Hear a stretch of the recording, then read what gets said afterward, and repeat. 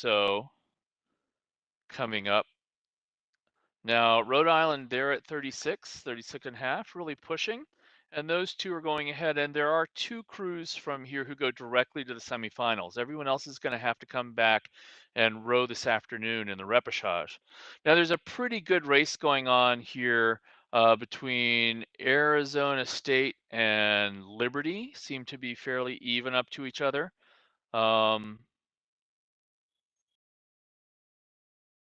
Check Liberty. At about a 32, which is actually sort of low for a base speed, but you never know how the crew is going to have decided to race this. If they sort of see that they're not up in there, they may just be working to stay where they need to be. And we have Arizona State going with equal to Liberty, but going at about also 33, 32, 33. So those crews seem to have settled out a little bit. Then the other crews trailing, that being Florida State, VCU, and Emory. Where they finish in this heat will actually determine where they'll end up in the repechage for those crews 3 through 7. So there is an advantage to finishing third rather than fourth because you won't see another third place crew, or you'll only see one third place crew in the next repechage, as opposed to seeing if you finish fourth, you'll see two third place crews. So there's an advantage going on there. And we still have here FIT. They've now lengthened out to a nice 30, 31. The blade's going in well and just connecting. You can see all four legs pushing there, the swing and the hang, really very nice. So they sort of have this well in control and have lengthened out to just get a good race down the course. And you can see that behind them, URI, here are the lead two crews on your screen right now. URI, you can see, is racing a little higher at 34, 34 and a half. So their coach has probably told them, hey, I want you to attack down the course and get a good row in. So you can see the different approaches that crews get to take, and having base speed is helpful here for FIT, who's sitting at 29.5, 30, and you can just see them pushing it along nicely, the acceleration in the crew, while URI attacking a little bit more, making sure that they're staying ahead of that race between Arizona State and Liberty. You never want to have a race catch you from behind because you're not paying attention to it.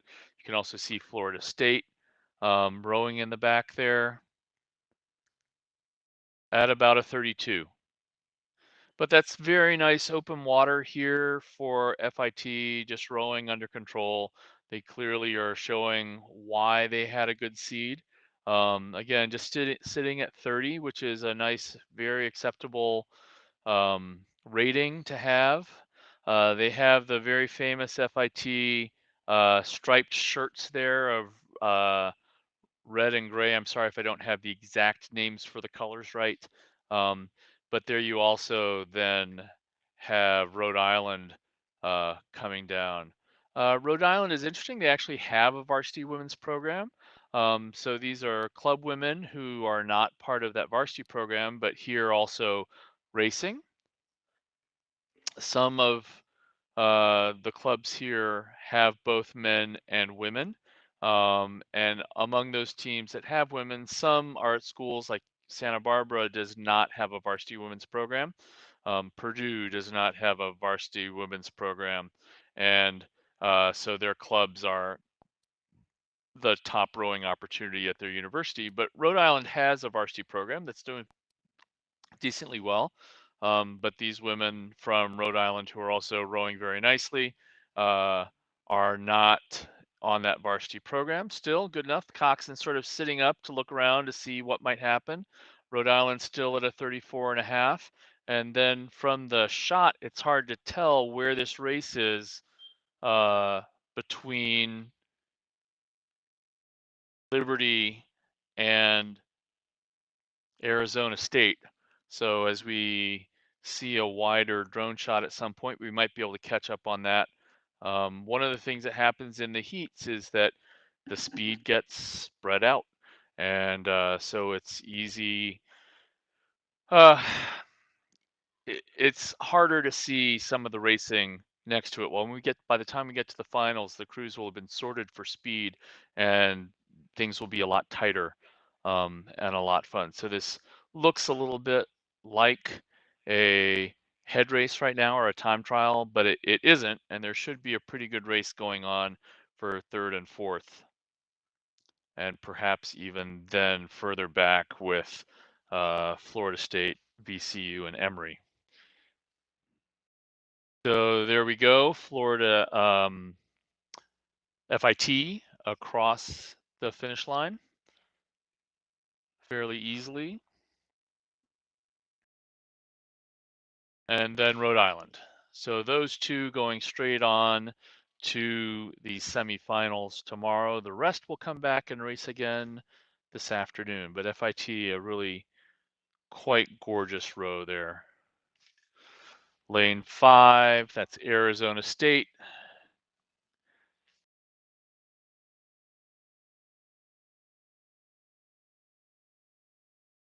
And in lane 2, we have Liberty coming across.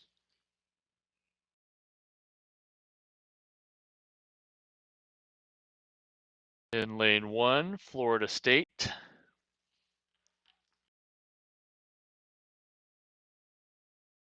So you can see just a different set of speeds across this entire race. There must have been some point at which Arizona State put a move and moved away, and that becomes VCU, Virginia Commonwealth, and then we'll look for, that's VCU there in lane 6. Florida State came in 5th, VCU coming in 6th, Emory coming in 6th, sorry.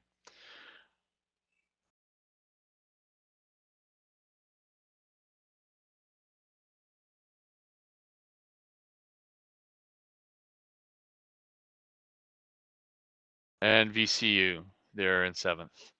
So that was the first heat of the women's varsity 4, and we'll go back up to the start soon for the second heat, which is actually already underway as we would expect. And in this second heat in lane 1, which is on the right of your screen, Oklahoma State. Lane 2 is Vanderbilt. Lane 3 is UC Santa Barbara. Lane 4 is Michigan State. Lane 5 is Penn State. And lane 6 is Northwestern State. So there are 6 crews in this. There were 7 in the last. There seems to be an empty lane in lane 3. So that would be UCSB. And I do not see the bright yellow and blue of the UCSB team, so they did not make the race. Not sure why. So we have Michigan State in lane 4. Seems to be out in front, green and white on their oars, and they're at a 34 in their base.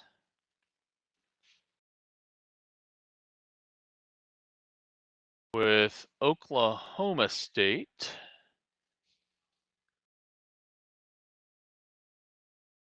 can start to see Vanderbilt there as well on the right side. So Michigan State up, and also Northwestern State. Lane 6 at a 34.5. Again, the top 2 will go forward.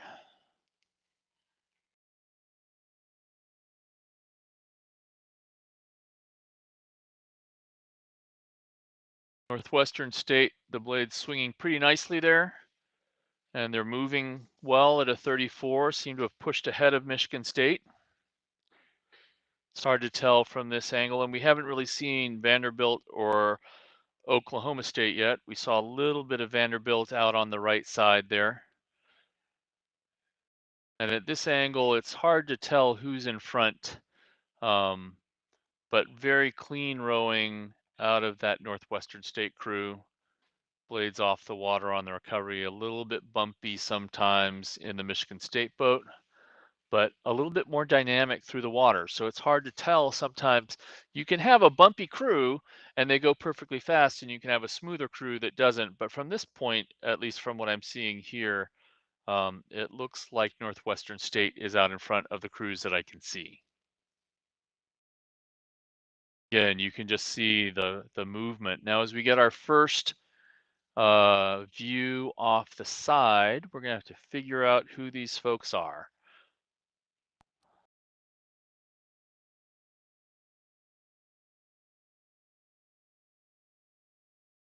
I think that is Vanderbilt on the middle of those three crews.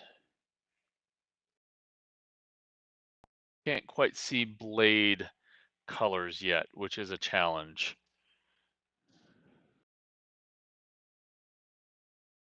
That is Michigan State in third here with the white, or is that Penn? That's Penn State with the white and the S on the blade. Maybe Michigan State out in front, and then it appears to be Vanderbilt in second.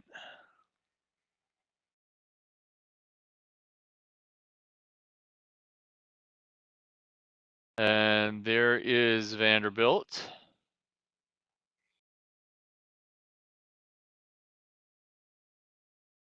And then in the orange is Oklahoma State there. At Oklahoma State at a 32, Vanderbilt at a 38, racing to be in second right now. And again, the top two go through. Michigan State out in front,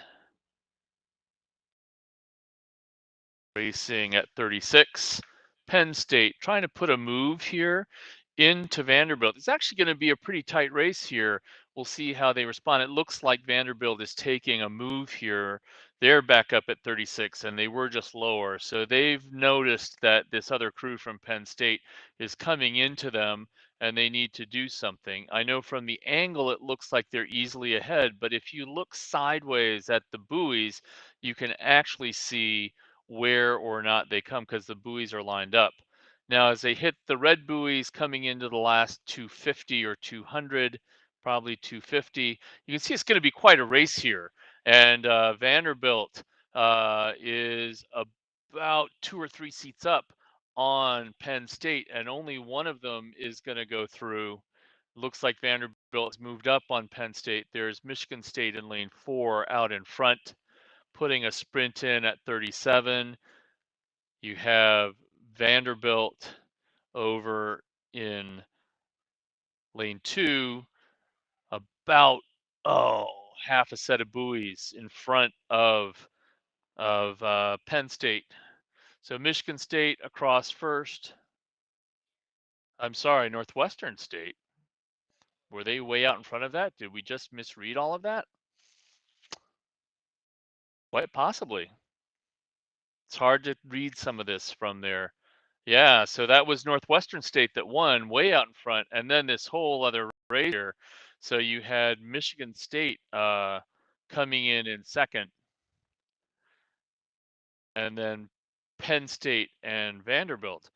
So you saw it's hard when you're calling us from some of the drone footage. There was a crew way out in front that we didn't see. So then comes Penn State just 3 seconds behind Michigan State to try and get into there. Vanderbilt comes in fourth, only a second and a half behind Penn State.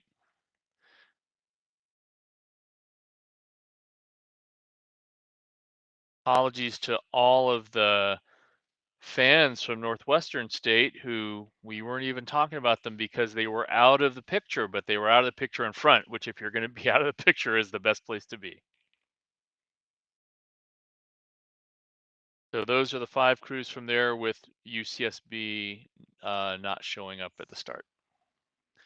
So we'll go back to heat 3 And they're also already underway in lane 1, Oregon.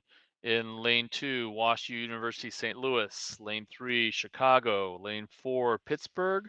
Lane 5, Florida. Lane 6, Ohio State. And lane 7, Huntsville.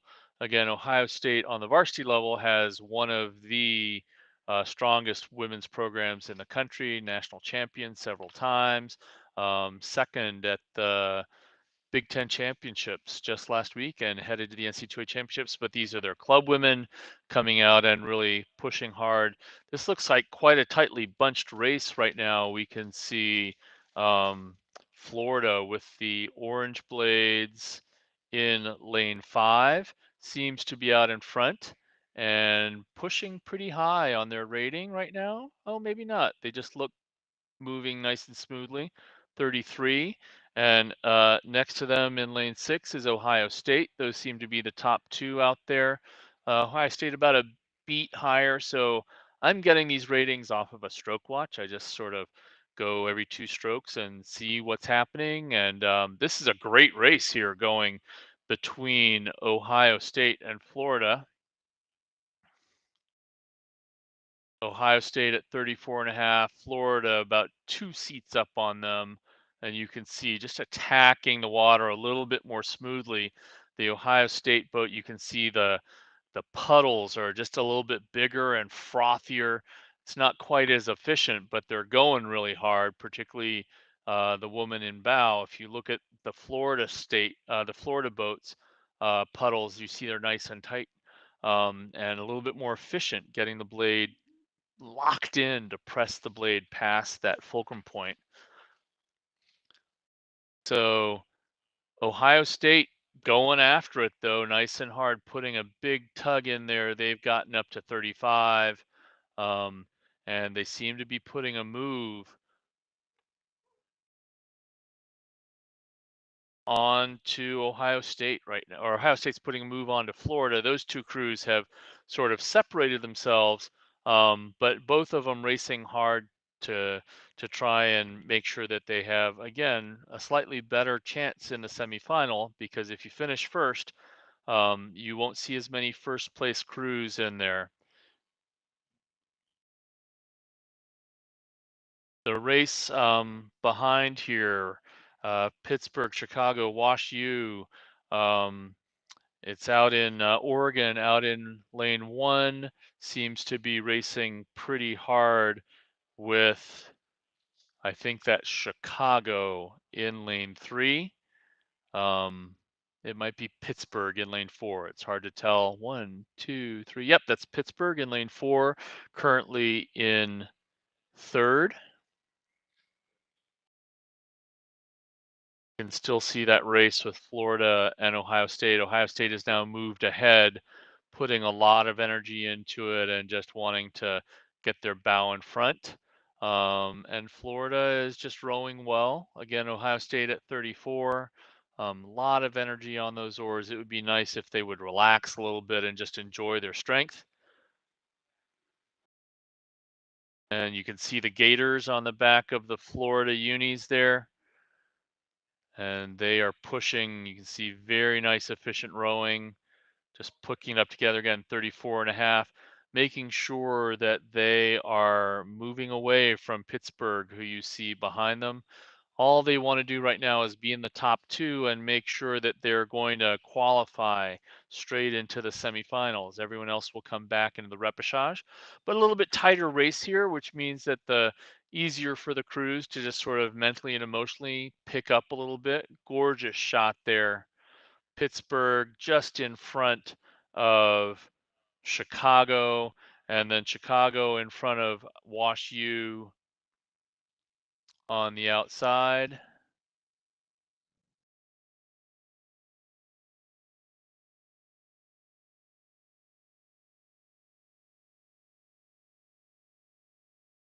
So that's Pittsburgh. That might be Oregon on the in the middle out there, probably who wasn't in our shot before.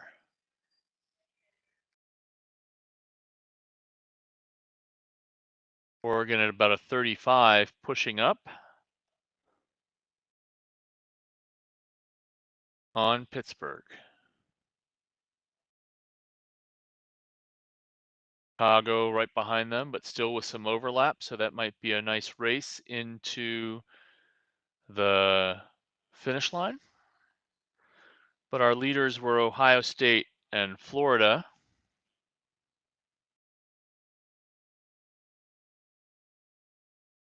Who are not on the screen right now. So this is a race in here, I think, for third, fourth, and fifth. See the crews starting to sort of pick up, wanting to, again, get the best heat that they finish that they can. So Ohio State first, Florida second. They get to take the afternoon off. About 4.5 seconds between those crews.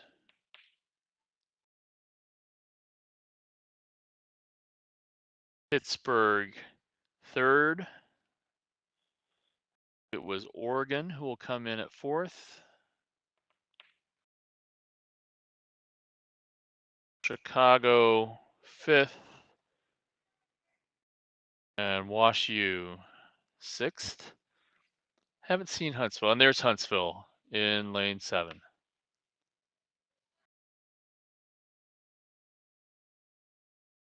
So that was the third heat so far. FIT, Rhode Island, Northwestern, Michigan State, Florida, and Ohio State go straight into the semifinals. Everyone else comes back into the other. Now, there wasn't a Huntsville there. So that was just Oregon in 6th.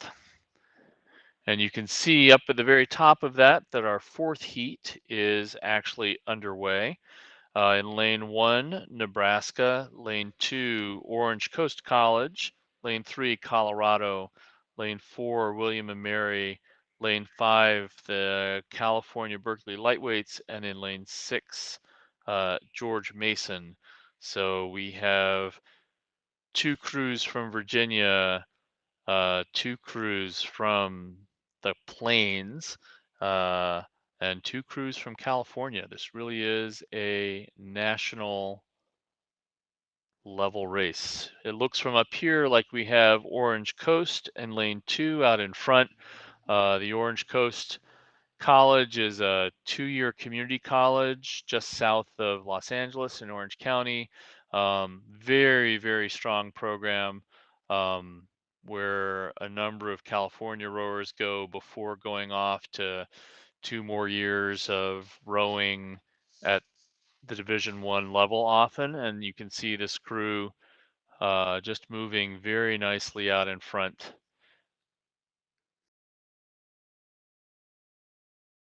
They're at about a 36.5, putting themselves out in front. And then we have Colorado and William and Mary racing pretty closely behind them. Again, only 2 crews go and get out of the repechage this afternoon. So there's a good advantage to be able to do this. Love this overhead shot. And you can see Colorado and William and Mary racing there pretty hard, while Orange Coast has been able to just move themselves out in front with base speed. They are rowing at a very nice controlled 32.5. Again, you can see the blades go in the water, and it's a pretty tight puddle. You're not seeing a lot of extra energy come off the blade. So very nice, efficient rowing in that bucket rig. And then we have Colorado and William and Mary really going after it. Colorado here, great rhythm at 34, and William and Mary when the red decked boat, also about a 34. Let's check that again now that we see them from the other angle. So you can see bow ball for bow ball, they are right next to each other. These buoy lines line up, so you can see who gets to the buoy line first. And this puts us with, right now, William and Mary just slightly in front of Colorado. William and Mary at 36, they've taken the rating up. And again, this gorgeous rowing out of Orange Coast. One of the advantages of rowing in Southern California is you really get to row a fair amount up in the mountains of Colorado. It can be a little bit cold at times to train on the water. Um, but here you have William and Mary just over the last 200 meters having moved themselves up to get about almost bow astern. So at this point, that would mean that Colorado is going to have to make a decision here.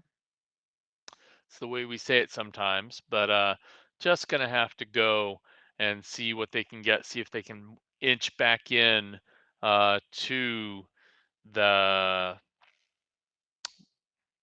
William and Mary to see if they're, but you can start to see William and Mary just creating a little bit of separation. You can see a nice hang on those oars at the beginning, very tall stern pair there, and you can just see the suspension in their arms, just picking the boat very nicely and moving it. Very definite catch and definite finish, really setting up a nice acceleration at 33. And they're taking a move right now to open up the water, which doesn't mean that it's over, but it that was the move that's gotten them probably into directly into the semifinal. This Orange Coast crew just sitting there, many of them probably having come from some of the strong junior programs in Southern California, and they were sitting at about a 33 or so. Here again with that is William and Mary with that red decked boat.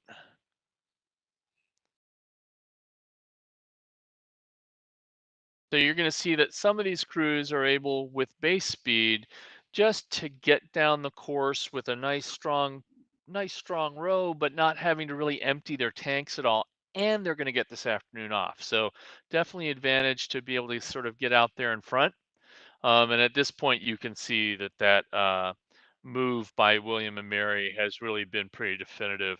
Colorado was racing them as hard as they could, and then at one point there was just another gear that William and Mary was able to go in to, and Colorado said, "Okay, that's fine. It's done for right now." Um, and so these two lead crews now, actually, it looks like William and Mary is trying to press up a little bit into Orange Coast, but Orange Coast has this well under control at a 33, so they're not slowing down very much. They're not bringing the rating down, but they are sort of just pushing it along. Oh, they seem to be going up now a little bit, maybe trying to get a little bit. It's gotten a little close for their comfort, so they're wanting to put a little bit more move. And they've lengthened back out. So they look. It sort of looks like they put a little bit of a push in there just to get a few more seats back. And now these two crews pretty much are going to take it over to the finish line. Orange Coast back down to 33 and a half. William and Mary at 33. They're still going, but it's nice at this point of the race. You sort of know you have, um, goal number one this morning, I'm sure for most of these crews was let's be in the top two. Let's go and get ourselves not have to come back and race this afternoon. So these two crews have checked those goals, um, assuming that everything finishes up. And here we are at the finish. Orange Coast across the line. William and Mary second.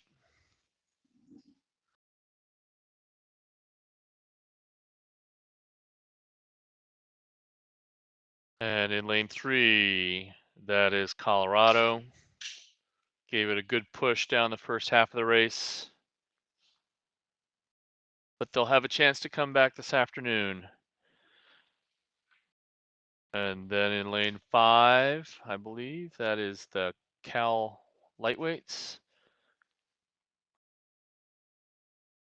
Lane one is Nebraska. It's the first time the University of Nebraska has come to the ACRA Championships. It's great to have them here.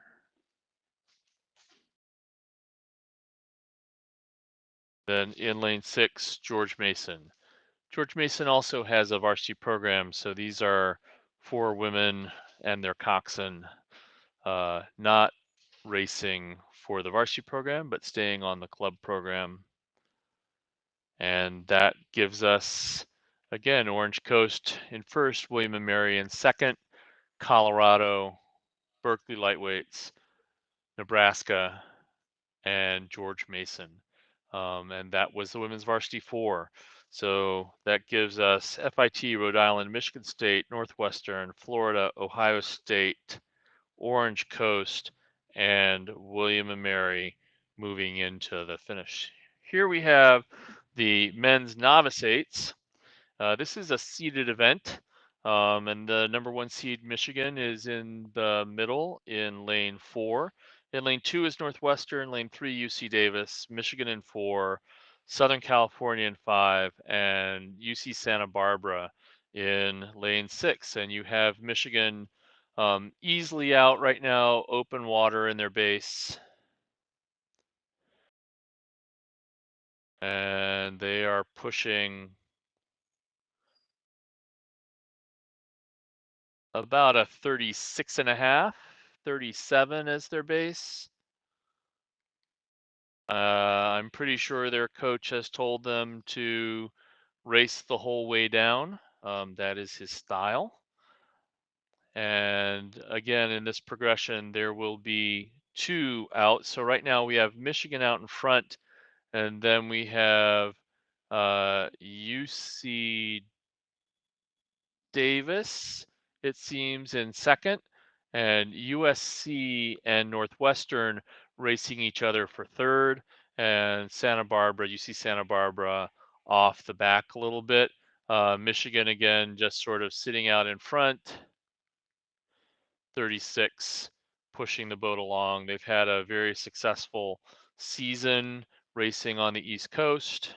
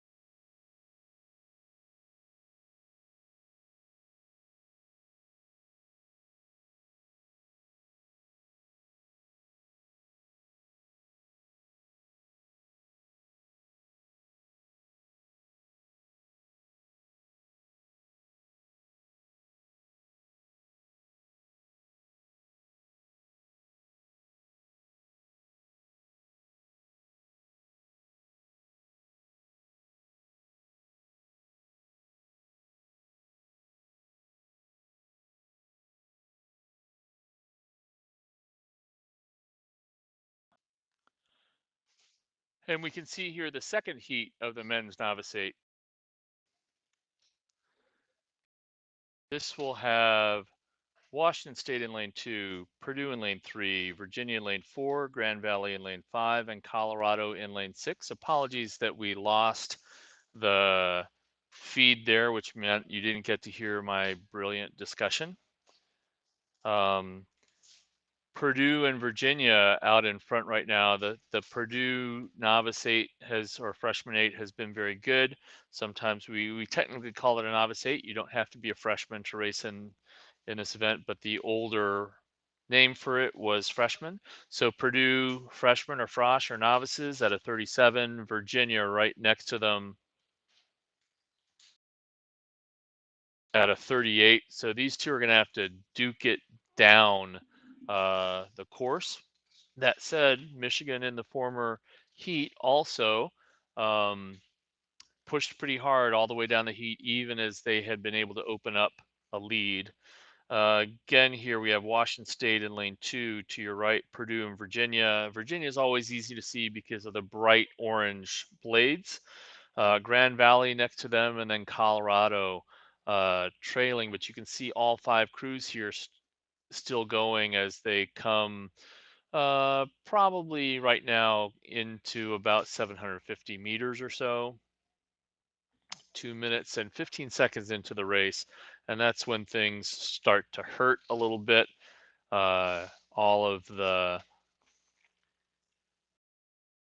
anaerobic work that went into the start starts to come due, and you still got to push. And we have Virginia here pushing quite hard at 38 and a half to get up there, but that's because there's just this race with Purdue, and they've definitely opened up some open water here on the rest of the crews, but they're within a seat of each other. This is really exciting.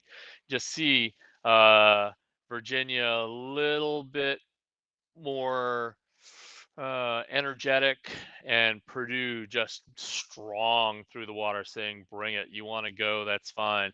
It looks to me like Purdue's going to have another gear that maybe Virginia does or doesn't. Um, they're rowing at 36, so a good beat and a half. Beat and a half below Virginia. You can see, if you watch and you haven't seen this before, try and see the difference in the 2 crews. You can just see the rhythm out of this Purdue boat is rock solid. Every stroke, all the way from the catch to the finish, just pushing the blade off.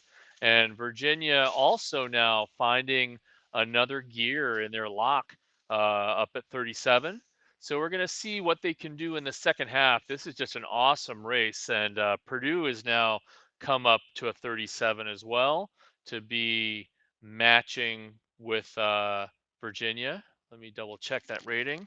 No, they've lengthened back out. Maybe they were taking a little 10, but they're at about a 35 and a half, 36. Virginia working very hard to get the seat that they've gotten. They're now up at a 38. They have 1 seat over Purdue, uh, but Purdue is just sort of sitting there. And my instinct is that they have another move that they get to put in as they come in about to the 1500. Those red buoys that they're about to cross should be the 1500-meter mark. So with 500 meters to go, you just see all of that body weight in the Purdue crew just pushing together really, really nicely. They've gone up to a 36 here. Um, and still, it's just that 1 seat with Virginia. So you don't know right now how their coaches have told them to race this, but they're both going to win. They're trying to win. They're going after that. Virginia doing it with rating 37 and a half, almost 38. Um, and Purdue going at 36, but a little bit more efficient. Nonetheless, rating is winning out here, and Virginia's just putting a move on, taking about 2 or 3 seats now to move out and get in front. And at that point, you don't know what the Purdue coach has told his crew to do, just to say, hey, we've made to the final, so let's just sort of keep pushing at where we are. And Purdue now has lengthened out and is not going to try and push. I'll double check the rating. Yeah, they've linked it out to a 34, and they're saying, okay, Virginia, you want that? Go ahead and have it. We know what base we have, and maybe they don't want to show all their cards right now. So Virginia now moving out with a sprint in the finish, finishing out hard at a 38 and taking a full length, but also clearly Purdue allowing that to have happened. So it's going to be a great race further along, both in the semifinals and the finals. So Virginia comes across first, followed by Purdue, the much larger, uh, a much larger margin than we had showed. Virginia goes a 6:19. Michigan won the first heat in 6:20. So all the timing is there, and those two crews have seen each other a number of times. Washington State coming across, it looks like in third, then Grand Valley and Colorado.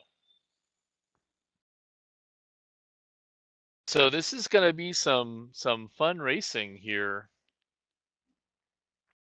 going on. Those times of 6:19, and I have no doubt that Purdue would have been up there as well.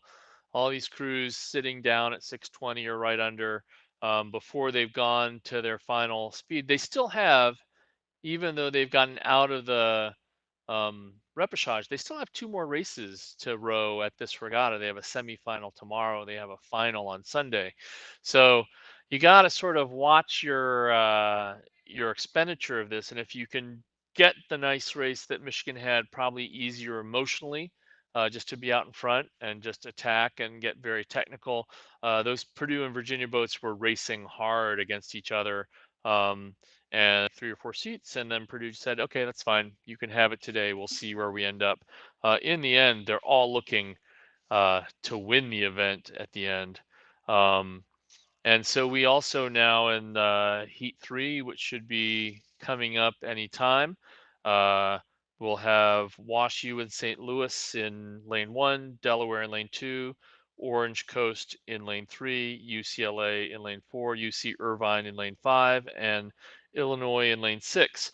And what you've been seeing here is lanes 3 and 4 winning both those first two, because this is a seeded event. The coaches have gotten together, looked at the results, and sort of seen where they would go. UCLA has had a really solid spring out on the West Coast in their freshman 8, their novice 8. But here they are, they come all the way across the country, and who do they draw in their heat but Orange Coast, who they've raced a number of times already this spring. So that should be interesting. But there's also Delaware in lane 2 coming up and sticking their nose in. And then UC Irvine with yellow blades out there as well.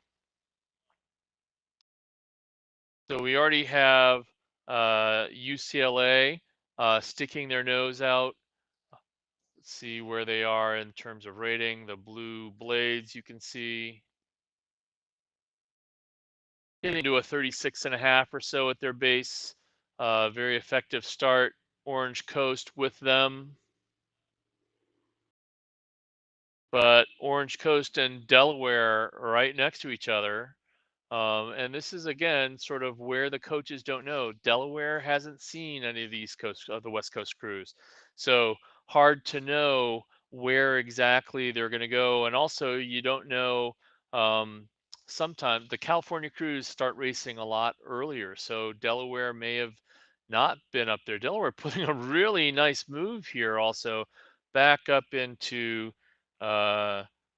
UCLA. So it's going to be a barn burner here.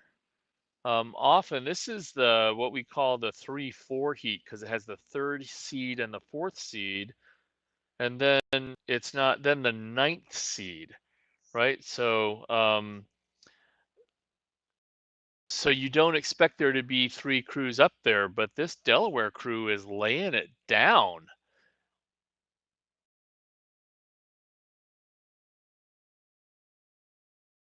Again, UCLA starting to move out a little bit at a 35. Delaware, you can see their bow hitting the buoy line pretty even with UCLA and then Orange Coast, and they're not even 1,000 meters in. So right now, it's going to be a pretty solid race if they can keep this up. Crews can still move. Delaware looks like it's eking out a little bit over UCLA. They're at 35 and a half. UCLA is sitting there very nice and long. 35, missing a little bit of water. Maybe that makes a difference. The blades from Delaware going right in, not missing anything at all. So these three crews, you have Delaware now putting a nice move, coming probably in just past 1,000, someplace here in the third 500. And Delaware up at 37, and they're just laying it down and saying, we're going to go take this. You maybe have some other crews going, where did they come from? The danger that a crew might script what's going to happen in the race. UCLA only rowing at 34 and a half, so they seem to be fairly comfortable of where they are. They're sort of marking uh, Orange Coast, the coxswain looking across at Orange Coast and making sure that they're in front of the OCC crew. The OCC crew racing at 37 and a half, but just this very, very effective rowing coming out of Delaware. Quite gorgeous to watch. Nice swing. And up high, 37, 37 and a half, which is also where Michigan was racing, where Purdue and Virginia were racing. This Delaware move has been very effective, and UCLA content to go with them, staying nice and long. But at 35 and a half, just sort of marking Orange Coast. They've now gotten some open water. Delaware now, let's see how they react to being up open. They're at 36, pushing fairly well. In some ways here, the times don't really matter. The progression isn't based on who had the fastest time down the course in the heats. It's based instead on just your placement, and then there's a sort of formula that gets applied, one of two formulas for who you'll see next. But definitely the top two get to go straight to the semifinals tomorrow. So these two crews now fairly comfortable.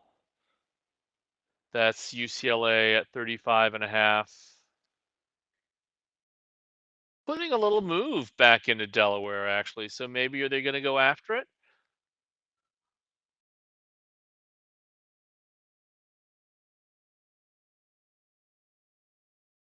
35 and a half. 4 seats down or so. Five, no, 6 seats down. That's hard to tell with the angle. You have to, again, read the buoys to know where they are. So Delaware, the first surprise of the regatta in some ways on the men's side. Earlier today, the big events in terms of, and there they are, about 4 seats at the final finish line. A great race between UCLA and Delaware. Orange Coast coming in third. They also probably knew they have to come back and race again this afternoon. And Delaware putting down the fastest time of the morning with a 6:15. So they're serving a little notice to the other crews. UCLA at 6:17, but that also might reflect what was going on with the 3 boat race, uh, really making folks have to dig in and go, or they're just faster, and we'll see as the regatta goes on. Orange Coast in third, Irvine in fourth. That's Illinois.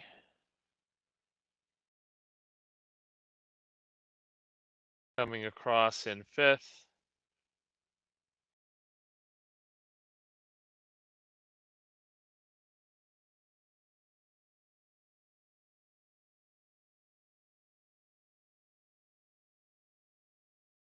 So as I was saying, 4 events had time trials this morning. The Minnesota, the men's novice 4, the men's varsity 4, the men's varsity 8, and the men's double. All of those events had more than 21 crews, so they decided so they used time trials this morning. So those are the most subscribed events here. What we have now is the first heats of the women's varsity 8. No men's varsity 8 heats because they did that time trial earlier, but the women's varsity 8 has 17 entries. So we have here Central Florida, UC Santa Barbara, Bowdoin in lane 4, Northwestern lane 5, and UC Davis in lane 6. And Bowdoin in the middle is the top seed in this event. And you can see what we call the chevron playing out, where the middle crew is out in front, and then behind them, sort of falling back in a chevron pattern, are the other crews. So a really close race here between Santa Barbara and Northwestern, with Bowdoin out in front at this point. That could reflect just start speed. And then if they have even base speed, then they would just sort of play off of each other. Bowdoin um, from Maine has for many years been a school that raced 4s, but they're showing up here and racing 8s, which is pretty cool. Bowdoin women here at 36. And just slowly eking out a little bit more. They've lengthened out a little bit, 35 or so. The black and white checked blades, UC Santa Barbara will have usually bright yellow blades, which you can see. And then Northwestern has white blades with an N on the end of it, and the purple boat, or purple blades with the white N, just now that we have a different angle. So that's going to be a really tight race here between UC Santa Barbara and Northwestern. And again, 3 heats here, so the top 2 go directly to the semifinals, don't have to race this morning. And some nice overlap. Those two, again, if we check up side to side, not even a seat between Northwestern and Santa Barbara. Santa Barbara racing at 33.5, Northwestern at a little higher, I think. 38. Yeah. So Santa Barbara theoretically has a gear to go to, or 2 or 3, that Northwestern is already playing.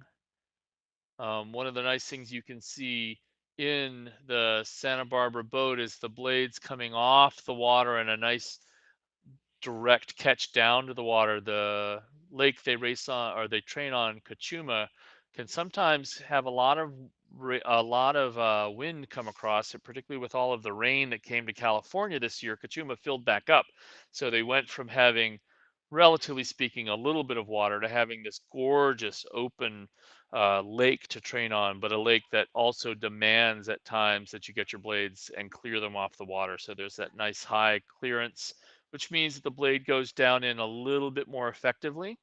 Um, and I think they have another gear or 2 to hit, but this is a great race here with Northwestern still going. It's still, you watch now, it looks like Santa Barbara has gotten a little, like 1 seat maybe up on Northwestern. But they have a little bit more that they get to play with, I think, than Northwestern had. Northwestern still up at 36.5, 37, giving it all they have. You can just see the difference in the ratings. If you look at it, Santa Barbara at 35, they just look longer through the water because they are. They get to, with those 2 beats, less beats, they get a little bit further up into the catch. And no one, I mean, fascinatingly here, Bowdoin has not broken either of these other 2 crews. They're just sitting up in front. Now, they may be marking them. Their coach may have said, let's see where their rating is. They're at about a 35, so they're having to work some, but you don't know what their coach said. Their coach might have said, hey, if you get a length, you sit there and you mark the crew next to you. But this move that Santa Barbara is now putting on a Northwestern, there's another gear that we're seeing here really nicely, just pressing, and they're starting to move back into Bowdoin. So we're going to see how Bowdoin responds to that. And they're definitely walking away from Northwestern, who gave all they have and is still going after it. But it's hard to hold the 38 all the way through the base and make it keep working. And now, in fact, they were even higher. So we have Bowdoin out in front using their base speed, 34 and a half.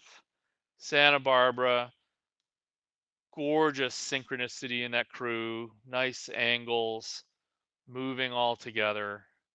And they've hooked themselves into Bowdoin at 35. Now, pretty much almost a full length on Northwestern.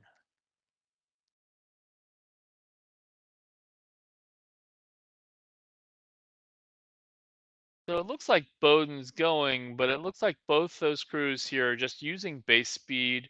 They're not really having to dig particularly hard to do that nice move by UCSB and the third 500 um, is just working for them. Very efficient rowing for sure.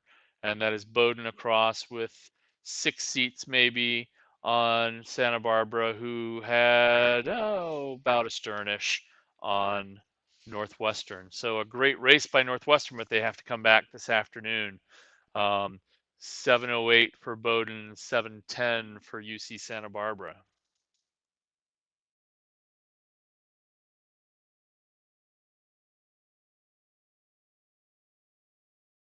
And those were, in fact, the seeds. So uh, Northwestern just really threw a nice race in there, and Northwestern would have been the 7th seed. So UCSB would have been the 6th seed. So that makes sense that that's the race. That's the 167 heat. Um, and sometimes if you don't go hard, if you're the number 1 seed like Bowdoin is, it sort of can come and catch up with you. But they did a really nice job in the first 1,000 to get out in front. Heat 2 now underway. Georgia in lane 1, Colorado lane 2, Vermont in lane 3, Vanderbilt in 4, Virginia Tech in 5, Wichita State in 6. And Vanderbilt will be the 2nd seed. Vermont will be the 5th seed. Um, and sometimes this is the easiest heat to do. Vanderbilt has been dealing with an injury, so they've been training sparingly the last couple of days, and we'll see what happens with that in terms of setting out um, their speed. But they've had a very, very good season, and it looks like Colorado is wanting to run and play here, and that's going to have to push some crews. So Colorado actually, it seems to be in the lead right now at about a 37, coming just past the 500. So again, if a crew is out in front, if a lesser seeded crew is out in front, it means one of two things. They either just are faster and the seed was wrong, or perhaps the injury is playing its part, or they spent a lot of energy to be out there. And that's what's happening. So we have Vermont in lane 3 now moving in to the lead. That nice green deck, very easy to follow. That's the University of Vermont in the middle at a 34 and a half, nice and long. And then you have uh, Vanderbilt there with quite a number of buckets. We're going to have to see how many buckets there are. There's 2 buckets in that boat, a bucket between 7 and 6 and one between 5 and 4, which is great. There's always a good bucket. Makes things fun. And so this is again going to be another great race, and you can actually see Georgia and Virginia Tech not that far off. Wichita State trailing just a little bit, but a great race here coming in, almost approaching the 1,000. Vanderbilt moving back up a little bit on Colorado at 36 and a half. Vermont still out in front by about a seat at 33. So they are just using power and strength. And Colorado at 34, and you can start to see Vanderbilt and their second seed coming into some play here, just putting a very nice solid motion. You can see the oars locking in well. There may be a seat behind Vermont. I'm sure that the women in that boat, having been dealing with an injury in the crew, are relieved that the boat's moving well.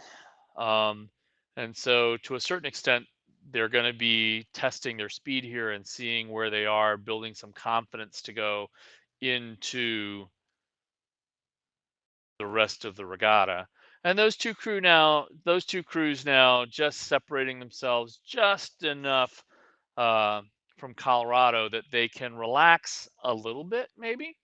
Um, but definitely those two are going after it in Vermont and Vanderbilt, because you have that third crew trailing and you just don't want to do that. There's a little bit of pride going on. You can see the Vermont crew sort of going after it, but very strong 34. Vanderbilt now about a 35 and a half, trying to push themselves up.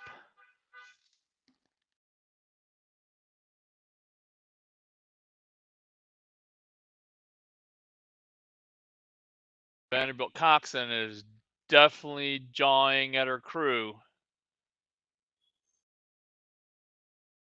looking over, and that Vanderbilt crew is going for it. The Vermont crew is saying, sure, let's play along. No one's backing off here, as happened in the other event, but this Vermont crew just staying at a 34, 35, 34 and a half. So they have some very efficient power, little bit higher in the Vanderbilt crew, maybe 35 and a half, 36. Nice long strokes there in that Vermont crew. And it's, again, they're just sitting within half a seat of each other.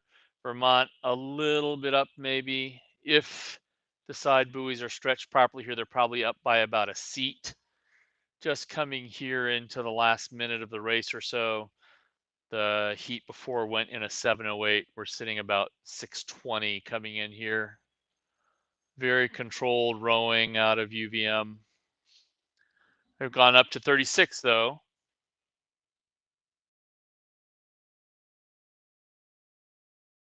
Vanderbilt moving up at 40. They're going after the win. And it's working. The coxswain is sitting now on the stroke, looking across. They're definitely wanting to win this heat. UVM staying a little bit higher, 36, but not throwing the sprint that Vanderbilt did to get ahead here.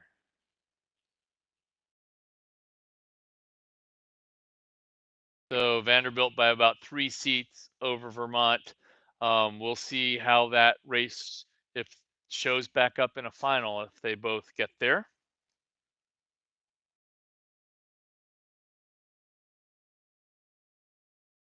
So Vanderbilt in a 7:09, so right the same times as Bowdoin and Santa Barbara, and Vermont at a 7:10.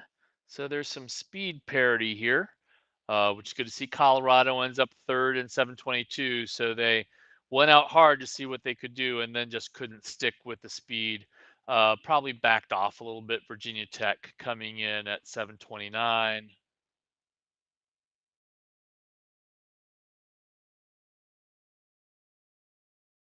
Georgia at a 7:37. State.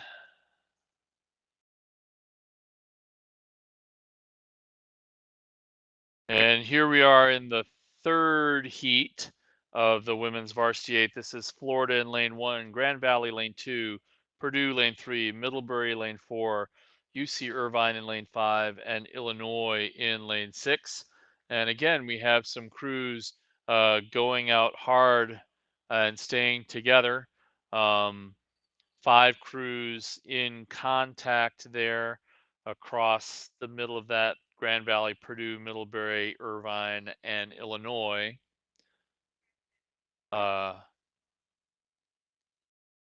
Yep, and Florida having fallen back a little bit. So Middlebury, another New England school, coming back here, famed for their cow print oars, which you could see right there. And they're having a great race with Purdue. And those are the two that are seeded to move forward. And it looks right now, about 2.5 minutes into this race, that they're both starting to sort of lay themselves out a little bit in front of the rest of the crew. Purdue with wide oars with the P on it, getting about 2 or 3 seats, but still 4 crews connected. UC Irvine also has the the yellow blades. The Cal system crew system from Cal Berkeley to Irvine to UCSB all have the same colors, right? So you get these yellow oars both from Irvine and from Santa Barbara. You have Purdue going after it, trying to get up in front. Let's get a rating on them, but you can see just a lot of attack on the water with their rowing. 37, trying to get up on Middlebury with the moo oars, but they're rowing at a 35.5. And Irvine sort of pushing back in here on Middlebury, not letting them go at all at 36. So this is a good race. We'll see if Grand Valley can get back in there as well. But so here's Irvine pushing up on Middlebury, almost even now in the third 500. 3 crews within a seat, and only 2 don't have to come back this afternoon. So there's definitely an advantage. And actually, there's Grand Valley as well. But 3 crews, oh, gorgeous within inches here, just racing. Let's see where Purdue is.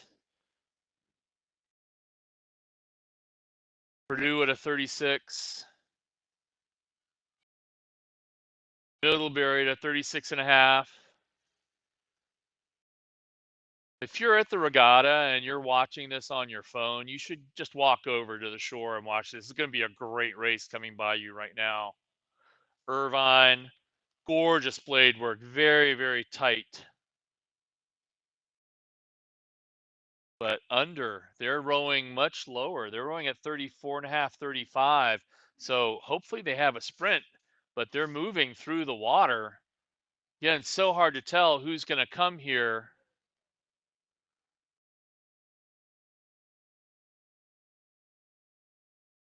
Middlebury attacking. Looks like Irvine's getting up just a seat. And then Middlebury maybe half a seat over Purdue. They're really going to have to sprint. It's going to be who's gotten it, but I'm not seeing the ratings go up yet. There's coming in the last 500 though, but I'd be attacking, and they are. You just don't know. It's now coming down to intangibles. Who trained harder? What crew just really trusts each other and can go after it? Irvine moving up. They're just asserting themselves right now. Couple of seats, and sometimes a couple of seats is all it takes just to let the crew relax and stay long. And Irvine making a nice move, putting themselves up. Still only 34.5, so they're doing this with efficiency. Middlebury going after it. 37.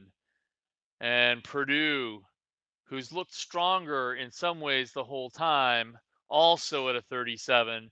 And we're just going to see who has what. There's some strong athletic women in the middle of that Purdue boat. So they have an engine room, which you're starting to see right now. They're just taking a seat and just a little more power. They're moving back up into Irvine.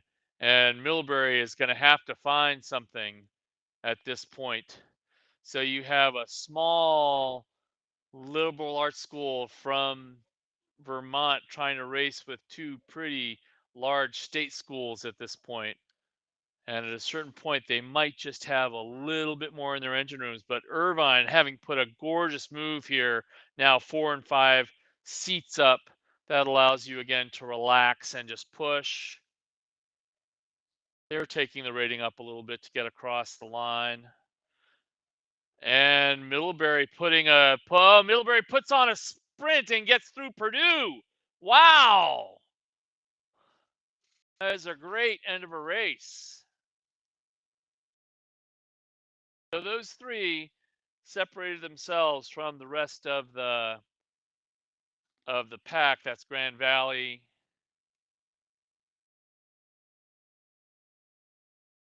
Illinois, Florida. So you can see 707, 708, 709. Those were that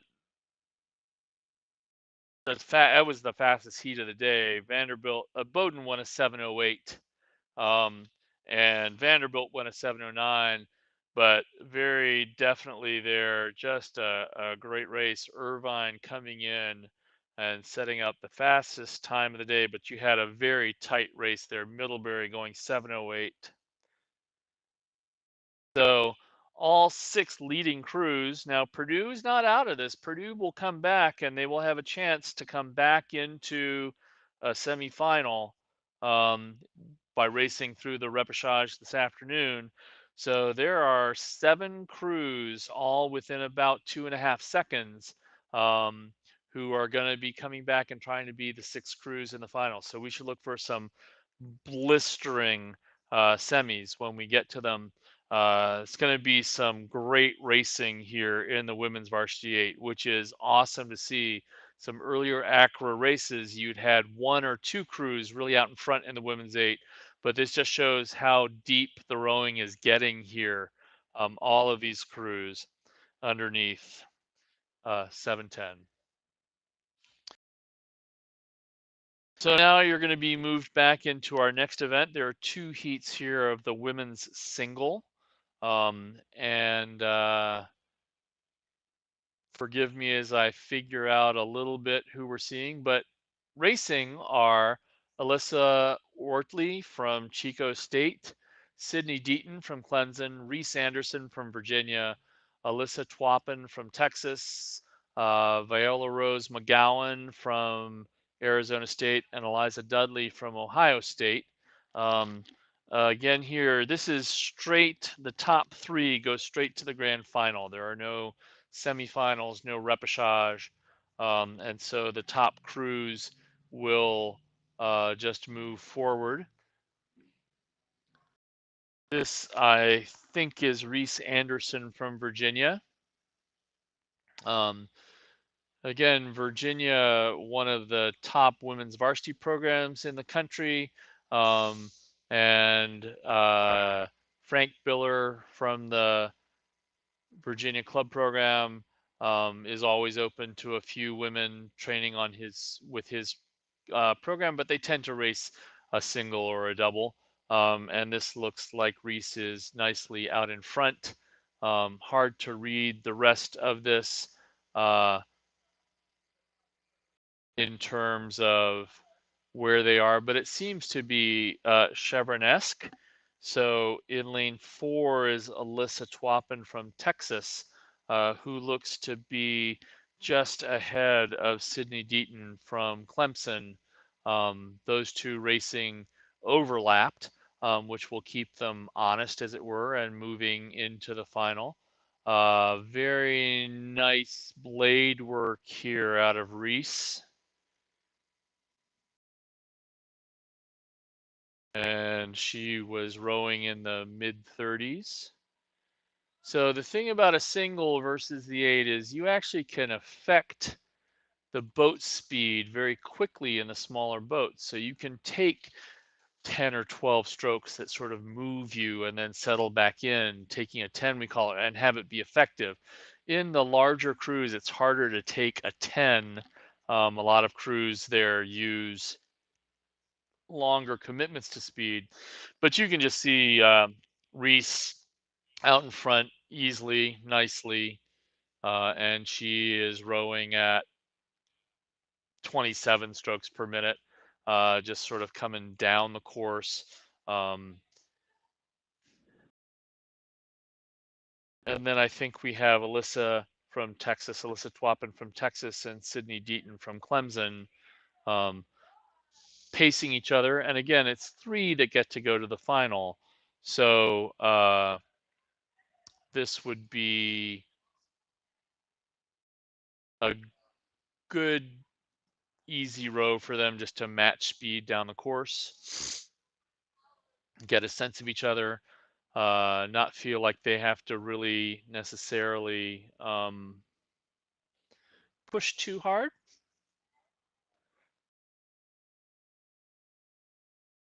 And then we have Alyssa Ortley, Viola McGowan, and Eliza Dudley, who will probably go to the B final.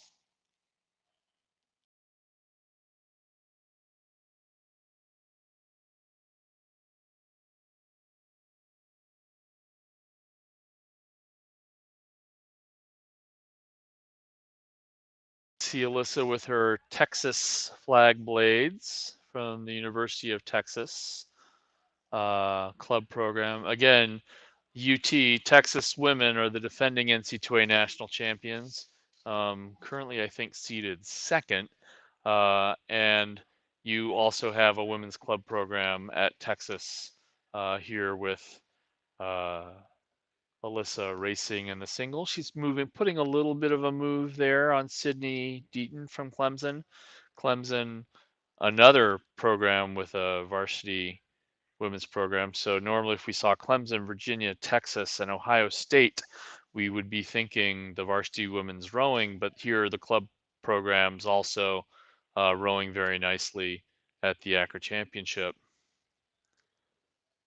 34 there for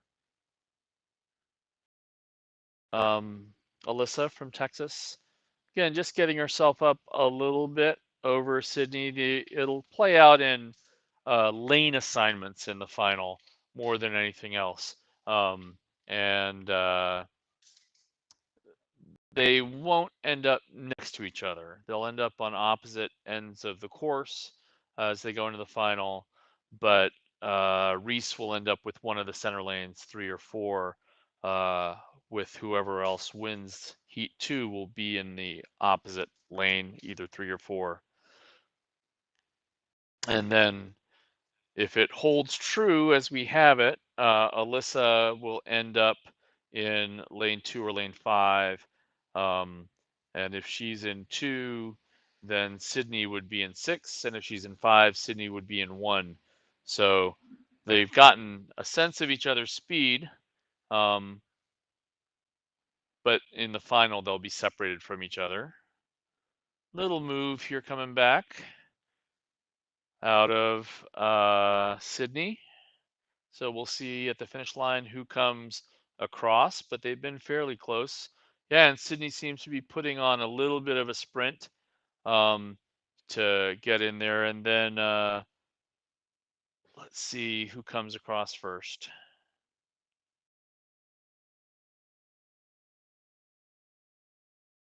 And it looks like Sydney Eaton from Clemson, just in front of Alyssa Twapin from Texas. Reese Anderson going on 9:02.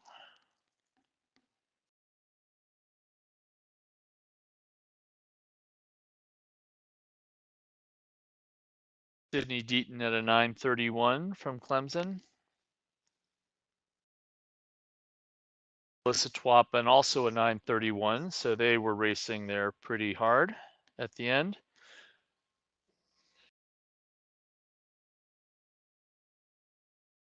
Viola Rose McGowan from Arizona State comes in 4th. We'll go to the B final.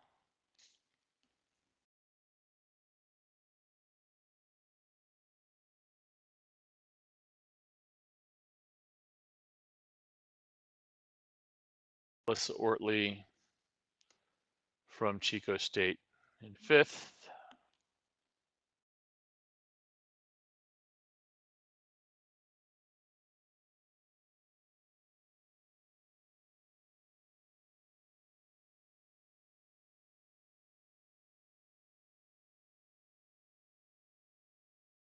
Eliza Dudley coming from Ohio State.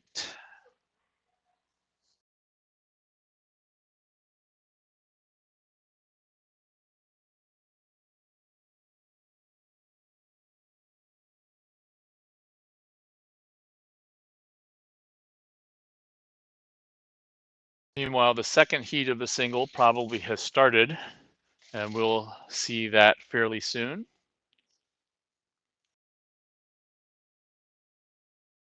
There we go, Eliza Dudley coming across the line and into the B final.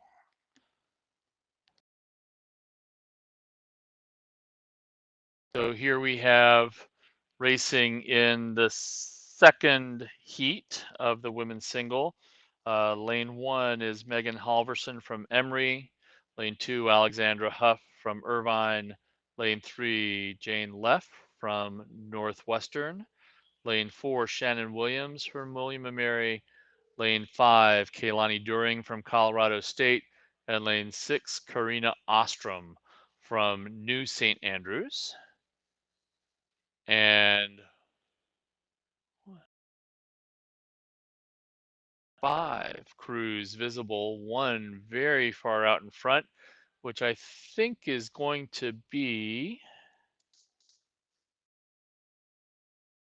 Kaylani Deering from Colorado State, but it's, let me get another sight on that, counting the lanes another way.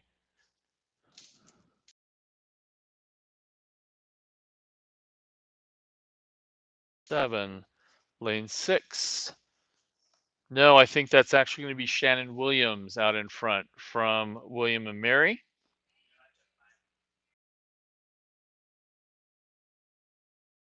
A nice, strong, powerful push.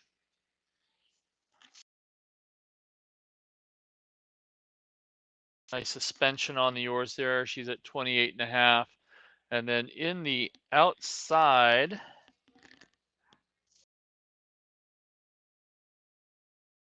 there's also a, that's in lane 6. So that is, I think, Kalani Deering out in the lead. I'm sorry, from Colorado State.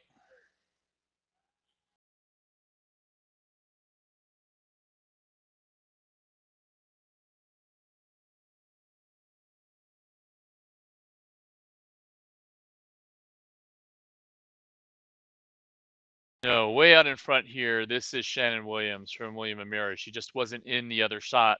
Again, like Reese Anderson from Virginia, just way out in front of the rest of the field.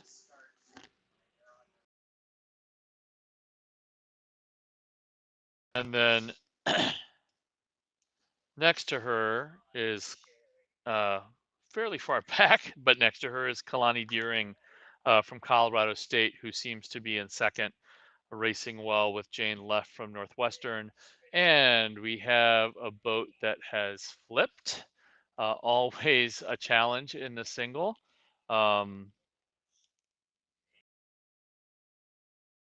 See if she can get herself back in. The rule is that she needs to get across the finish line in order to be able to race. And so what you're seeing her here do is put both of her oars in one hand, and she's going to pull herself up into the boat. And as long as she gets back in the boat and finishes, she gets to go on to the next race. She can't finish, then she won't. So we'll keep an eye on that. From there she goes. We missed the motion into the boat, but she's trying to get herself in. A little bit of wake from the other crew.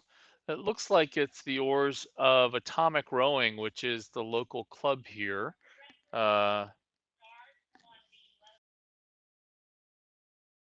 There we go. So she's back up and going to be pushing along and finishing off, which is great. And here we're back to Shannon Williams out in front, very nicely moving.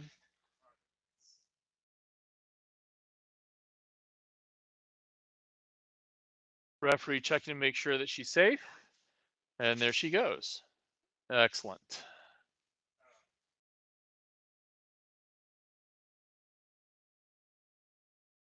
So again, we have a rower quite out in front here with Shannon Williams from William and Mary up in front. It looks like hopefully it'll be a nice race between her and Reese Anderson from Virginia. In the finish, she's rowing at about 27.5, just sort of pushing down the water. And then it looks like a fairly tight pack. We'll see more as we get to see it from the side.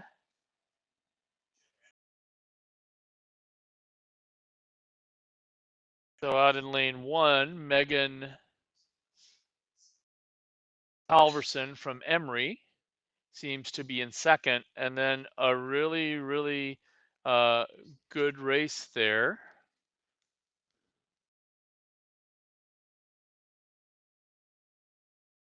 Oh, is that lane 5? That may have been Kalani Deering all the way out in front. 1, 2, 3, 4, 5. That is Kalani Deering who's been out in front. Yep, because then here you can see easier. We have Megan Halverson in lane 1, uh, with Alexandra Duff from Irvine in lane 2, and the yellow blades a little bit back, but then 3 and 4, Jane Leff and Shannon Williams. And it's Megan Halverson, Jane Leff, and Shannon Williams all duking it out. 2 of them get to go into the A final. So this is going to be a great race. We're just going to sort of see right now some quite different ratings going on at this point. In lane 4, Shannon Williams is at a 29.5, but an effective 29.5.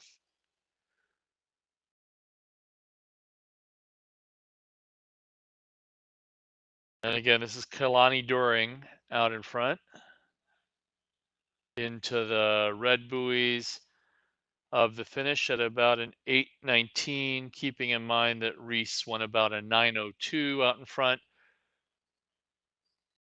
And over here, then we have lanes 1, 4, and 5. So our 1, 3, and 4. Sorry, this is Megan, Jane, and Shannon, with Jane Leff from Northwestern moving herself out about astern over Shannon Williams, who seems to be in third, and then Megan Halverson not too far off. Apologies to the During family who was thinking I was calling Shannon Williams up the whole time. They're probably sitting there going, "No, that's Kalani, that's Kalani, that's Kalani." And here she comes looking across, and she's going to finish fairly close in time here to Reese, who won a 9:02. And this threesome has sorted themselves out here with, there we go, a 9:20 something for Kehlani. It'll show up a 9:19. There you go, just under, but fairly low. So it'll be a nice race there into the final.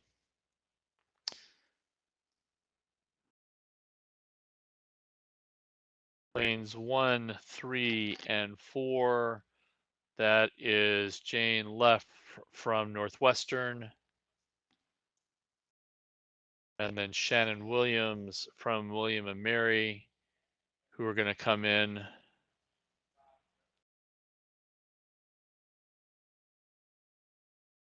There's Jane coming across the line in second. Shannon in third. And Megan in fourth will go to the B final. Then we also have Alexandra Huff from Irvine and Karina Ostrom from New St. Andrews. And that's Alexandra with the yellow blades from UC Irvine. And it was Karina who flipped earlier, got back in, and will be coming down, I'm sure, to qualify and continue to race. There she is as she comes back. Again, the rule is you just have to get your boat across the finish line. She doesn't actually have to go across the finish line. Theoretically, she could have swum it down the course, though it would have taken quite some time.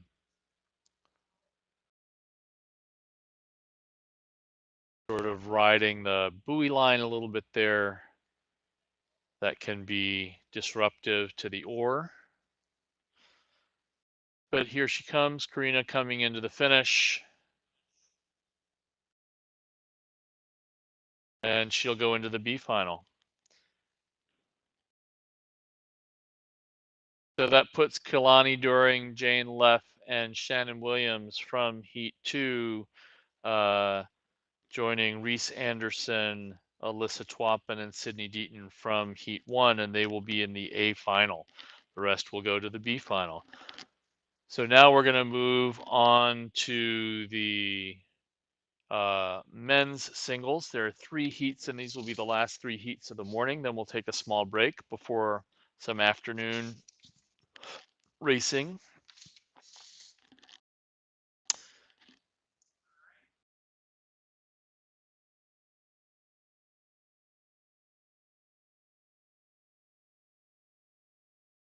Now you'll notice that Karina's gonna finish in lane 4 when she started in lane 6, and that's completely legal.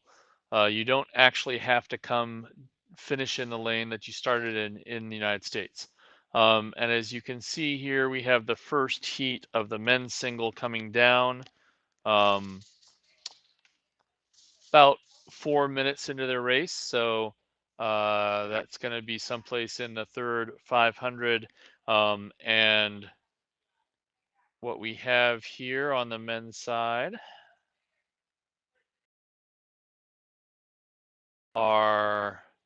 there's no rower in lane 1. That was a scratch. In lane 2 from New St. Andrews is Josh Gorbinski. Lane 3 from Kansas State is Mason Phillips. Lane 4 from George Mason is Victor Corja. In lane 5 from Alabama Huntsville is Patrick Thorpe.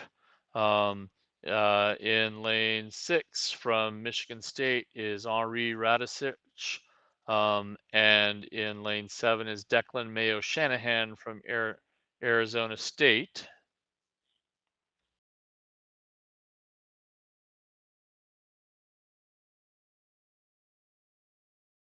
Again, trying to get a read on who's out in front. That's lane 7 close to us.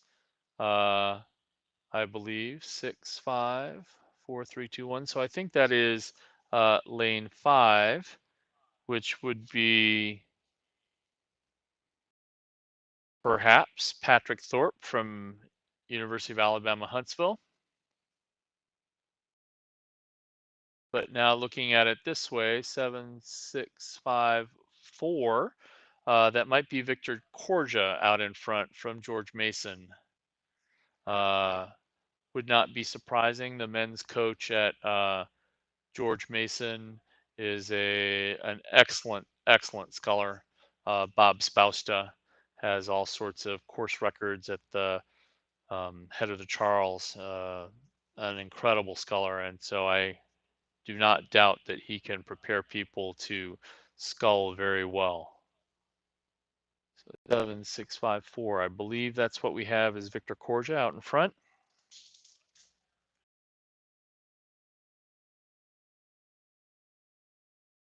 At 32, nice and tall, very efficient around the front end. You can see the shoulders staying long.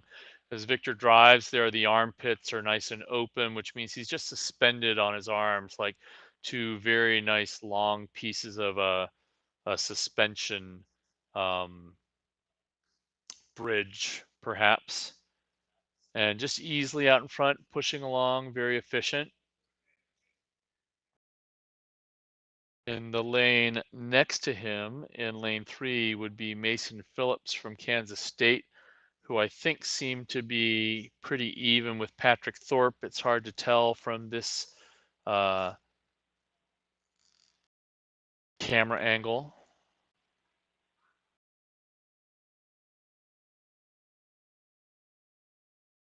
In lane 7 there, we have Declan Mayo Shanahan from Arizona State.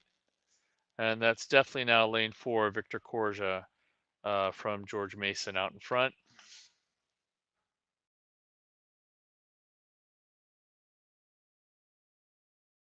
7, Declan Mayo Shanahan from Arizona State. And that's Victor across the line first, 7:58.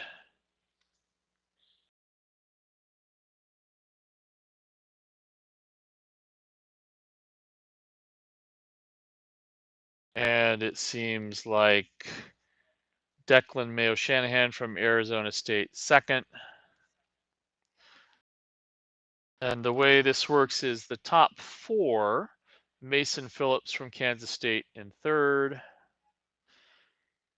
The way this works, I was going to say, is the top 4 go to an AB semifinal.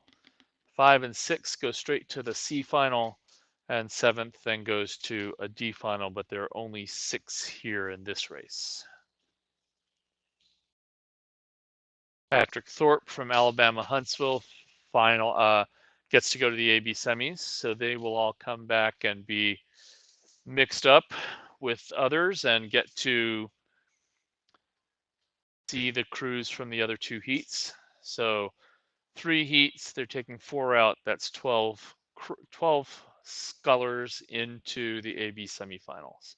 Josh Grabinski from New St. Andrews will go into the C final. And here we are with the men's single heat 2. And here we have in these races, Middlebury, L. Percent in lane 1, Timothy Jagels from Orange Coast in lane 2, Ayush Chanda from Cincinnati in lane 3, Benjamin Pollock from Swanee in lane 4, Wallace Tucker from Colorado State in lane 5, John Travnik from Georgia Tech in lane 6, and Benjamin Arkey from Lafayette in 7.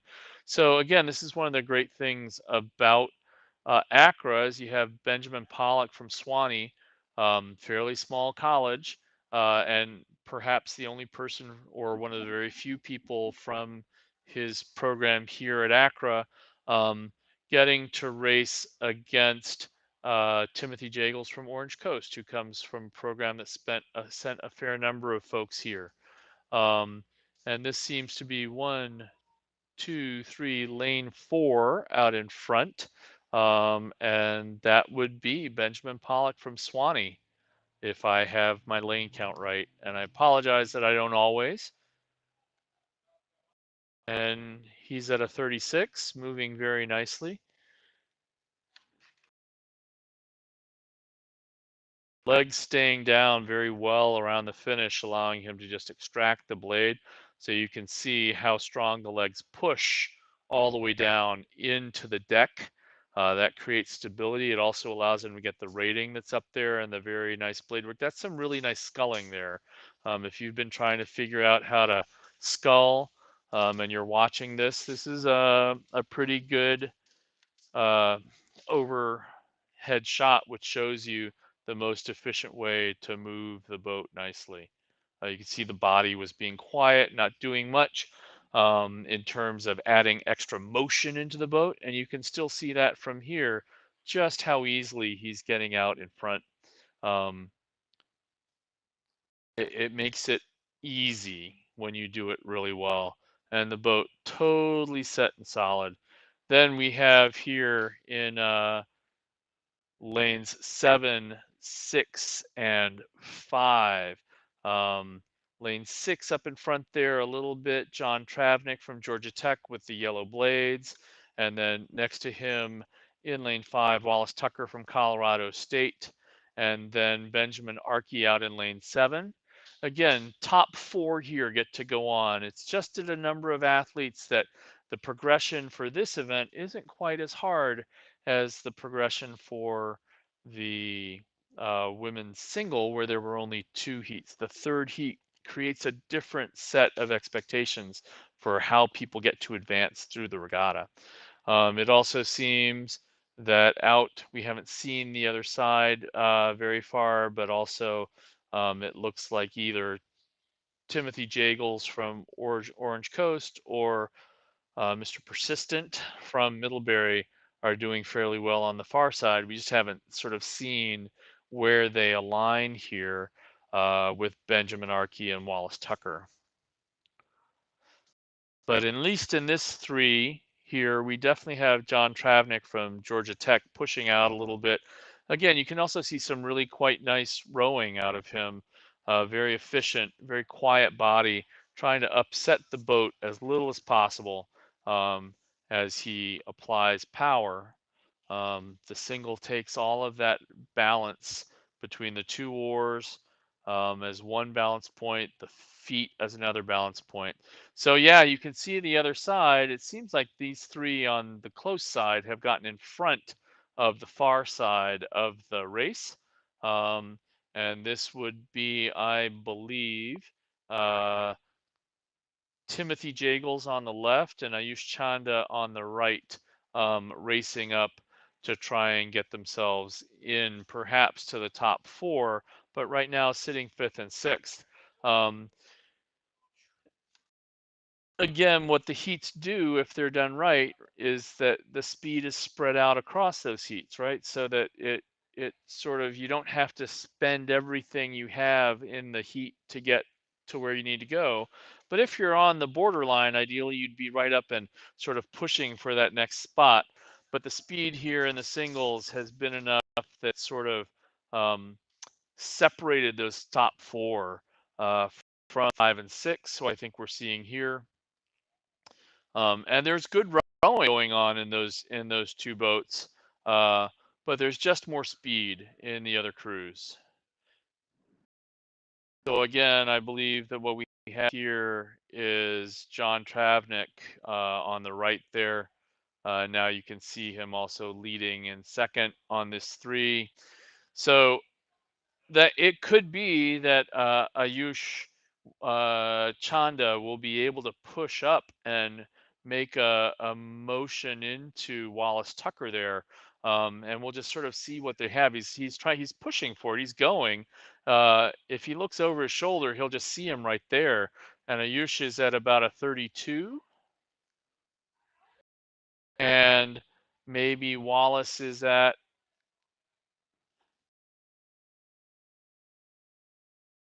33 or 34. But he has the advantage of being able to see what's happening in front of him.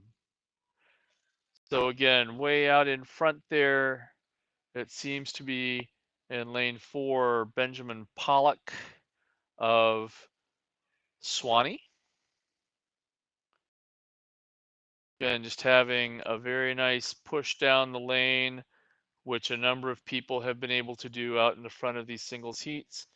He's just at a 33, very nice and controlled, nice soft low shoulders, hanging on the oar there. Just remember that Victor Corja, or Corja, I'm going to say for right now, from George Mason, finished out just under 8 minutes. And here we have, I think this is going to be similar time, maybe a little bit faster. It's just over 7 minutes now, and he is in the red buoys at the end of the course.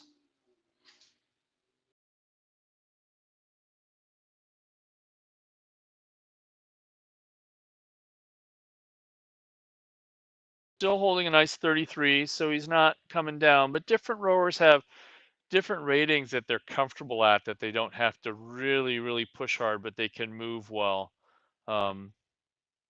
This is closer up to a sprint speed maybe than we saw from Victor, so it's hard to um, compare the heats one to the other, but he comes across in about a 7:54. We'll see the time soon. So that's in the same class of speed, which means that when they line up to each other, perhaps, so Benjamin Pollock won a 7:55 in lane 6. Second across the line was John Travnik.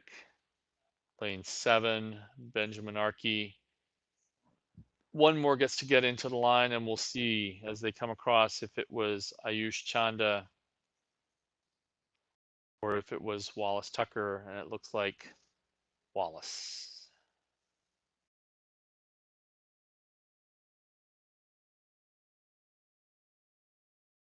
And here comes Ayush.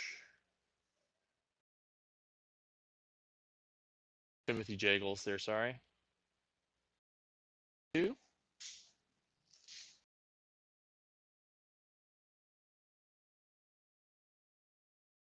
And Wallace Tucker finishes out the group that gets to go into the AB semifinals. Timothy Jagels will go straight to the final, and we have, I'm assuming this is Ayush who's gone over. And again, the rule is you'll see the referees are not coming in and necessarily helping him. Here they might be.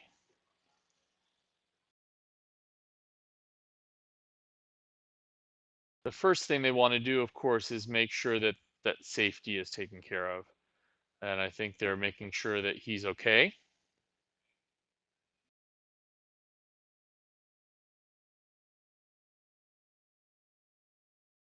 But they don't pull him into the launch because he still has an opportunity to choose, if he can, to flip the boat back up, get in it, and finish so he can continue the regatta.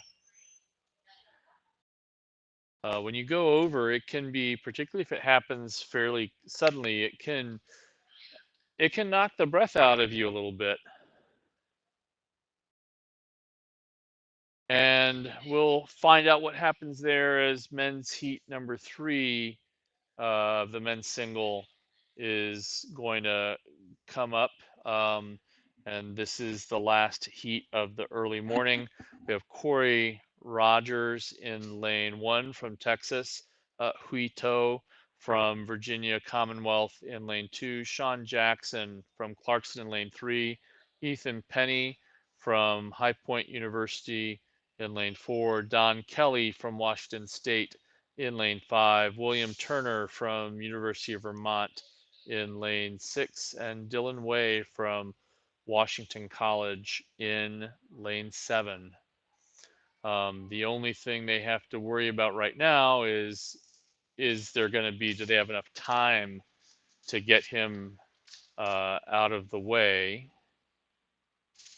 get Ayush's boat clear for this race that's happening in here. And it looks like we have Corey Rogers from Texas up in front, and they've pulled Ayush out of the water. Probably for the best in terms of safety. He wasn't able to respond right away. So technically he will end up as do not finish. And we have Corey Rogers from Texas out in front there. Oh, maybe they're going to let him help him get back in the boat.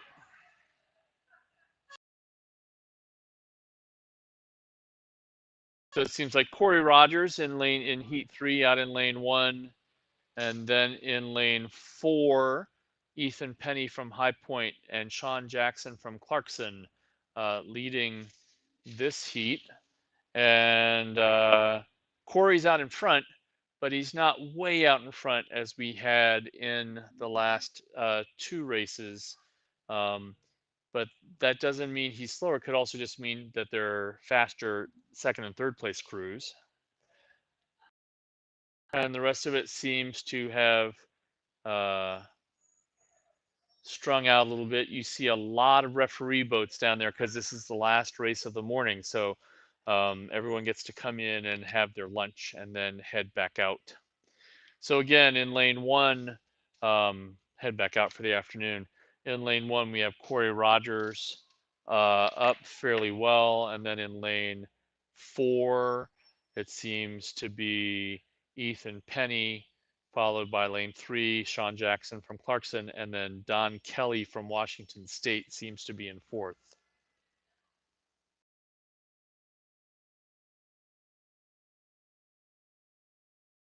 Most of them racing in the high 20s or low 30s. Here we have a nice overhead shot of Corey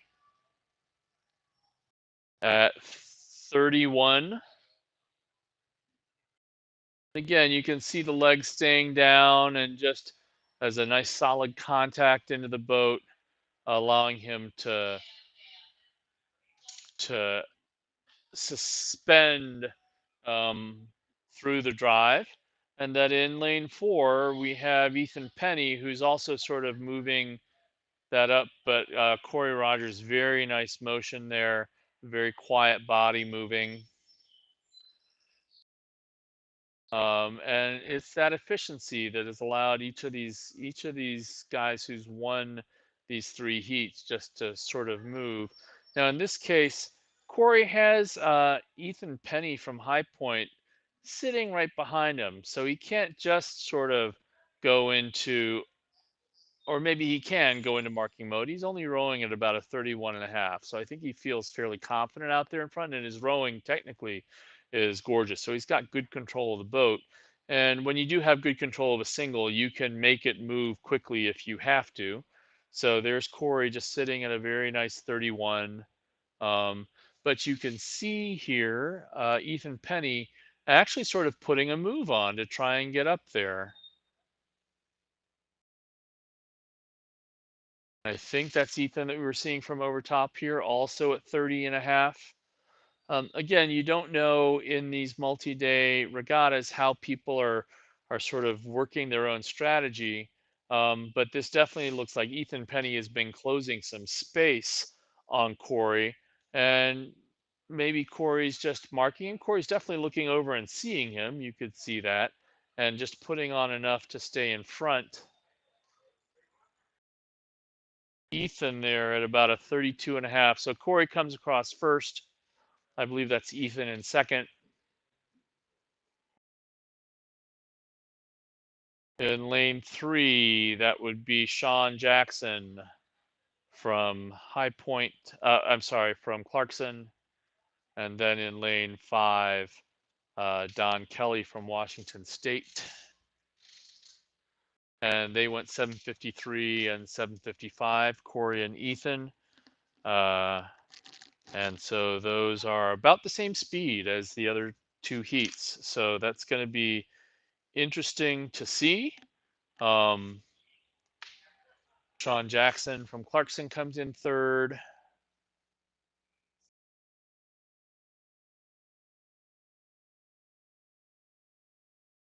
Dylan Way from Washington in lane 7. But the 4 that go through into the AB semifinals are Corey Rogers, Ethan Penny, Sean Jackson, and Don Kelly. And Dylan lays down on his boat, says, it's good hard row. And here comes William Turner from Vermont in lane 6.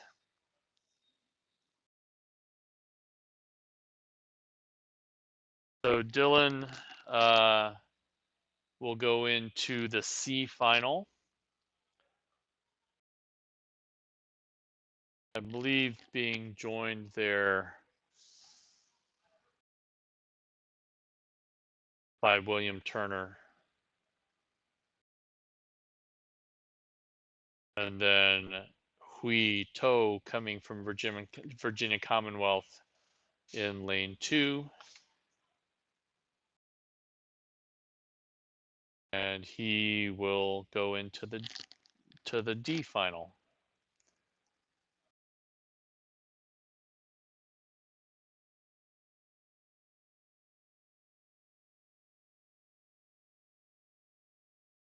See the flag waiting for the last bow ball to go across. Each bow ball gets a flag, which allows the timers to do their work. Here's Hui in his final strokes.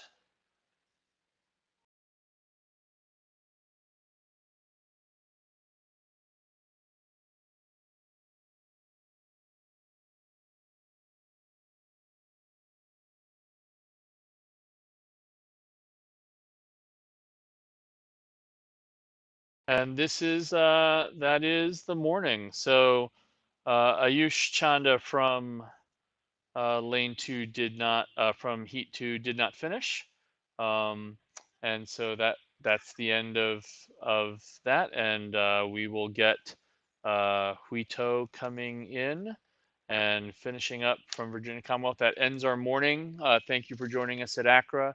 And we will be back after a short lunch break. The next events start at 1:30 in an hour, and that will be, I'm sorry, they start at 1:22, and that will be the heats of the women's double. So we will see you all then, and have a good lunch. Thank you for watching.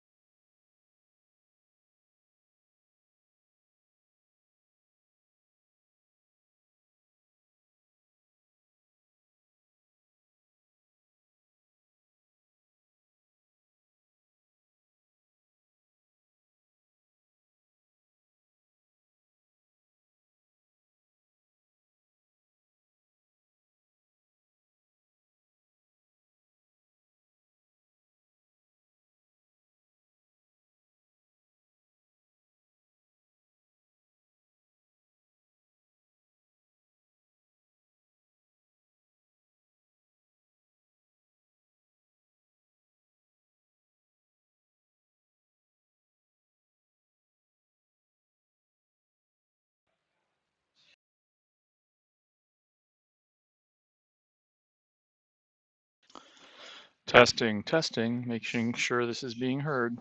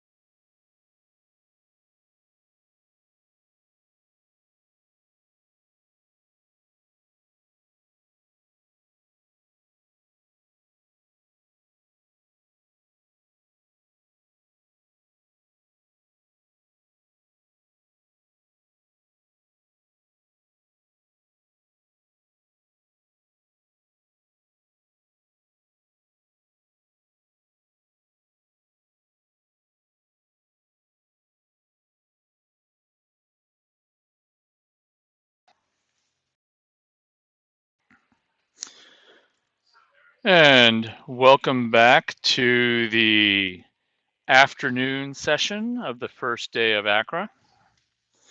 We are going to have a series of small boat races, women's double, which you can see the first sheet of um, in front of you right now, women's pair, a men's pair, men's quad, women's novice 4, then a couple of eights, women's novice 8, the men's 2v8, some more 4s and some more 8s as we figure out the first day of racing, which all is about getting ourselves in position for the rest of the day. So, the rest of the regatta starting tomorrow. So we have doubles here, rowing, and in lane 1 we have High Point, in lane 2 Northwestern, in lane 3 Gordon, in lane 4 Virginia Tech, in lane 5 New Hampshire, and in lane 6 Texas.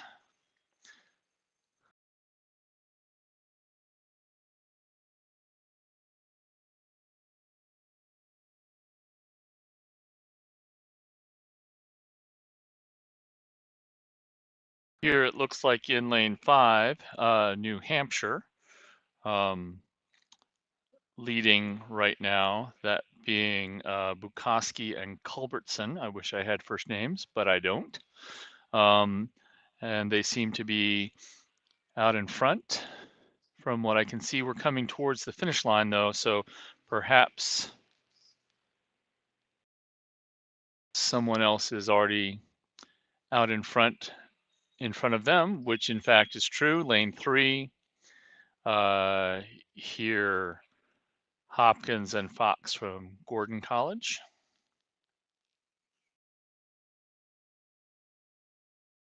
Nice suspension through the shoulders, nice picking up, and they're across the line.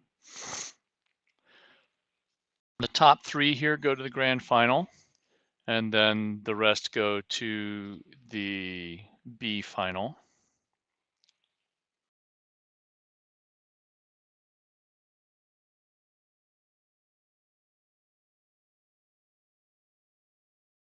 Fairly dominant race there. Second place in lane 5, Bukowski and Culbertson from UNH. Then in third in lane 6, it looks like Baldwin and Sheehan from Texas, followed by Joseph and Carroll from Northwestern, Fowler and Harvey from High Point.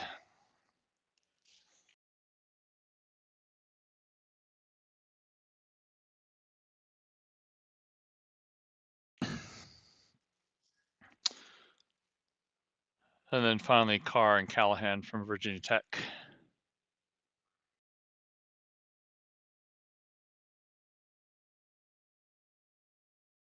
The double is one of the harder boats to race. 2 scullers and absolute precision having to happen. We'll also see a pair this afternoon, which is a challenge to race as well. But the double is fast, as relatively fast for a small boat.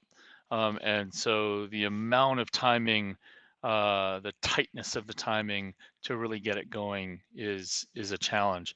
So in the second heat here, we have Illinois, Rhode Island, Washington State, Kansas State, Pittsburgh, and Northwestern State.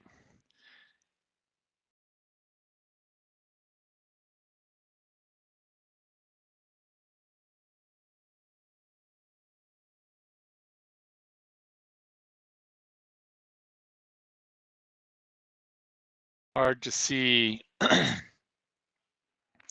who's out in front yet from this particular shot.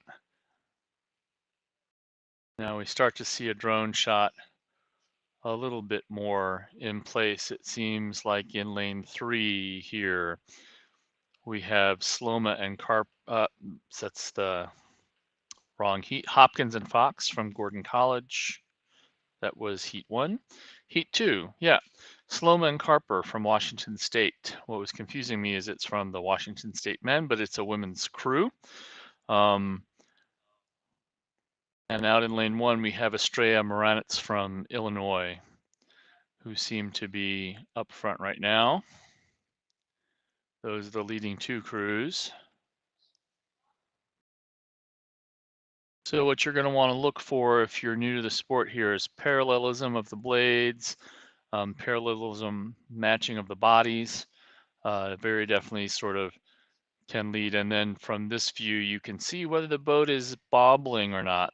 You'll also sometimes see whether they're holding straight or not, because these lanes actually set up a very nice square vision. And here from up top, you can see if they're going straight or if they're bobbling down the lane a little bit. And you'll see that the crews out in front tend to have a slightly straighter path.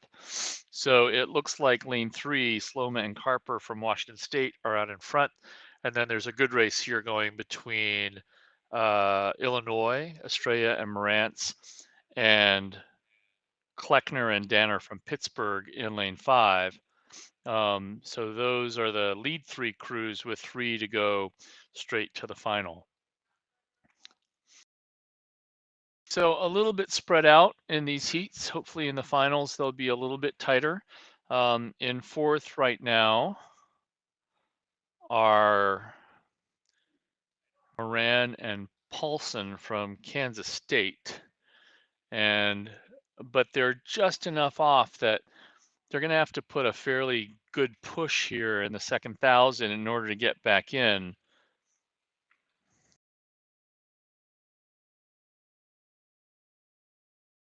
The ratings here a little low, 26, 27, but crews are out in front now with the lead crew. Let's see where they are. You can see just nice snappy rowing there. The blades going in. They're at 29, sort of fairly low. These doubles can actually handle a pretty high clip very easily if the rowing is good. And you can just see that lead crew pushing very nicely out in front.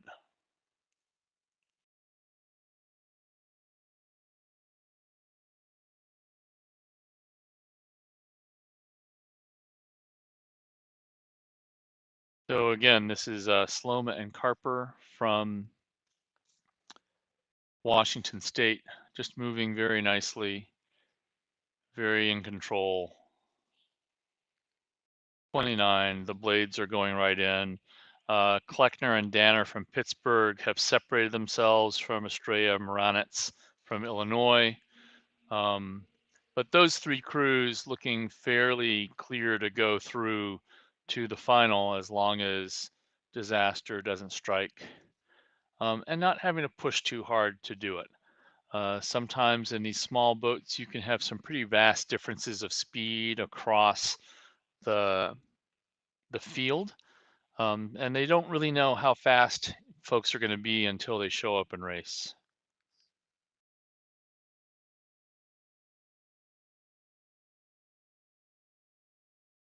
See Australia and Moranitz, they're bobbling around a little bit. They're still up in front, but just a few strokes there that didn't quite work, and you can see that that's allowed Kleckner and Danner from Pittsburgh to move out even more.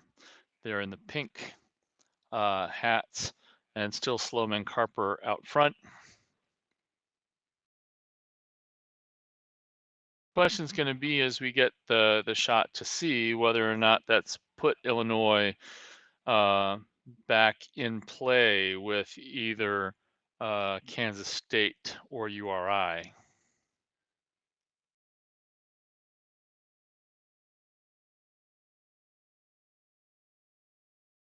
So I'm doubting that this is the end speed for these crews, that we'll see something different when they hit their finals. But it's hard to tell. So there you see Illinois, Estrella Moranitz having needed to pull back inside, because indeed here you can see that Kansas State has gotten a little bit closer. So they've created some space for that to happen with 500 meters to go. So we'll see in these doubles, you can actually make the boat go a lot faster very quickly. You can pick the boat speed up, and you can move significantly on some other crews. So we'll see whether or not Moran and Paulson from Kansas State can get back into Illinois and make the A final. But for right now, still Sloma and Carper from Washington State out in front and moving nicely, and Kleckner and Danner from Pittsburgh easily in second. So we expect those two to go through, and Kleckner and Danner, that's actually very nice rowing there. It's very swinging, it's very comfortable, 29 or 30 strokes a minute, so not really pushing at the top of what I'm sure their level is. Here again, Sloma and Carper, 33, moving pretty nicely, maybe putting a little bit of a push in here just to make sure that they're practicing for their racing tomorrow. The winning time in the last heat from Gordon was 8:41, and I think that this is not going to be quite as fast, but we'll see. Rowing the Lizzie T in lane 3, a nice Hudson boat. Hudson makes very nice small boats, very nice sculling boats. They make very nice big boats too, but their singles and their doubles are really quite nice boats to row. And so as we see the finish line, we're now at 8:55 or so. So this is going to have been a slower heat than the one before. And it's Sloma and Carper from Washington State coming through and stopping as soon as they get through and knowing where they are. Reaching back, shaking hands. They won a 9:03. And second there is going to be Pittsburgh. Little fist bump onto the final. And it looks like our friends from Illinois, Moranitz and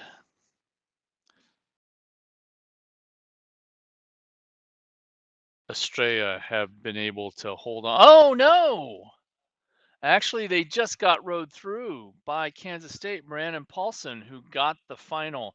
I wonder if they even saw them because they weren't looking over. Um, and so it's actually Gene and Creel from Northwestern State who come in third. Sorry about that if I had miscalled the crew that was. I thought it was Kansas State, but it's Estrella and Moranitz end up fourth. And then Smith and Fernandez from Rhode Island.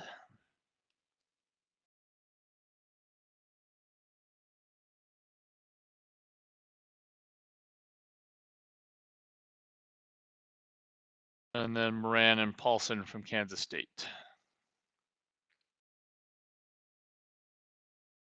And now we switch from 2 women and 4 oars to 2 women and 2 oars. We have 2 heats of a women's pair. So for those of you who are new to rowing, if they have 1 oar, it's a pair, a 4, or an 8. So the ordinal value of the number. And then if it's 2 oars, it's a single, a double, a quad, or an octuple. You can have octuples. A lot of good programs use, I wouldn't say a lot, but there's some good novice junior programs that use octuples to teach their rowing at first. And those are lots of fun to row. So here, 2 women, 2 oars in the pair. And heat number 1, we have Kerwin and Gonzalez in lane 2 from Rhode Island. We have Statham and Hijawi from UC Davis in lane 3, Patinka and Vla from Illinois in lane 4, Wetz and Giles from Texas in lane 5, and Dobkin and Ramick from Georgia in lane 6.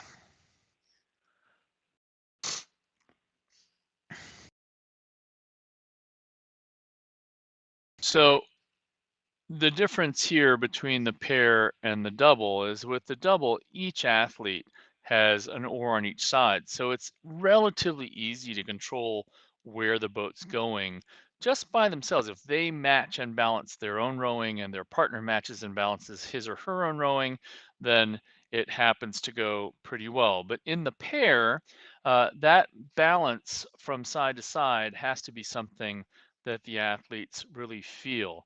They do, for the most part, probably have a foot steering mechanism in the bow, but the more that you use the rudder, the more you slow down the boat. Ideally, you just want to be able to do it by matching power and matching speed. So to row the pair is a very good high skilled uh, event, and many programs use pairs as training, even if they're racing the 8.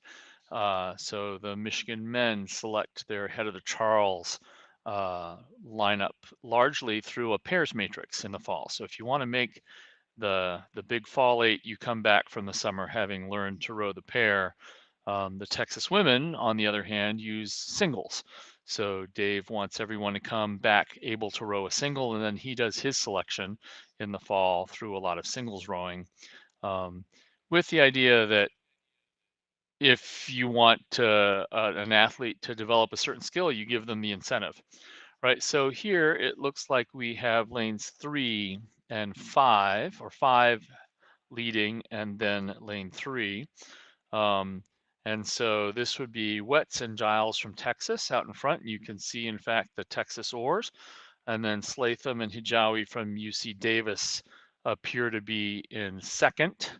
And then again, this is 3 to go forward, and then a really tight race going between lane 6, Dobkin and Romick from Georgia, and lane 2, Kerwin and Gonzalez from Rhode Island.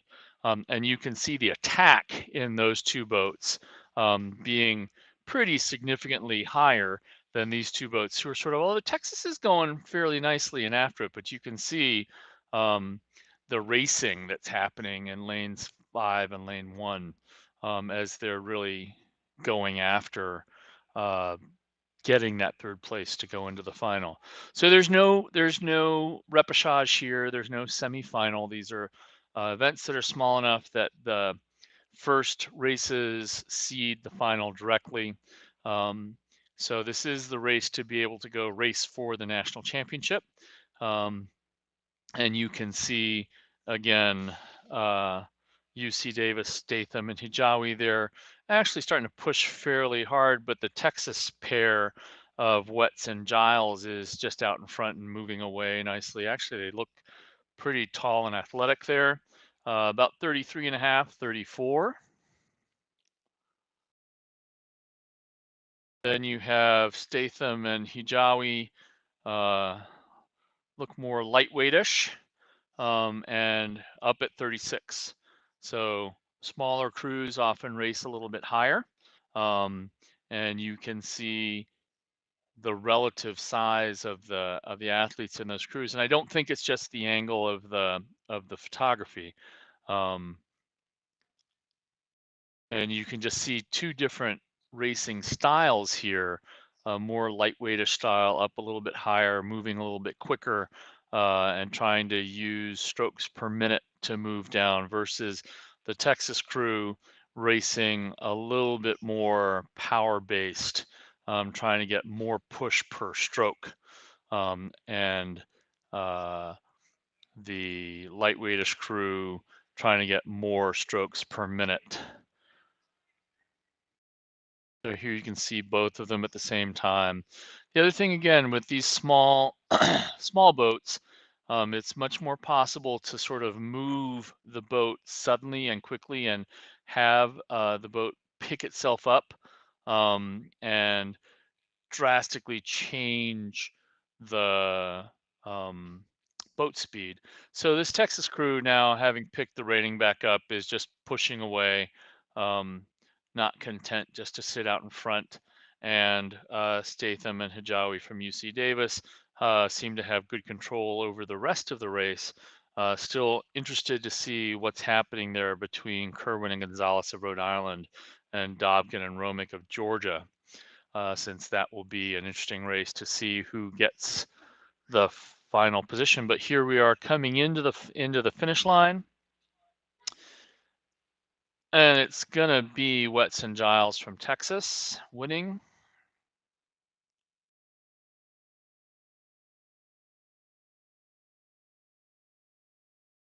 Fairly dominant finish here over Statham and Hijawi.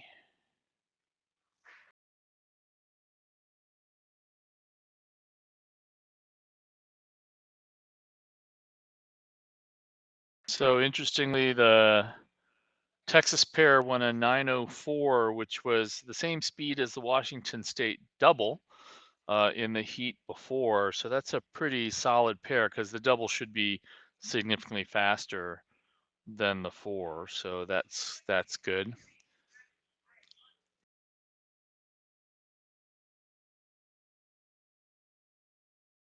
And then third were Dobkin and Romick from Georgia.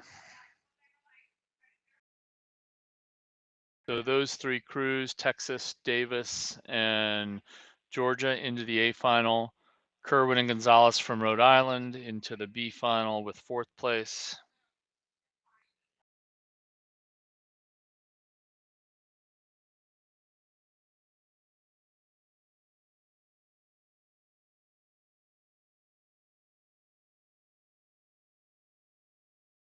And the second heat should be underway. These are going on 8-minute centers between, so a new race starting every 8 minutes, but these small boats races often take longer than that. So the second race starts before the first race finishes. Trying to see, there we go, the finish of the heat 1. I'm back to heat 2 here. And in heat 2 of the pair on there, we have in lane 2, Lafayette, Lawrenson, and Walsh. In lane 3 from Gordon College, Matisse and Romeo. In lane 4 from Washington College, Toure and Sun. And from Kansas State, we have Wagster and Gore. So 4 boats, 3 get to go forward. And it looks like we have Kansas State out in front with Lafayette in second, and then a good race between Gordon College and Washington University to try and get that 3rd spot. Nice little tight. We have tight rowing there. We have Wagster and Gore from Kansas State. And they are rowing at about 35, 34 and a half. I'll make that 36, sorry, as I double check. And they're really pushing to try and get out in front.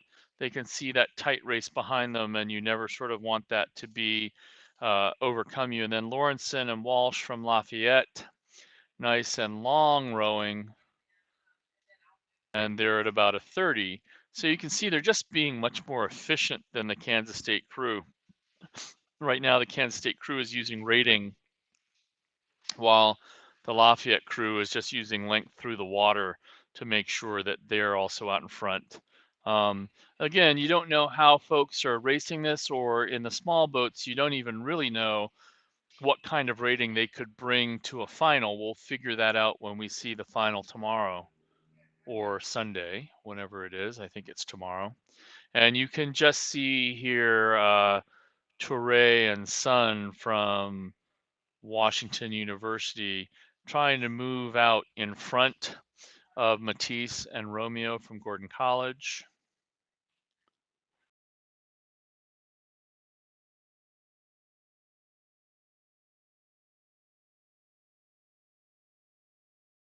So you don't have to stay in your lane. It does help. It makes things better if you can. But you have to not impede a crew in another lane if you go into them. So the nice thing about the buoyed course is it's pretty clear where you should be and what should be happening. And it looks here now like Toure and Sun from Washington University have managed to get a nice length on the Gordon College crew of Matisse and Romeo to get the final pace, the final place there into the final. And you can see very nice clearance, the blades off the water. They're really sort of able to suspend and hang and push together, which means they've spent a decent amount of time together, and their move here is just working. You can see, in fact, it may be even be moving them back up into Lawrenson and Walsh from Lafayette. Again, as I said, with these small boats, you can have these sudden bursts of speed that really significantly change the speed of the hull through the water. And if you're not careful, uh, and you're leading, but you're not really paying attention, then you can get there. You see Gordon College looking over their shoulder to see how far they out. They're up racing pretty high right now, 36 and a half, 37, trying to get back in there.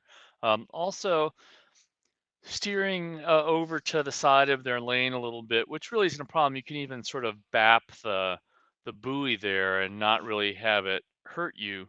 Um, but you can see that the crews now are looking across. There's no coxswain, so they need to be responsible for where they are on the water. That's Lawrence and Walsh from Lafayette, um, trying to make sure that they go. You see Touré and Son from Washington University putting a push on, while Wagster and Gore from Kansas State are out there fairly in control. Um, this is actually some pretty nice pair rowing going here. A little bit of matching issues. You can see there that the crew steering back into the middle of the lane to make sure that they um, stay clear. It also doesn't feel good as a rower to be pushed up on the buoy line. So even as Kansas State is sitting there pushing hard, I'm sure it's a little irksome to them that they're on the buoy line and they're trying to figure it out, and they're trying to sprint at the same time. And in fact, they've just gone out of their lane at 38. Again, they're allowed to go out of their lane. They're not allowed to impede another crew. And right now, they're going out of the lane because the one rower, the stroke on the starboard side, is just out pulling the port rower a little bit. You can see she's suspending and hanging a little bit more on the front end. So they've actually moved over into the lane of the crew in front of them and come across in the wrong lane, but it's all legal and it's all correct in what they're allowed to do, at least within the rules of racing. So Wagster and Gurr winning Kansas State to get into the finish time, and then we had Touré and Son come back through Lawrence and Walsh of Lafayette. So a very nice last about 700 meters from the Wash U crew, Touré and Son, and Matisse and Romeo from Gordon coming in fourth. So that was 8:40 in their pair, which was again a very nice time, faster, significantly faster than the others, than the other heat. But again, hard to know what people had to do. So now we're switching over to men's pairs. Same idea, two rowers, two oars. In lane two, we have Orange Coast. Lane three, University of Chicago. Lane four, Southern Methodist University. Lane five, Lafayette. And lane six, Clemson. Five across. There are three heats of these pairs. So this becomes a different progression. An easier progression in some ways. They are the top four go to AB semifinals, and five and below go straight into the C final. So you can see a little bit of the crews getting a little bit close there, um, and the referee behind them steering the crew back into the lane to make sure that they don't interfere with the crew right behind them. The crew that's right behind them there has the right to their own water, right? And so the referee would have held up the white flag. You would have seen very quickly and just sort of pointed at the crew that was moving in and told them to get back in their lane, which they've done. So we have three crews in the middle here. I believe that would be Lafayette and Chicago up front, and SMU in third. So in front right now, University of Chicago, and that would be Urquhart and Stone. And then right behind them, Sigmund Warner and Schultz from Lafayette, who now that they've gotten clear of the other crew have sort of lengthened out and are moving more efficiently, and putting a nice little move there, maybe to get back up in first. They're overlapping still, which is good, so that the bow rower can look over and see the other crew and say, "Keep me on them." They're at about 32. Um, Sigmund, Warner, and Schultz. I know it sounds like it's three people, but it is Sigmund hyphen Warner and Schultz. Um, and again, your blade's allowed to go out of the lane there, but every time you hit that buoy, you sort of go, "Ugh." And where they are in their stroke cycle, they were just tapping the buoy for about 5 strokes there every time on the recovery. That would be Sigmund, Warner, and Schultz from Lafayette, but handling it pretty well. And they remain out in front with Urquhart and Stone from Chicago. So I guess they've gone past now, sort of putting something down. They were in second, and now that they've gotten untangled, you can see very nice hang on there, 31 from the stroke. That would probably be Sigmund and Warner. And then Urquhart and Stone from Chicago also sort of hang there. But you can just look at the amplitude, the size of those puddles coming off the Lafayette pair. There's more power going in to the water. They also look a little bit bigger again, perhaps, than Urquhart and Stone from Chicago. Um, so you get a little bit of a heavyweight approach to rowing and a lighter weight approach to rowing. Um, both down there, you can just see the blades from Lafayette going in, locking on very nicely, and then you just lever the boat past that. The blades down in the water and very firm. Um, Same thing happening a little bit in the Urquhart Stone boat, but if you look at when the blades lock onto the water there, you can see that the Lafayette crew is just getting a little bit more purchase all the way through the drive. A little bit more slip in the Chicago boat. Um, Slip by meaning when the blade goes in, it doesn't quite, it sort of has to find its place in the water before it can push. Um, and particularly in the pair, it's nice and heavy, so you can feel the lock. And it's ideally that's what you learn to do in a pair, is to push the blade all the way through the water, not let it jump up and down in the water. You can see those are very nice, even, uh, flat drives. If you watch the blade through the water, it just sort of stays at one depth, and doesn't get bounced around a little bit in both of these lead pairs. Some of the others you'll see the blade jump up and down a little bit in the water, and sometimes that means that they're not staying suspended on the oar handle as well as they. But here we have Lafayette, Sigmund, Warner, and Schultz moving themselves out into the front at about 29, nice and controlled, um, and a nice move that they put through the middle 1,000 there. Starting to see the red buoys, so coming into the finish area, Urquhart and Stone from Chicago, following and pushing up nicely. But you can just see the different size of the athletes and the different approaches in rowing that generates. Trust me, there are some smaller guys and lightweights who can make pairs row very, very fast. Oh, lane 4 just almost caught a crab, and a very, very nice save there in lane 4 by SMU. And there's Lafayette coming through with a win. Again, the top 4 here go to the semifinal. But where you finish, and then we have lane 2, Urquhart and Stone from Chicago. Where you finish, a little fist bump. Where you finish determines how many faster people or slower people you see in your heat. And then it comes through in, that should be Bonewell and Covert from SMU, followed by Hopkins and Duran of Orange Coast, I believe. No. Yep. And here we have in lane the heat 2, Already off in the pair, we have Pittsburgh in lane 2, Virginia in lane 3, Cincinnati in lane 4, Washington State in lane 5, and Vermont in lane 6. Um, so that would be 5 crews going across, which we can see right now. And we have Reen and Ahern from Pittsburgh out in front.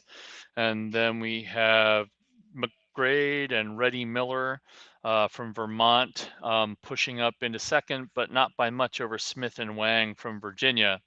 Um,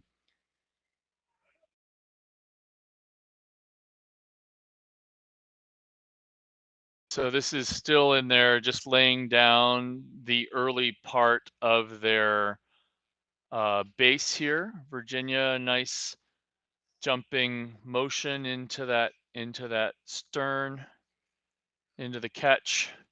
And they're pushing back up a little bit on Vermont, but then right next to them are Malarchik and Klein from Cincinnati, also right in place. Again, 4 move forward, but you want to, the better you finish here, sort of the better chance you have of a good placement in the semifinals. So I think they'll race pretty hard. You see some steering issues coming up there for McGrade and Reddy Miller from Vermont. They've steered it back out, but does that let somebody else in to the race a little bit more? They again have a nice long stroke. Still up in front right now. It is Green and Ahern from Pittsburgh out in front. And this means that they've learned to row a pair on the Ohio River in the middle of, and uh, that is some interesting water that they have to race on in Pittsburgh or row on in Pittsburgh, but they've managed to learn to row a boat fairly well there.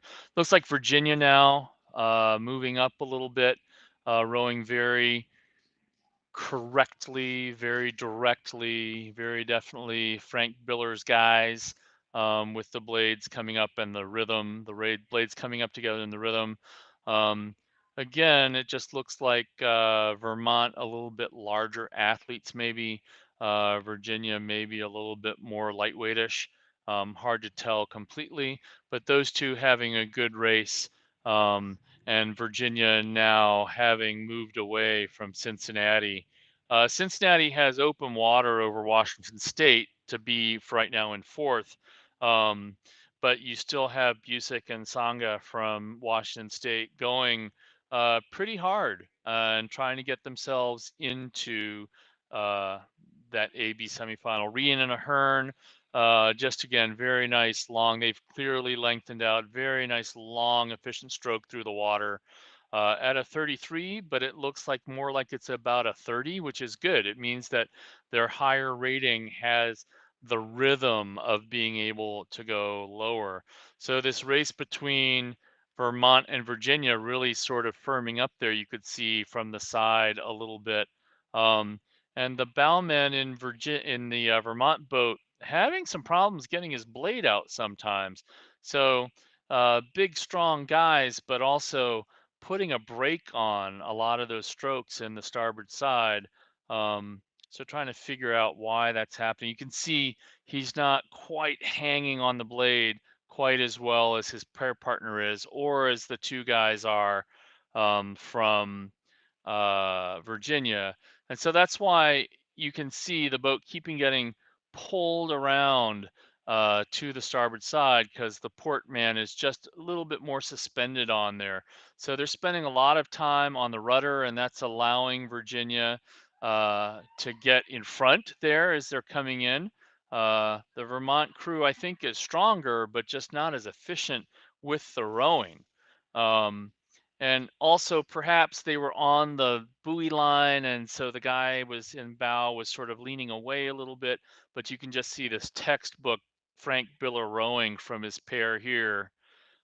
Just has moved them into second up at 34 and a half, putting a really nice move to try and get into uh, that that space. What coaches like about the small boats is you actually have to row them well. But then here again, you see Vermont, they're strong. They've just come right back through. So they just have to be able to stay long and keep it going straight. And they're probably a faster crew than Virginia.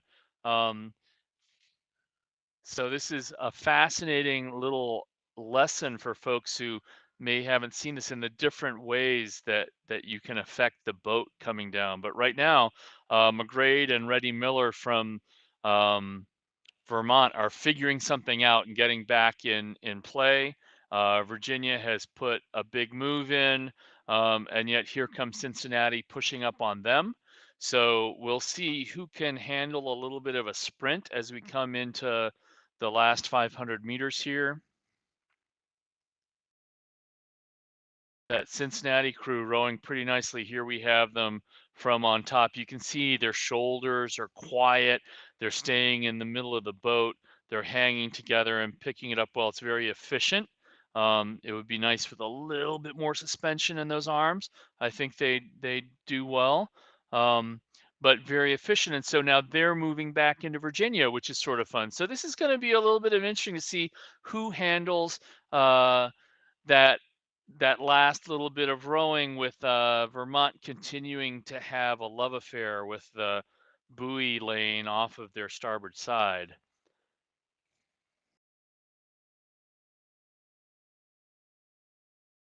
In lane two, that's Reen and Ahern from Pittsburgh out in front. Again, just you can see they're applying their power right together. Their legs go down together, they're hanging the arms together, and that's why they're out in front. Just very efficient rowing. Doesn't necessarily look like they're the biggest guys in the race, but they're just applying very nice power on the water. So Virginia again has moved up on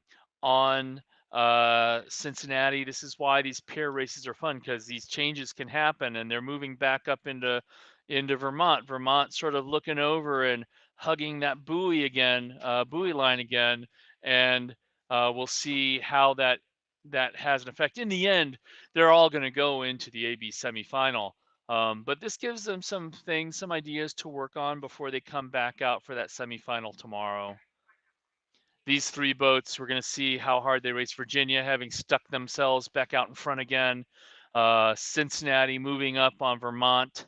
Really going to be interesting to see who comes across the line second, third, and fourth. First, for sure, will be Reen and Ahern. And in fact, here they come very nicely rowed to win that heat. And it is Vermont getting across. And then Cincinnati and then Virginia. So we couldn't quite see their sprints, but clearly that all sort of worked out. So different tactics, different strengths, um, allowing different crews to sort of move through even that race in different ways. And we'll go back up to the start for um, heat 3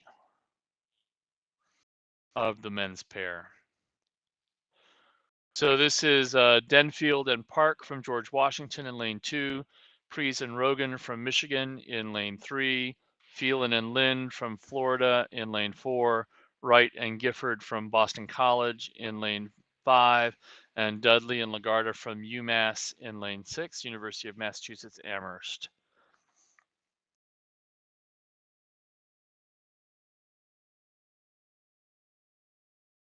And it looks like that's Michigan out front.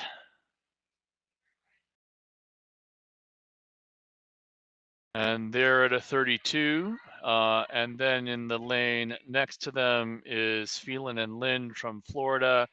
And out in lane 6, Dudley and Lagarda from UMass also pushing. So those three crews getting up in front. The UMass very nice and long, rowing 32.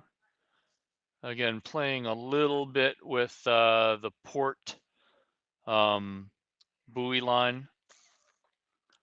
Yeah, and these Michigan rowers use pairs all fall. So they spend a lot of time in the small boats.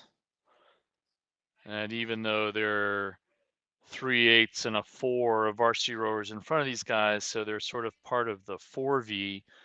They know how to move a pair nicely, matched very well. Again, 32.5.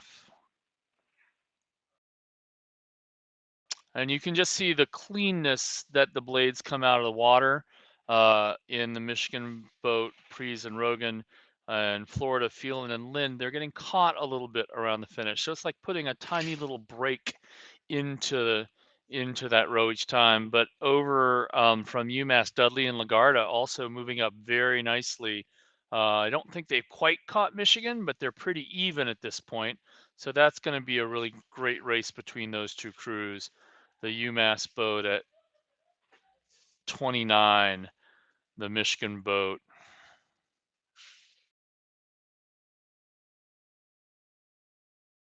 at, no, they went off my screen, so hard to tell, but very sort of similar. Let's watch the rowing from the UMass boat. They're getting up very nice and long into the catch there. So they're comfortable in their balance, which means that they can get a nice longer arc through the water. And you can see now Michigan with open water in this heat. And nice acceleration through at about 33. UMass here. Nice strong rowing, pushing the legs together well. But at about a 29. So again, it's gonna be 4 crews to go through. So one goes to the C final. The fifth crew will go to the C final. Again, Michigan just moving out a little bit now. And they're attacking the rating a little bit to make sure. Yeah, they probably haven't raced down a buoyed course yet, these crews in the pair. It's not an event that's held during most of the season. So some coaches will tell their crews, okay, let's go and see what you can do and practice for the final in the heat. And that seems to be what Michigan's doing.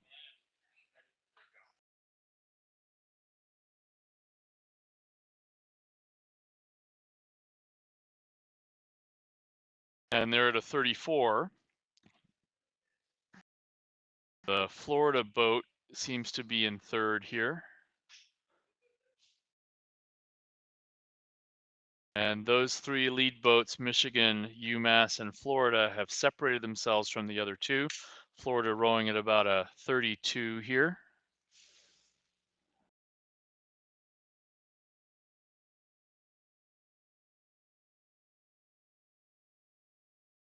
You can see the blades going in slightly differently on the port and starboard side of that Florida boat. And they're managing to figure it out, but they're having to do it by sort of wriggling their hips a little bit as the blade goes in because the boat's not quite set when they put the blades in. So the boat now is calmed down a little bit, but it was sort of bucking a little bit underneath them. But they're clearly trying to put a move here on UMass. UMass looking pretty comfortable out here, only rowing at about a 27.5 or 28. So that's not a sprint speed. They seem to be happy with where they are right now. But right now it's still Priest and Rogan from Michigan out in front, and Dudley and Lagarda from UMass in second, Phelan and Lind from Florida in third. The race that we'd want to see is between Denfield and Parker of George Washington and Wright and Gifford from Boston College to see which one of those crews is going to finish fourth and move up into the AB semifinal. But this, I think, is probably fairly indicative of the general speed of these boats. Hard to know with that UMass boat because they're still rowing down around 27, while the Florida boat behind them is rowing at a 35. And so are they just marking them? Are they just trying to figure out, they were having some issues with the buoys, so are they trying to figure out their power together? Again, they're only rowing at 26.5, so that seems to be a strategy on their part while we see the Florida boat there up at 35 and a 36, but you can also see it bouncing around and wobbling because the blades aren't quite getting in. The port stroke is getting his blade in a little bit more quickly than the starboard and the bow. This seems to be, again, that race for second and third. Michigan coming out in front. This is Priest and Rogan. Good long hanging strokes in those outboard arms. Priest could relax his inboard shoulder a little bit. Sorry, the coach and me just can't help but come out. But there they go, Priest and Rogan winning in the pair in 8:01.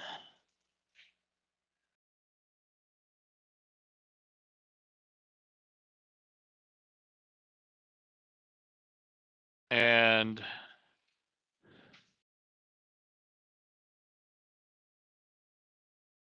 Dudley and Lagarda from UMass in second. Phelan and Lind from Florida in third.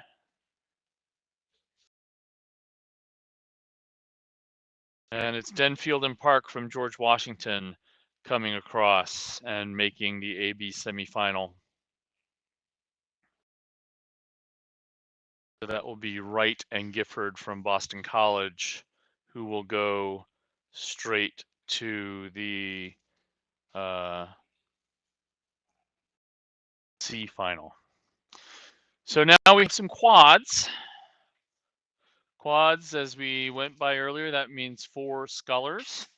And this is the men's quad heat 1. There were supposed to be 4 crews in this, with Illinois ended up scratching. So then there were supposed to be 3, but what we see right now is UMass and Virginia.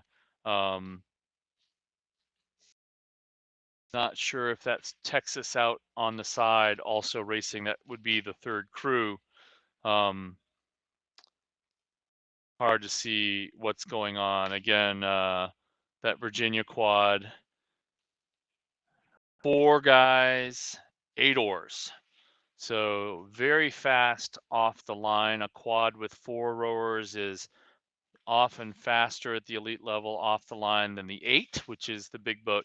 The 8 ends up overtaking quads by about 250, 300 meters, but these quads can move pretty quickly. And so there we do actually have a 3rd quad coming up there, that being from Texas, I believe. And Illinois appears not to be in the race. They've scratched. So these 3 will all, in fact, go to the grand final. So there's no big mystery to be found, but just to sort of see how nicely these boats can move. Yep, there's Texas.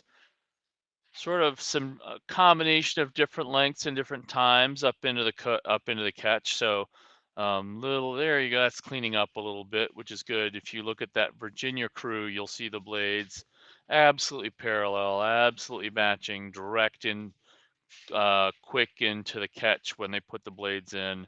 Not quite as matched at the finish. The bow rower not quite clearing the blade the way the rest of them do. But very nice rowing out of that Virginia quad, moving along very nicely. And they're pushing down the course at about 34 beats per minute. You can see their path has been very straight. Again, they have a steering mechanism in most quads in their tow, but they don't seem to have to be using it very much. They're just able to match their own power from side to side, and it's much easier to make these sculling boats go straight than it is the sweep boats with 1 oar per person. Again, just very sort of nice rowing there, hanging on those arms, 33.5 from Virginia. Then UMass,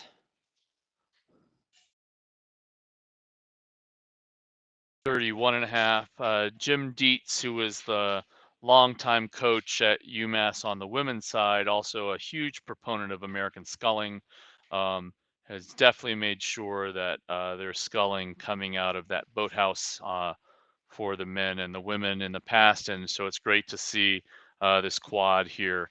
The quad is not raced very much at the college level in the United States. You will see it um, sometimes in some fall races. You'll see it at the junior level. In fact, the quad at the junior uh, national championships is quite an impressive event, and the quad is one of the major events at the Olympic level, at the elite level. A lot of countries will prioritize a quad, um, but we don't race it very much in the United States at the college level, much to the dismay of the sculling purists who would love to see this boat.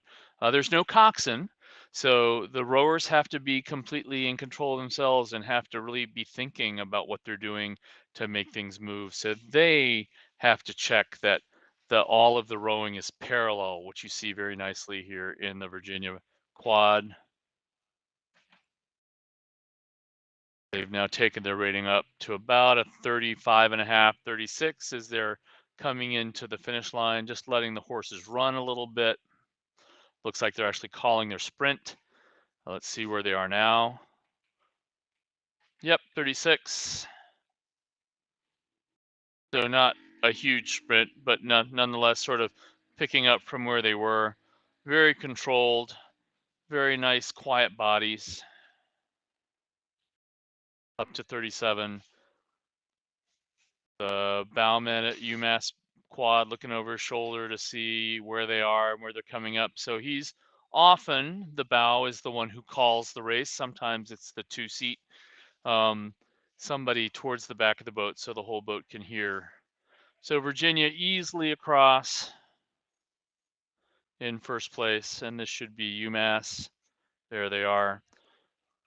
And then third will be Texas.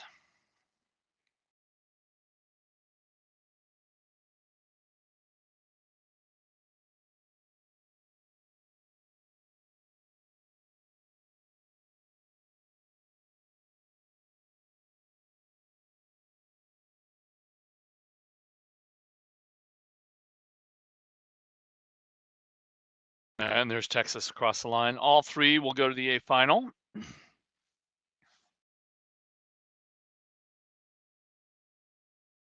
And in the second heat, we have 4 crews: Northwestern State in lane 2, Grand Valley in lane 3, Rhode Island in lane 4, Ohio State in lane 5. And then the top 3 to go to the grand final, with 1 to go to the B final. But there are 7 lanes here, so you might very well see a decision to take all 7 crews into the final, since no one actually it's not the 4th crew in the second heat's fault that they were in the crew that in the race that happened to have only 3 or the extra crew in it.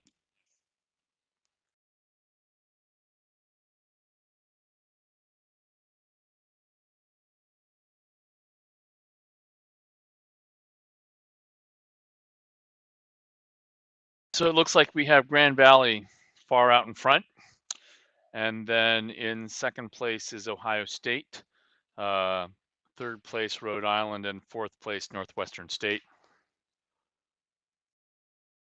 And already the crews with fair separation, so it's not exactly going to be an exciting race down the river, but that doesn't mean that the rowers aren't giving it their all. Grand Valley with the blue boat, 33 and a half. And fairly far out in front already, 35 and a half now. This is like Virginia, moving very nicely together, but it looks like with a little bit more power perhaps than the Virginia quad. We'll see. The Virginia boat had their blades really nicely locked in, but they were also far out in front, so you don't know if they were also just racing and rowing to make the boat feel right. This crew is going after it. You can see by how the blades are interacting with the water. At the same time, though, they're digging pretty deep. You can see all of that water getting caught on the shaft or the looms of all 8 oars. So, might want to check their rigging, coach.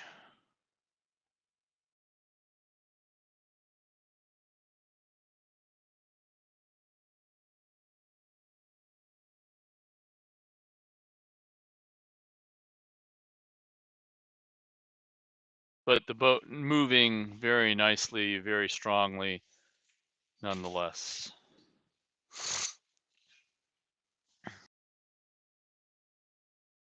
Now they're not catching as much water on the shaft of the oar. So 33 just hanging really smooth through the power application. Clearly for rowers who know how to scull and then know how to scull together. And that is the challenge of the quad. Is it moves very, very fast, but you have both handles that you have, both oar handles you have to worry about, and all of the matching. So Grand Valley leading easily there in the quad. Looks like Ohio State in second, and then Rhode Island.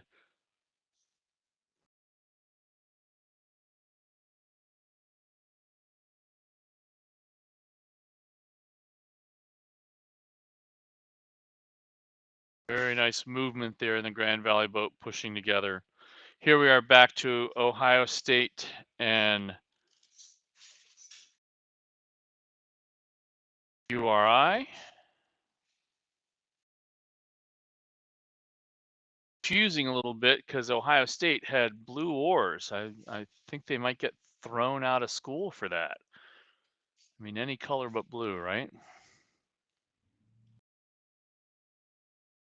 Yeah, and this Grand Valley crew, very nice, very powerful, sitting up strong, armpits open. And it looks like Rhode Island and Ohio State are getting into a little bit of a tussle there, which is fun. You may as well come to a national championship and race hard. Coming into about 6 minutes here on the quad. The quad shouldn't be significantly slower than an 8. They're a little bit, but they should be up there with Varsity 8s in terms of speed if the level of the rowers is the same.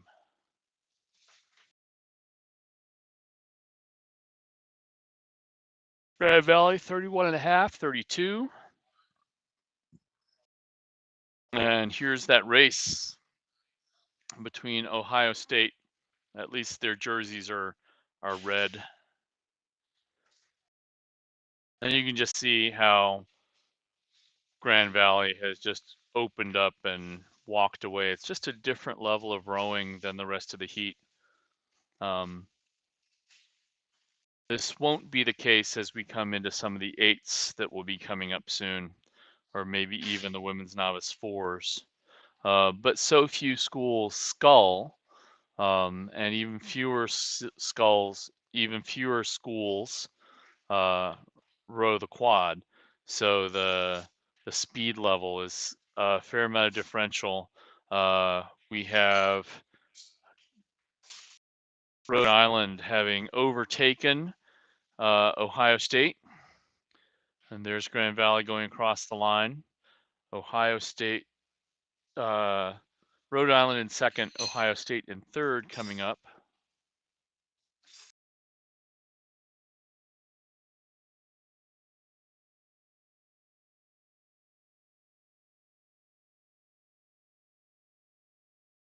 There's a possibility that that whole thing that I called as Grand Valley was Northwestern State. I apologize if that is in fact the case. Here we have definitely lane 4 as Rhode Island.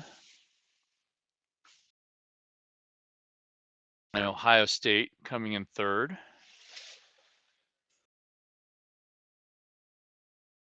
And if that was Northwestern State out in front, my apologies for misreading the lane.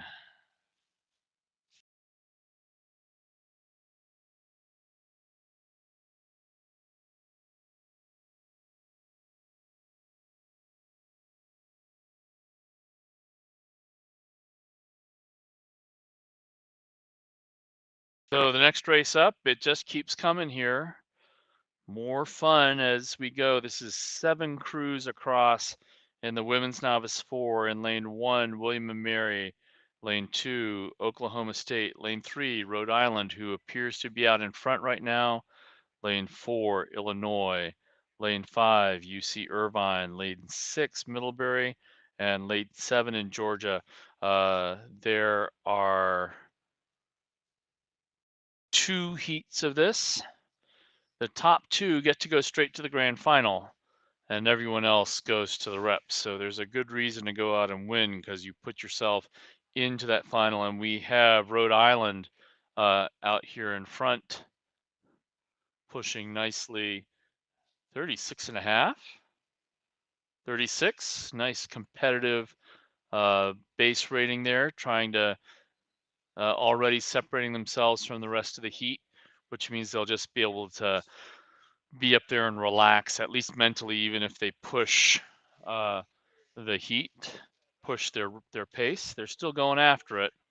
So some coaches will tell their crew, no matter what, even if they're out in front, to go hard all the way to the 1,000. Others will say, if you get 2 or 3 lengths up, then you can sort of lengthen out a little bit. But it looks like this Rhode Island crew, 35 and a half, is still going after it and just pushing away. To a certain extent, when you're in your taper here, you've got to run the engine a little bit. You can't just go out and have them sort of hold back. The body actually wants to spend energy, and you want to create the system, the situation, the coach, where they can. Hard to tell where everybody else is yet, just that we know that Rhode Island's out in front. It looks like Oklahoma State next to them is doing fairly well. But that was trying to read from the front looking back, which is the hardest place to sort of tell where folks are.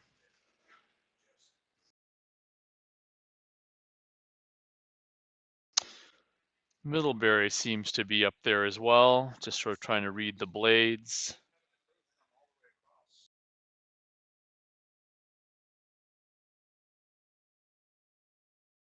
So 33 and a half now for Rhode Island.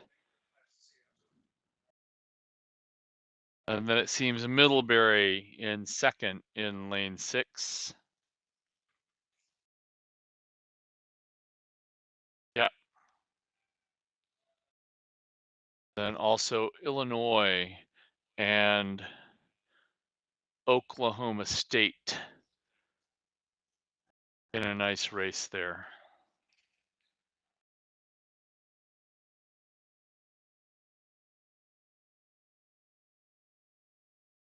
Yep, Illinois and Oklahoma State both pushing quite hard for third, and Rhode Island is up in second.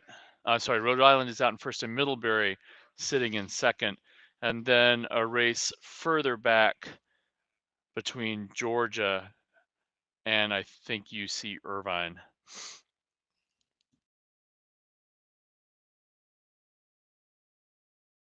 So here the rowers just pull.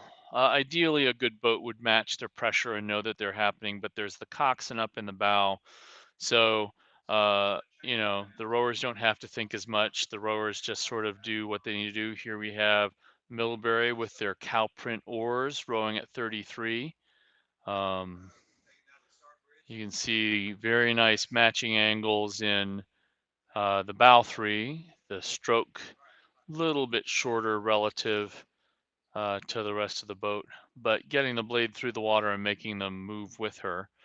And they're just barely open water ahead there of, I think, Oklahoma State, that Oklahoma State Illinois race. And again, 2 go straight to the grand final. So you want to be in the top 2. Illinois bobbling a little bit there, some finishes not quite matching out on the port side, and that has given Oklahoma State about 2 seats right now. Oklahoma State trying to push up into Middlebury, but Middlebury out in front enough just to be able to absorb any move that comes at them. Middlebury there rowing at about 32.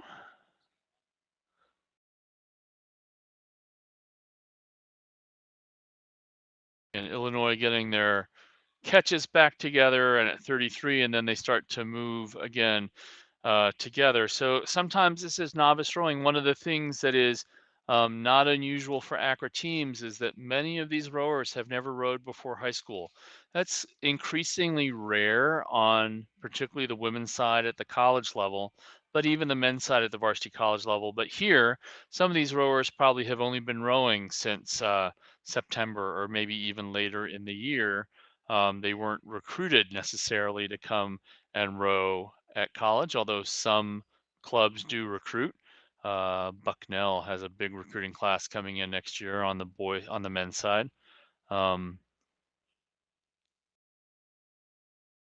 so not unusual necessarily that the rowing is still not as tight as you'll see in some of the other events um, in these novice events. So again, Rhode Island just out in front, pushing along very nicely. In control of the race. And when you're out in control of the race, the thing is the rowers can see right now, the Rhode Island rowers can see the entire field behind them. And that's always a good feeling, allows you to relax a little bit as you go. There's been some separation here between Oklahoma State and Illinois, but I don't think enough to get Oklahoma State back up into Middlebury. And you do gotta love those oars. It's actually some of the more fun oars in collegiate rowing with the cow print from Vermont. Also can always tell who they are. So here in lane 3, that is Rhode Island out in front.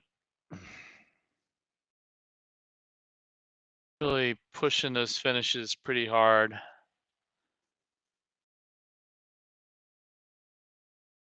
So they're giving it all they got to get across. Ah, this is interesting. Oklahoma State is the Cowboys coming after the cows. Maybe gonna wrangle them up and get them in place to go across the line together. And it's quite a race here. So it'll be interesting to see how that comes up. And there's Rhode Island across the line first. And the cows for right now are escaping the Cowboys. Cow people. There you go. Animal rights, baby. A great race there, though, between Middlebury and Oklahoma State. But Middlebury gets to go on and be the top 2 into the grand final, and Oklahoma State will have to come back and race again in the reps.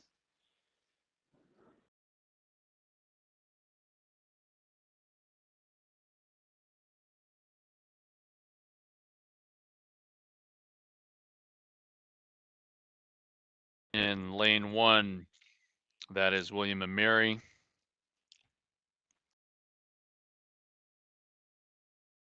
In 5th.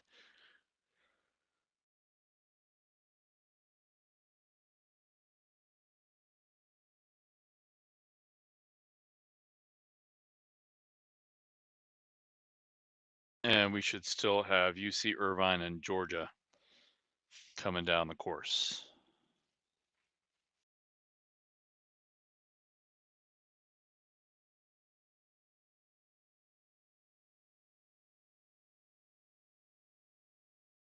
Lane 7 there is Georgia.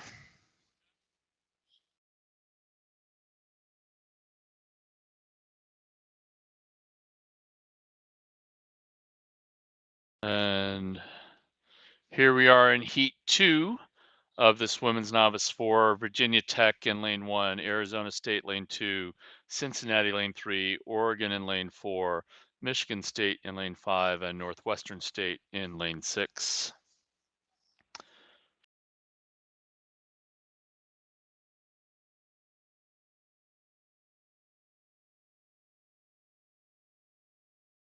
And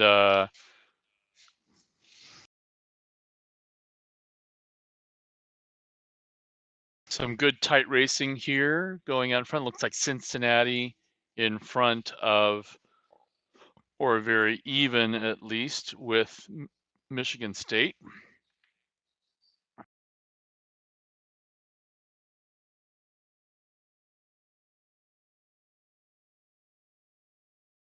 Get this long shot from back. It's hard to tell, but yep, that would be Cincinnati and Michigan State up very close, and then Northwestern State and Oregon sort of racing a little bit of open water back for third and fourth.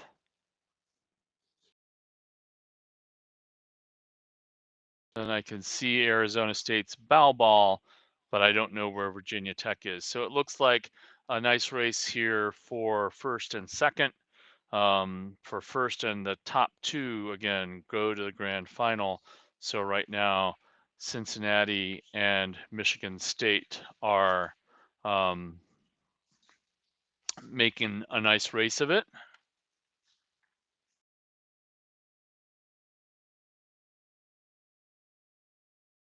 Cincinnati at a 33, Michigan State at about a 36. Does that look right? Double check that. No, more about 34. So the way I saw different things on my stroke watch that I have, but I'm looking at the blades and they're the two boats and they're moving at about the same speed and timing. So that tells me they should be at about the same rating. So those two are in a race.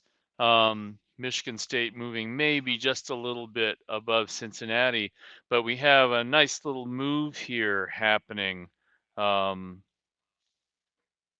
Northwestern State, starting to push back up into Cincinnati. So again, if a crew is out in front of you, it means one of two things. They're either faster than you are, or they spent a lot of energy to be there. And so we will see what happens if Northwestern State can get out there. But it seems like the Cincinnati crew has sensed that they're there and is sort of moving. Michigan State now pushing its bow ball out in front, really sort of you can see a little bit more power on the ends of their oars. But that's also what we're seeing in Northwestern State. And they're moving up on Cincinnati, maybe, but they're definitely moving away here from Oregon, who's now sort of sitting into fourth. So we went from having two races of two to having sort of four boats, each of which has found their own water. Um, so if Northwestern State is going to make a move, they need to do so now to try and get back up into Cincinnati.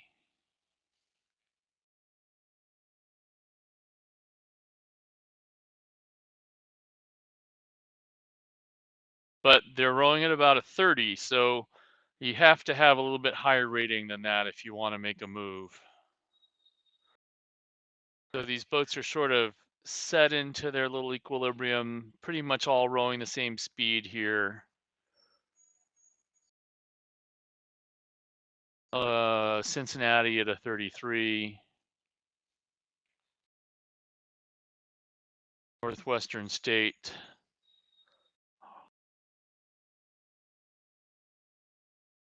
33 and a half, but not getting up into the catch to do it. So Cincinnati is running away from them right now, almost moving back into Michigan State a little bit. Looks like Northwestern State gave a lot of energy trying to push to get up into second place, and now are paying for it a little bit.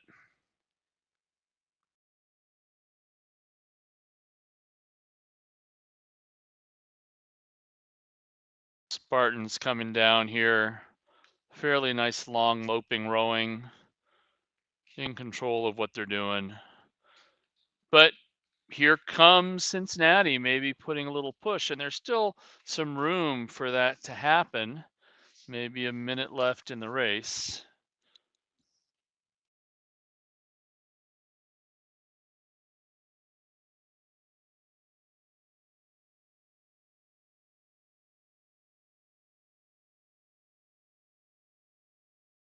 Oregon at a 34. Cincinnati closing little bit by little bit, but I don't see the energy on the oar that says that they're going after it to try and catch them. It looks like they're just sort of content to race across 33 and a half. Michigan State trying to dig in, take a few more seats, open back up a lead. Again, the goal here this morning or this afternoon now is to get into the next level where you want. And both those crews have done that. So how they choose to do it at this point really doesn't indicate what there is or what there isn't. You see the Michigan State crew looking around. You see the stroke of Michigan State sort of letting her head go down a little bit. She's pushing pretty hard and trying to dig in to get to the finish line up at 36.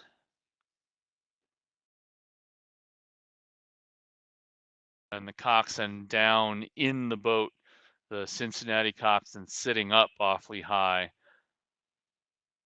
Just slight difference in maybe how they're going after the racing. So Michigan State across first, Cincinnati across second. Those two will go directly to the final, and everyone else goes into repechage later in the regatta.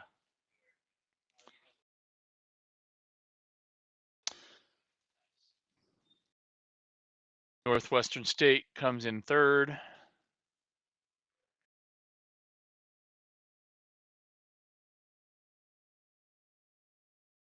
Oregon comes in fourth.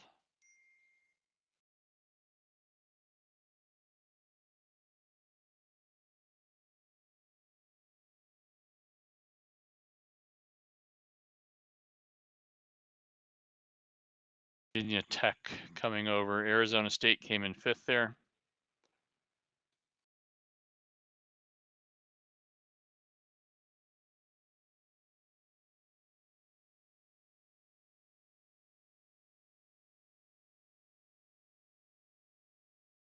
Virginia Tech coming across the line.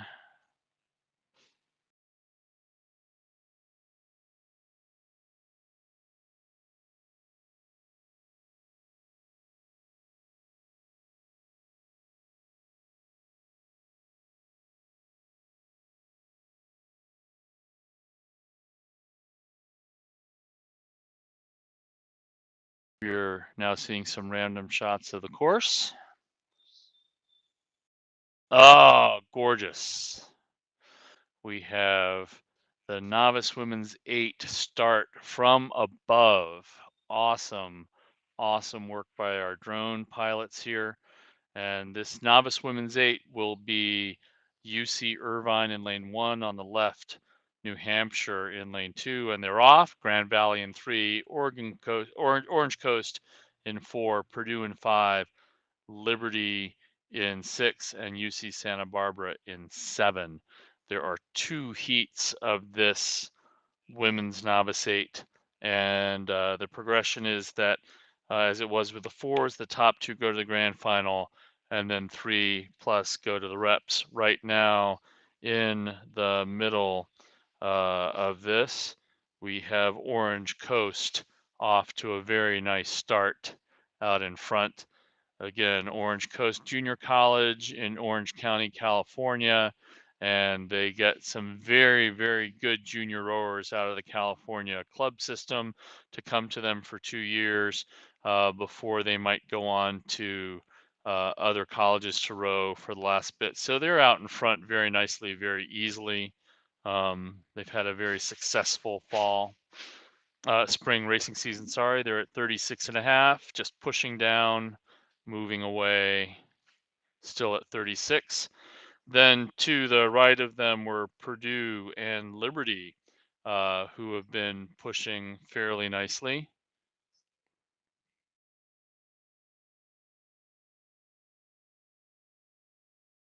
Be a big move for the Liberty program, racing in an 8, which they haven't tended to do in past years, and being competitive to get into the A final. Again, you just see this motion coming very nicely in the Orange Coast boat. No missing water. That means when the blade goes in, it's moving.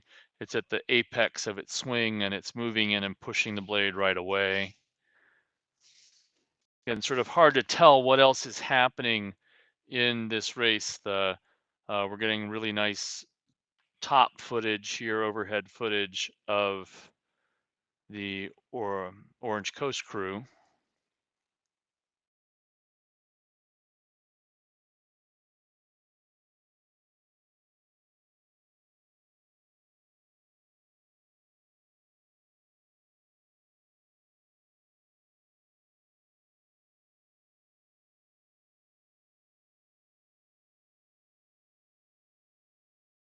And for me, at least here, my picture is frozen, so I'm going to just do what everyone else is going. I have a direct feed, but everything else, I'm just going to go like you. If you go to herenow.com, I'm sure you can find the direct feed, or if you go to row 2K and the results page, you'll be able to find a link.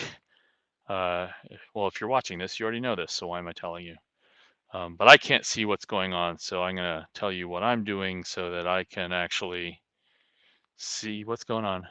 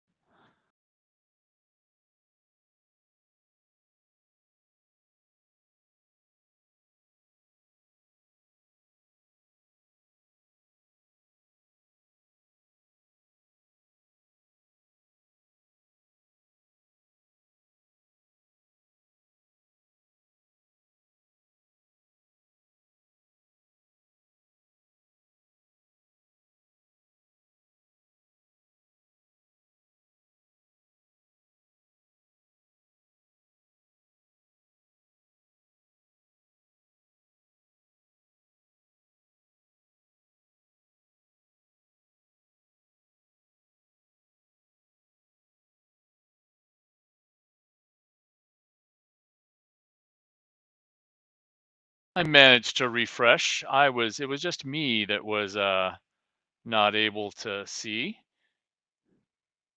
Your stuff was going just fine.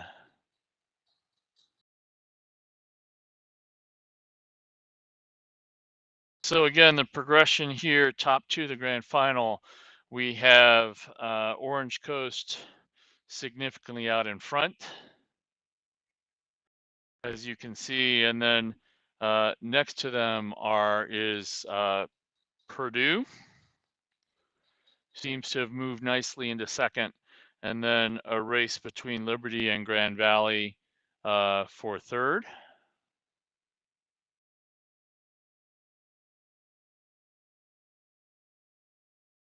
With the top two moving forward,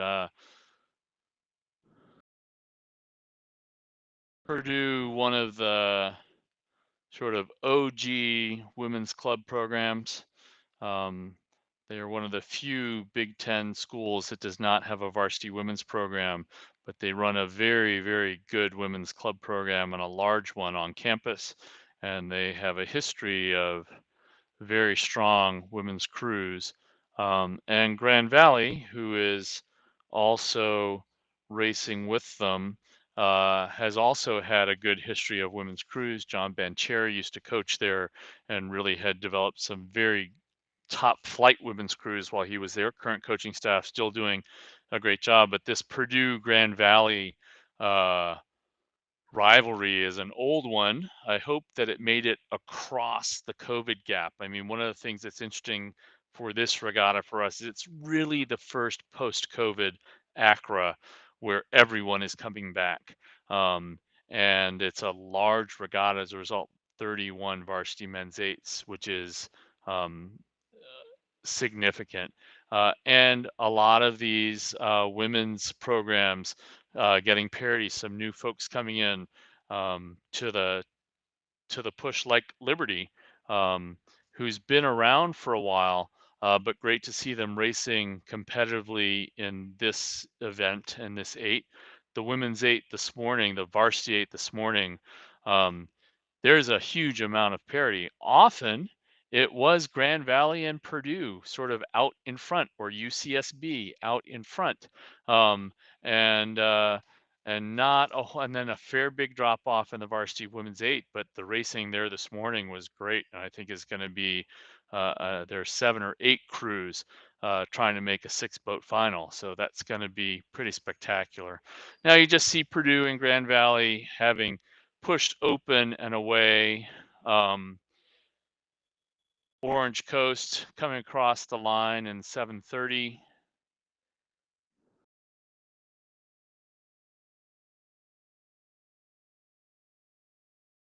The other crews now making sure coming into the red buoys in the last 250. The Grand Valley coxswain looking over saying we've got them, and finishing 4 seats in front of Purdue. So that puts Grand Valley and Orange Coast straight to the grand final. Everyone else goes to the reps, which means that they will race again to find the last 2 crews to go into this A final. The second heat of the women's novice 8 will be coming up soon.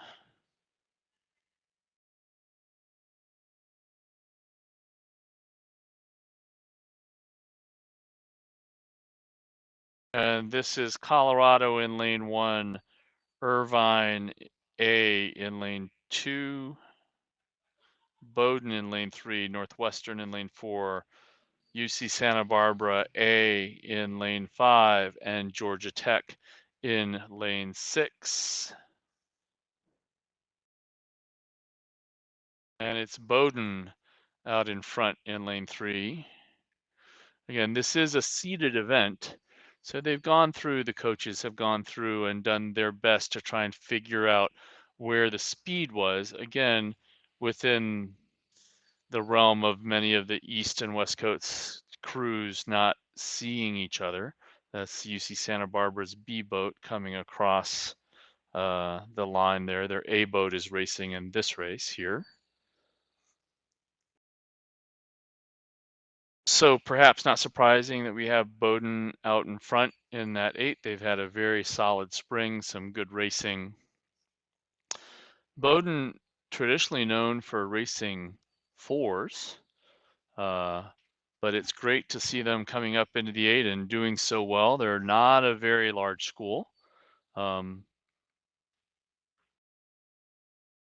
I wouldn't be surprised if they have a decent number of high school rowers who are in that boat. Bowdoin being a school that many of the East Coast families would love to send their kids to. Fairly tight in here for second.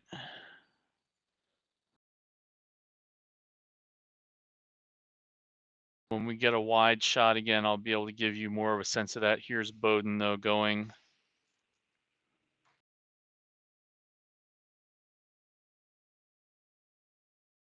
So there's Bowdoin out in front, then Irvine and Colorado there that we can see in lanes 1 and 2. Doesn't mean there's not a crew out here on the outside as well. Yep, and there we go. That would be Georgia Tech pushing up into second or third. I think third right now with Irvine in second. Georgia Tech pushing together 36.5. Once these bigger boats get up to speed, they can handle higher ratings. So while we were seeing 33, 34 in some of the smaller boats, perhaps even less, up in these boats, you're going to get some higher ratings. So, yep, there we go with Bowdoin out at front. It's Irvine in second and Colorado in third. Again, top 2 get to go straight to the A final.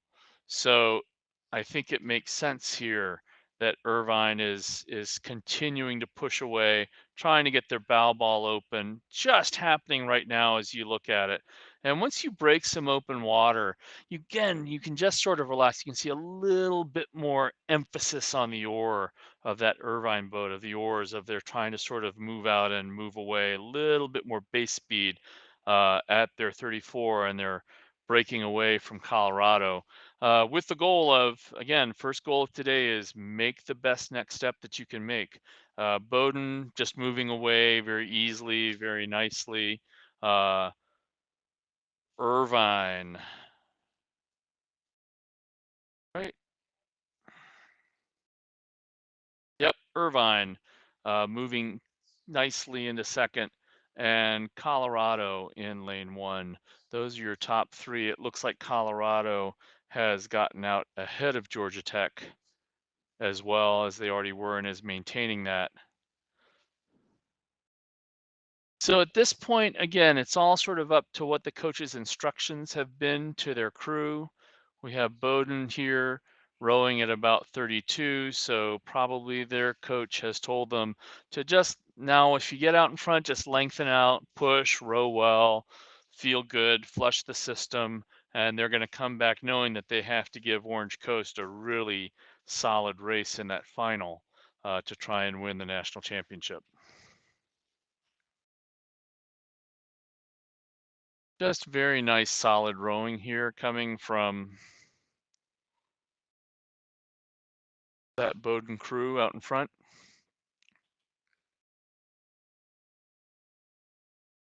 Almost now looks like they're doing AT, anaerobic threshold work.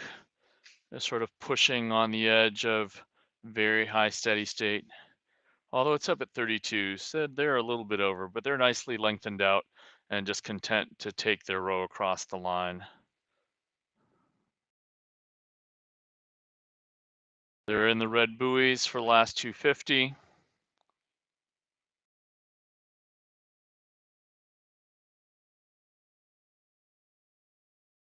And they will take the first of two direct spots into the final.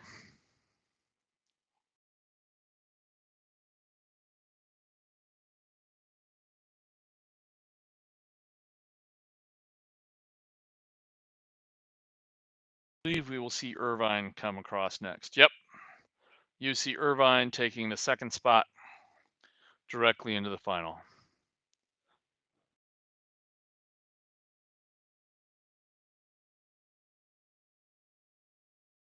And then Georgia Tech actually came back through Colorado.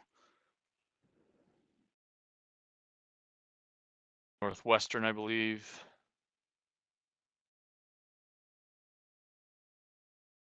Finally, UC Santa Barbara.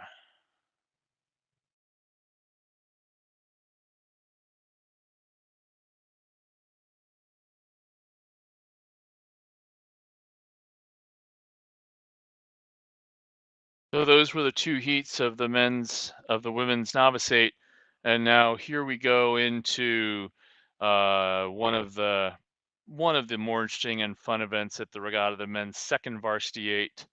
In lane 1, Connecticut; lane 2, Minnesota; lane 3, Purdue; lane 4, Michigan; lane 5, UCLA; and lane 6, Rutgers. And right now we have Michigan out in front by about 4 seats.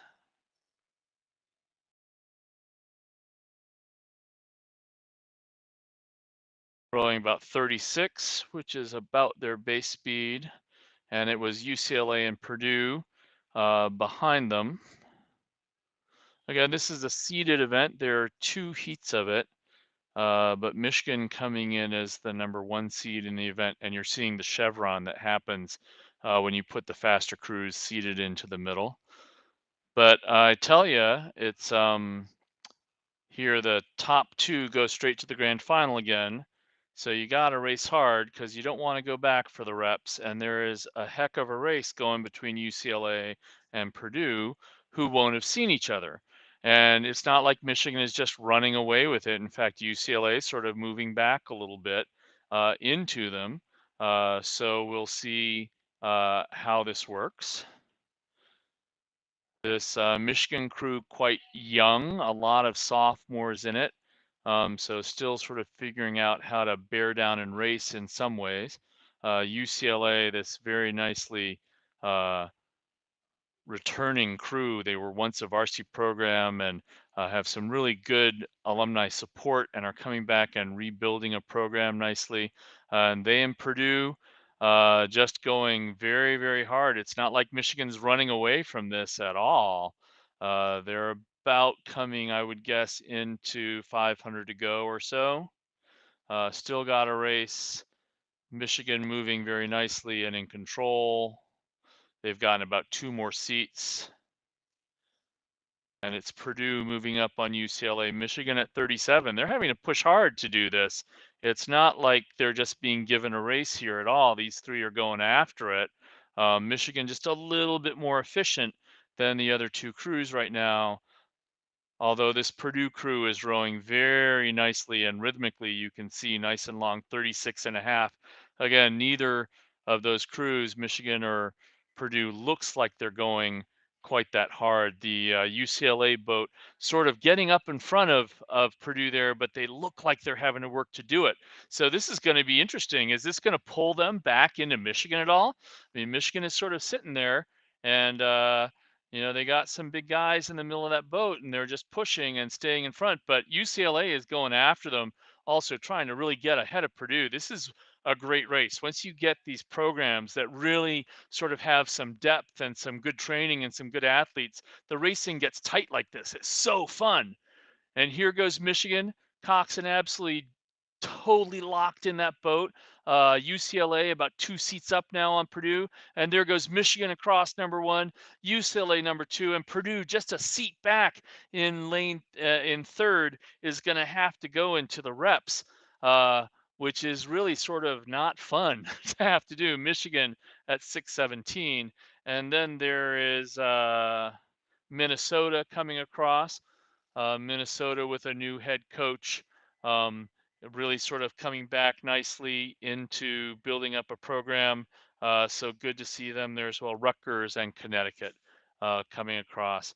But Michigan 6:17.5, UCLA 6:18.9, Purdue 6:19.6.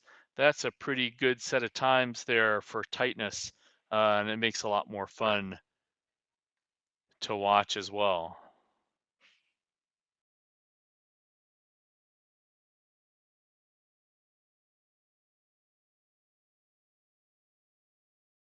So now we'll go into the second heat of the men's 2v8, Sec JV8, and that will be Middlebury in lane 1, Notre Dame in lane 2, George Washington lane 3, Virginia in lane 4, Bucknell in lane 5, and UNC North Carolina in lane 6.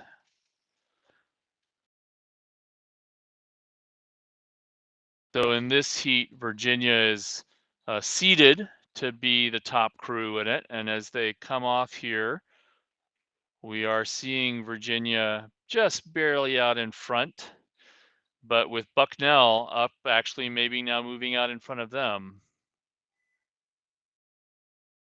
Bucknell, when you talk to the kids from this program, they will point out to you that they are one of the smallest schools that comes here, a small liberal arts school, um, really with relatively very few just on-campus kids to recruit, versus Michigan or Ohio State with a whole bunch of kids on campus. And it's sort of a chip that they have on their shoulder to go out and race against these other programs. And Bucknell has come very close to winning some major events here at ACRA in the past, and they're building this up again. Now this 2V is putting it out against UVA, knowing that they have to do something to get ideally one of those top 2.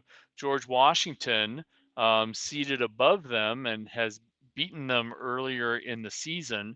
But here comes Bucknell ready to go and actually out in front of Virginia. And that's just going to mean that some of these other crews are going to get left. You watch this Bucknell crew very nice and swinging up together, and then Virginia basically even. maybe Bucknell is seat up. Virginia racing at 35.5, 36. And the Bucknell Virginia race is pulling them away from George Washington. Bucknell at 35. No, that's 36. I'll edit that remark. So the two orange crews really sort of getting a move on George Washington. And Bucknell still sitting out in front of Virginia by about a seat. Virginia starting to crank up a little bit, but Bucknell taking another seat from them and really putting a move on here. Virginia now 3 seats down to Bucknell. Bucknell just moving here. You can see them moving away a little bit. This is a game of inches here. They're literally trying to get an inch, 2 inches every stroke over the next crew, and over the course of 20 or 30 strokes of 200 or 300 meters, they're trying to get a seat, 2 seats, because the speed is so similar. And you can sense it when you're out there. You know that the coxswain and you know that the stroke of those two boats is feeling the speed of the other boat and is trying to respond to it. You always want to be the crew that initiates the move. And right now, that was Bucknell initiated that move, and I think caught Virginia a little bit surprised. I wouldn't be surprised. Their sense here of what the race is that they need to be into. And they're all trained athletes, so I'm sure they're used to doing that, and they look very nice and controlled. And now Virginia slowly creeping back into Bucknell. Bucknell 2-man sort of taking a slight peek over. It really in some ways doesn't matter if they're first and second as long as they're the top two, because they are going to both go into the final straight away. They've now created enough difference for themselves from GW. But here goes Virginia, just those Frankler attacking catches going in and getting the blade in and getting the boat moving. Again, now they're getting an inch more, 2 inches more per stroke against Bucknell. So now they're up by 2 strokes, 2 seats as we come into about 5.5 minutes. Which means that the other crew, the other race went in just under 6:20. So they're in their last minute here, and they're now going Virginia moving out nicely, 2 more seats,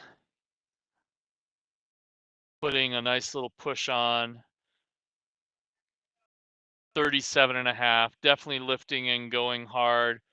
Bucknell, who's raced a nice hard race to get out in front at 37, and it served them well because they did manage to just get out in front of GW and sort of put GW out of the race, although GW's speed is very comparable to what we're seeing in the other two. It's just the other two got out and got going and were able to race each other to push a way out in front of GW.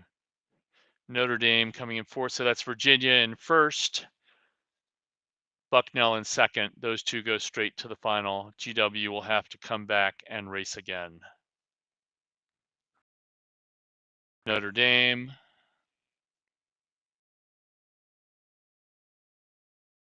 comes in fourth.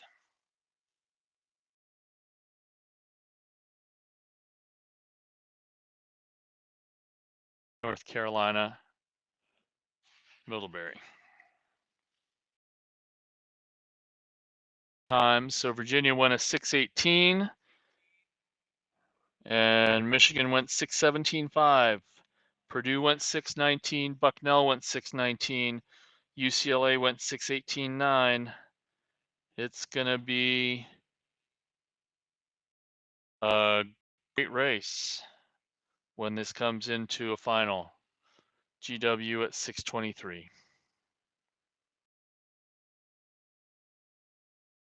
So now we go from 8s to 4s, and from varsity to novice, and from open weight to lightweight. So a very different class of speed that we will see in this men's novice lightweight 4. There are 7 crews entered in the event. So they're doing what is called a race for lane placement in the final. All 7 crews from both heats will go into the final. This just determines what lanes they'll get and what lanes they'll get to race in. from the two heats. So much different boat speed here coming up. Then we have Connecticut in lane 2, Michigan in lane 3, and Clemson in lane 4. Looks from here like either Clemson or Michigan is up. Maybe Clemson, maybe Michigan, very tight. And it's not like Connecticut is out of it. Yep, so I think actually Connecticut up in lane 2, sorry, Michigan in lane 3, and then Clemson back in lane 4, and Connecticut and Michigan rowing essentially even. Michigan may be a bow ball out in front of Connecticut. Clemson not far from behind. And again, you don't know how their coaches told them to row this. My instinct is that they were told to go at it pretty hard. You want to be in the middle of the race if you can, and it's a chance to sort of see how the race goes for you.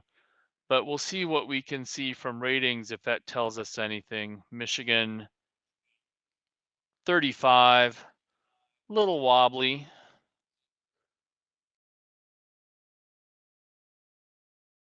Connecticut 33, and Clemson 35. So all of them pretty much racing it and seeing what they have, at least for the first 1,000 as we go here. They're just about almost 3 minutes into the race. So lightweight, every rower in the boat has to be under 160 pounds. And they had to weigh in last night, so they're probably not still at under 160 pounds, some of them.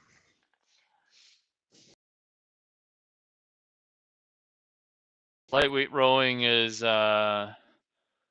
disappearing a little bit in rowing as a sport. It's U.S. rowing has made the requirements on, particularly in the juniors for the high school rowers, about how they track weight have been put in place to guarantee safety of the athletes over time, and that just makes it harder for a lot of the juniors to do it. And so many of them are racing very successfully as open weight rowers at the junior level.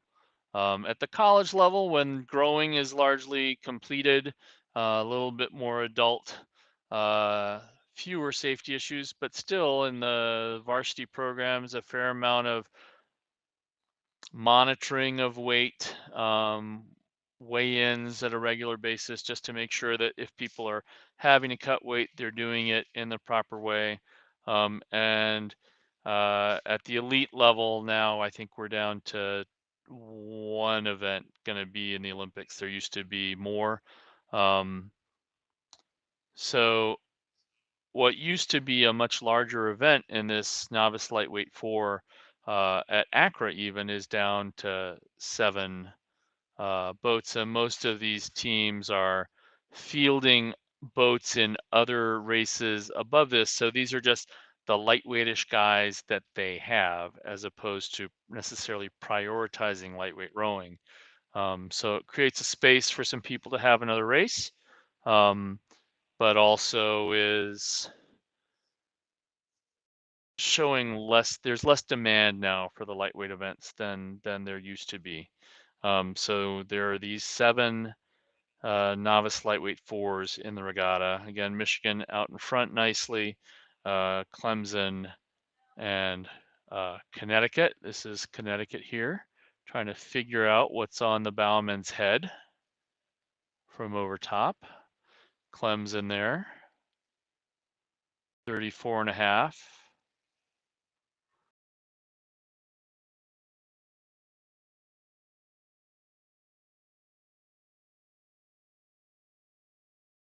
That is quite the hat on the bowman. I like it. You do you. Looks like it gives him some good shade. And again, sort of fairly opened up here. Michigan out in front. Just sort of rowing down the course here.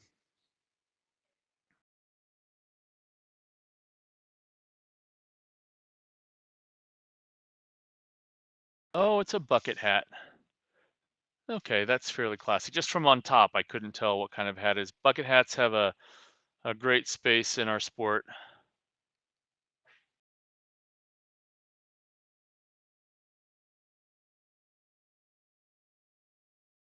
And Michigan gonna win this. They're rowing at 34. Connecticut also at 34. They're pushing all the way down and making Michigan work. Two-man's feeling it every so often. His head is dipping a little bit, but they're nice and easily out in front. And then Clemson coming.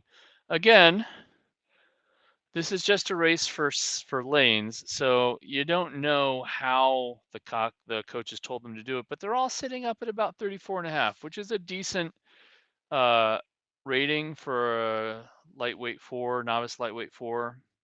It's probably not the final gearing that they have, which we'll see in the final. Michigan comes across first.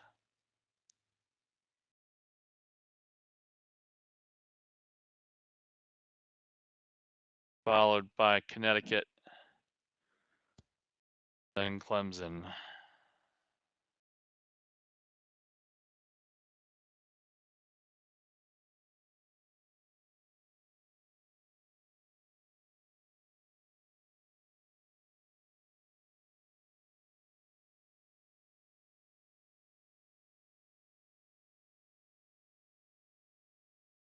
And we will go back up to the start for the other heat here, which is UC Santa Barbara, Fordham, UCLA, and Virginia Tech.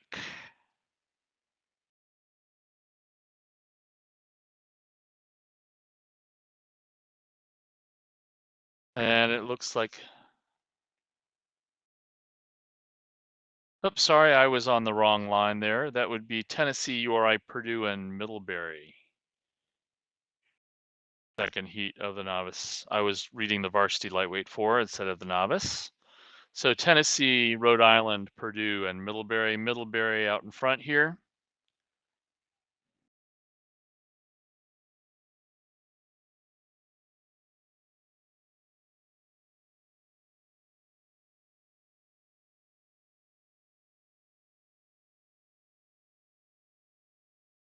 At about a 35.5.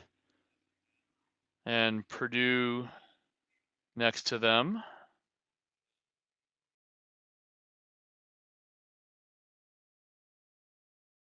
Purdue at a 34. You just see a little bit more oomph through the water out of that Middlebury crew. But a very nice acceleration, very nice finish work here out of Purdue.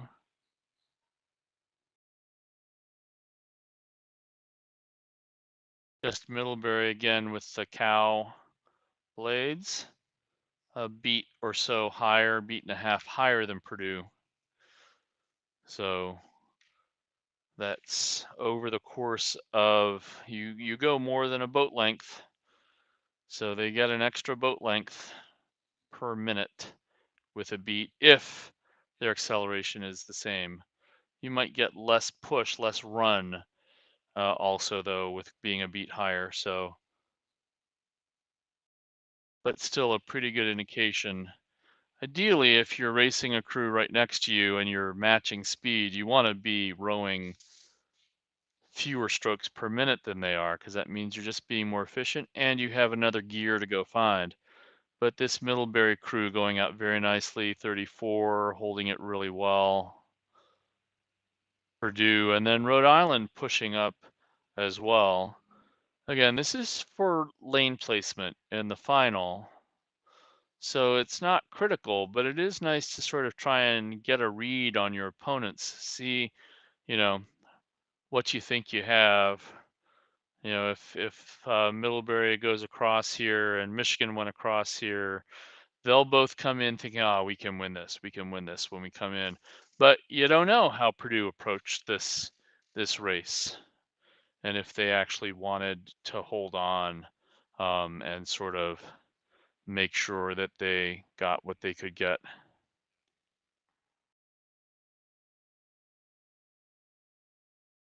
I believe this is Tennessee. And so they're close to their own home water. This is essentially their own home race course.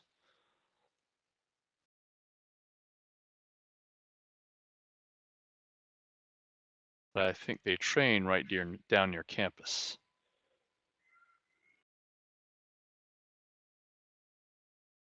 An overhead shot of Purdue there. A little anxious in that stroke seat, a little rushed, I gotta get back up there.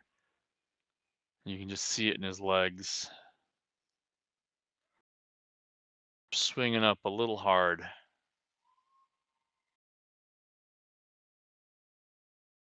And maybe that's because they see Tennessee coming at them, and as they respond, ideally you want to relax more, stay longer to respond, be more efficient than the other crew. But particularly, I think for novices, the instinct is, okay, we just got to go harder. We just got to go and see what happens. On the other hand, you have a very nice rowing over there from Tennessee to put themselves back in the race. And Middlebury here with the advantage of being open water ahead.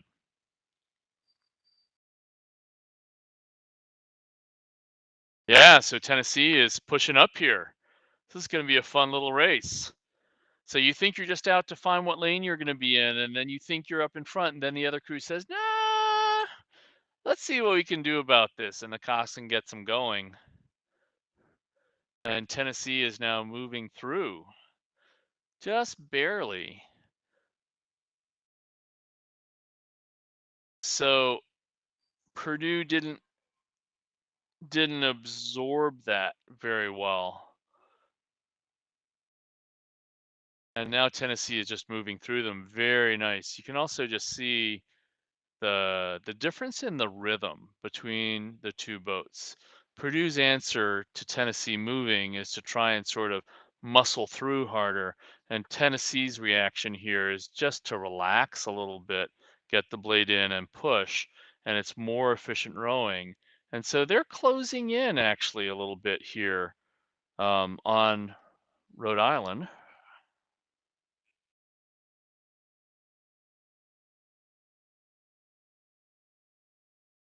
On Middlebury, sorry, they just may do it. Rhode Island is further back. So here's Tennessee putting this very nice, very patient move to get back into it. We'll see if there's enough. You can start to see a little bit of white water coming off of the Middlebury blades. Sort of a little lack of efficiency as they just try and use their strength in their stroke. But it's working. They're opening back up a little bit on Tennessee. Still Tennessee, this gorgeous move from about 1250 to 750 to get themselves up into second place here. That'll get them a nicer race in the final. So Middlebury up front pushed a little bit harder maybe at the end than they wanted to go. And they rode a 741.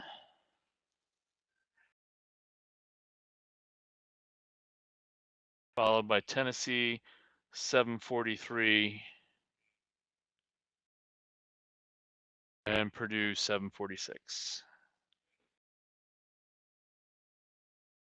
Rhode Island will come across here. All 7 crews will come back into the final. We'll see how accurate these first heats were. It'll be gloves off for the final for sure. National championship on the line. Novice lightweight 4. Doesn't get any better than that. So now we'll see the varsity level of the lightweights. And again, this is the same thing. There are 7 crews over 2 heats. So they've divided them up into 3 and 4.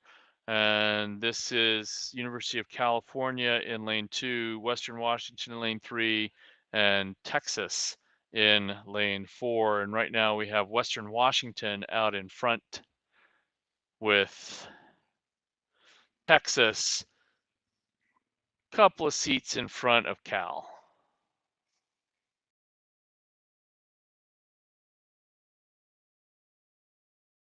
See what we can get in terms of ratings.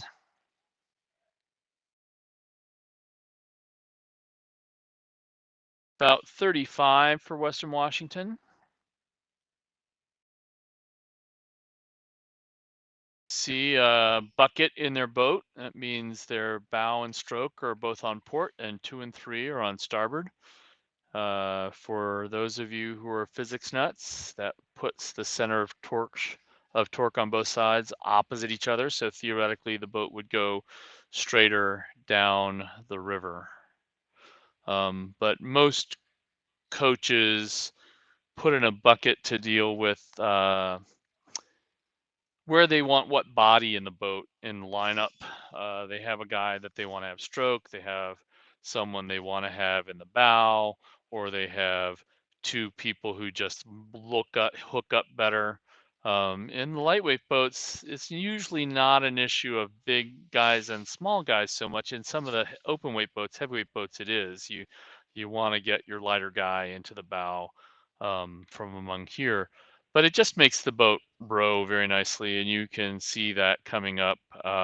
Western Washington just pushing away very nicely. Meanwhile, Texas and Cal in a push here to race. Texas just sitting up about 2 seats or so on Cal and sitting up over Cal. They're just rowing taller, more statuesque, which means that right on the front, they're just a little bit more efficient. Cal a little slumped down, relatively speaking. So Texas at 33, Cal here, 34 and a half. Cal's done some traveling. They came to the East Coast to race at least once. This spring at the National Lightweight Invitational, which was held in Princeton, if I remember correctly. So again, the boat's just sort of setting out into their own paces, race for lanes, hard to know what they're going to do, how they're approaching this. But we have Western Washington up at 35. And moving again, an inch or 2 every stroke on your base this is what that looks like by the time you've multiplied it by 150 strokes coming into the 1500 or so.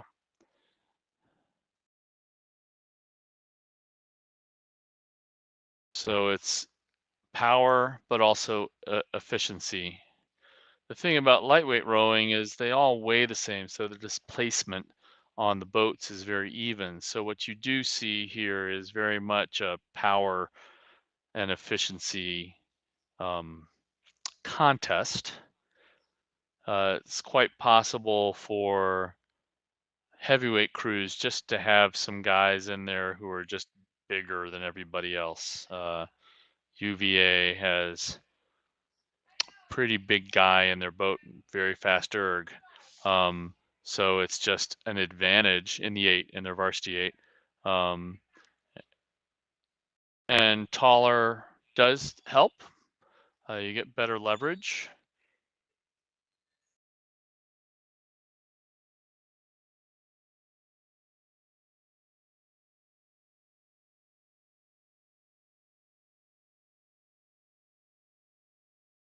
So again, interesting to see whether we get the Cal lightweights pushing back into Texas or not. Looks like they're making a charge.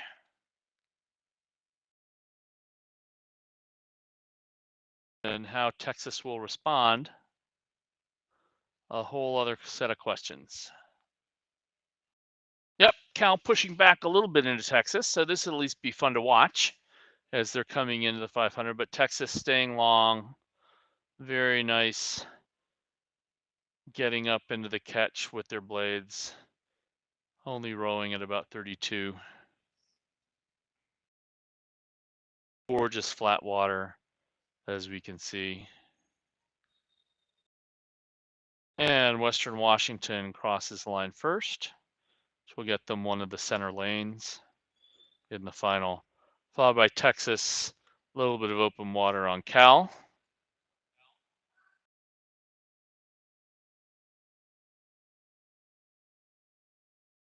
So the Western Washington crew won a 7:15. The fastest novice crew was 7:26. So you can see just the difference between college freshmen and probably college juniors and seniors. Texas at a 7:22 and Berkeley at a 7:25.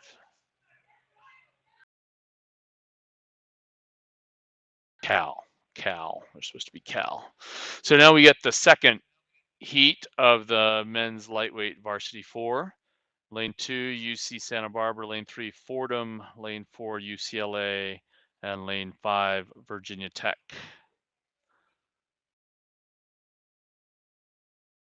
Looks like Virginia Tech is already back a little bit, Fordham up. And UC Santa Barbara and UCLA racing each other pretty hard. Also a good rivalry between those two schools in rowing.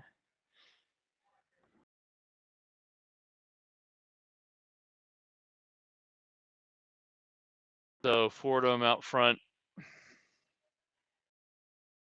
coming into the 500, a little bit over 145.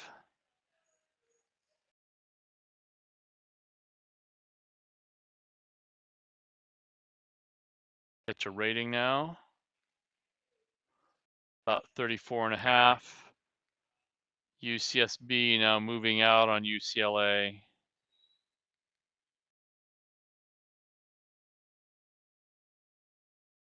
About a 32. No. Check that. 33.5. Still not exceptionally high. These lightweight 4s can actually get up and crank on the rating if they want to. So you could just have crews going and pushing at a nice rate, but not killing themselves. And they'll come back in the final a little bit. That UCLA boat looking very technically proficient. So it looks like they're at a rating which is under control a little bit.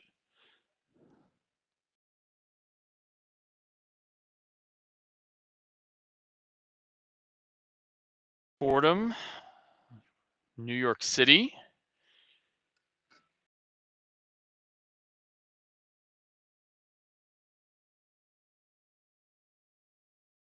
Very different place to row than UCSB, who rows up on a mountain reservoir.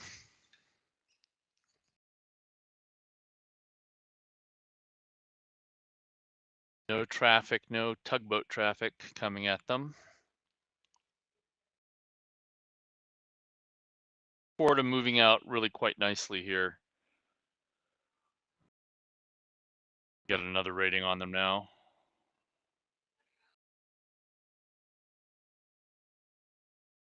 31, so they're not pushing particularly hard right now in terms of rating at least, but I'm sure they're going full pressure at that 31. UCSB 34 and getting up and out in front of UCLA.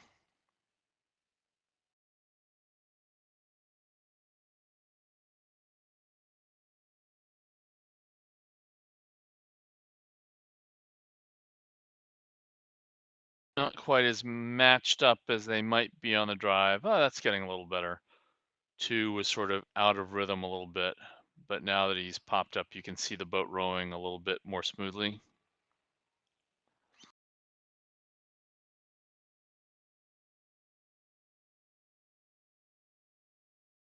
Stroke nice and under control in that UCSB boat.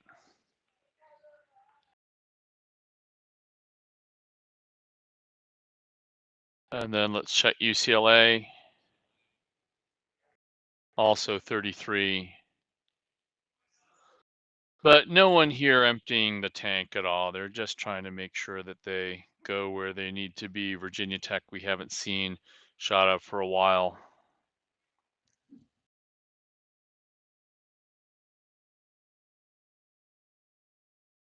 Nice technical rowing across the board.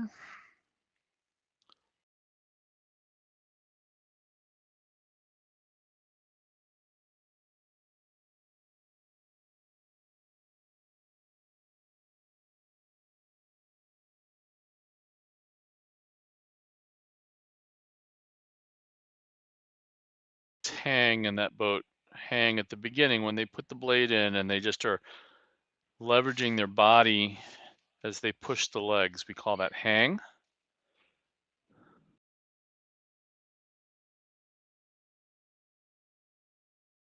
More efficient connecting of the power of the legs into the oar handle.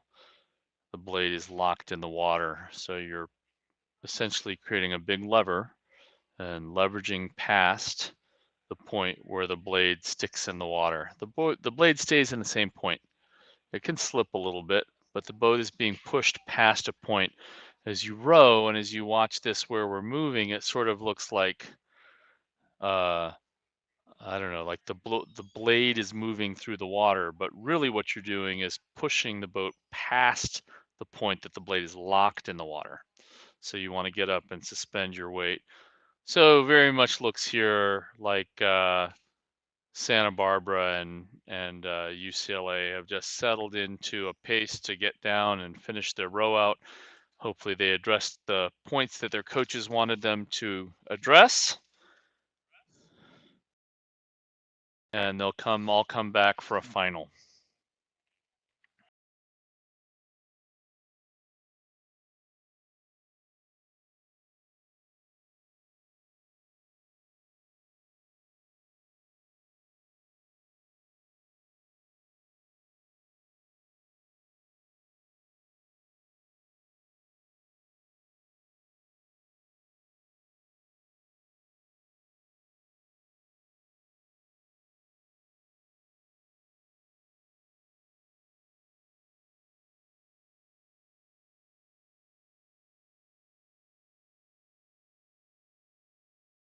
So Fordham in a 7:18.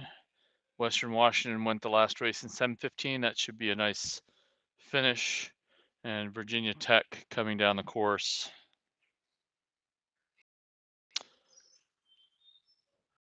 And they will be fourth. So Fordham, UC Santa Barbara second, UCLA third, and here comes Virginia Tech. Now, if you thought that novice lightweight fours were fun, now you're going to see men's second novice eights. So the 2F, as it's often called, or the 2 for the second frosh, that was the boat that I rode in. It is a splash-o-matic down the course. A lot of fun that we'll be seeing. And again here, this is racing for lane placement. There are 7 programs that have brought a second novice 8 or a 2F. Those would be Orange Coast, Virginia, and Washington State, who are in the first race for lanes, and then UCSB, Purdue, Michigan, and Irvine in the second. As we've talked about before, Orange Coast, very strong program, junior college in Orange County, a lot of kids with a lot of significant rowing experience in the California junior system, and then Virginia next to them. And Virginia ends up with a fair number of kids out of Northern Virginia high school rowing, which is a fairly large program. The Virginia programs tend to be high schools, and they tend to mostly race in the spring. The California kids tend to be clubs that row all year long, and so maybe this is part of what you're seeing here in this 2F. Orange Coast here, nice and pushing along. at a 38.5, 39. Really going down. Still 3 minutes in, and they're still up very high, just sort of showing what they have. Virginia at a 37.5, so they're not holding back, but Orange Coast pushing out a little bit now at 30. I'm getting 39 on my watch. I got to reach out. 38, still awfully high. Really going out and racing this hard. Both crews are going and racing this hard. We'll see if they do that the whole way down. They're a little bit over halfway through their race now. So in the third 500.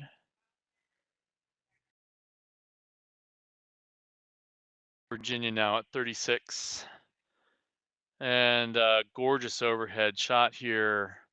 Orange Coast only about 4 seats up. Got the yellow Empacher from Germany. The coxswain, I want more pounding on the boat. I want more now. So clearly racing the coxswain. The stroke looks over and says, okay, we got to go. And there goes Orange Coast answering the coxswain's pounding call. 37. And Virginia's sort of like, we'll just keep going. 35.5. So you want to be careful of spending too much emotional energy in a race for lanes, right?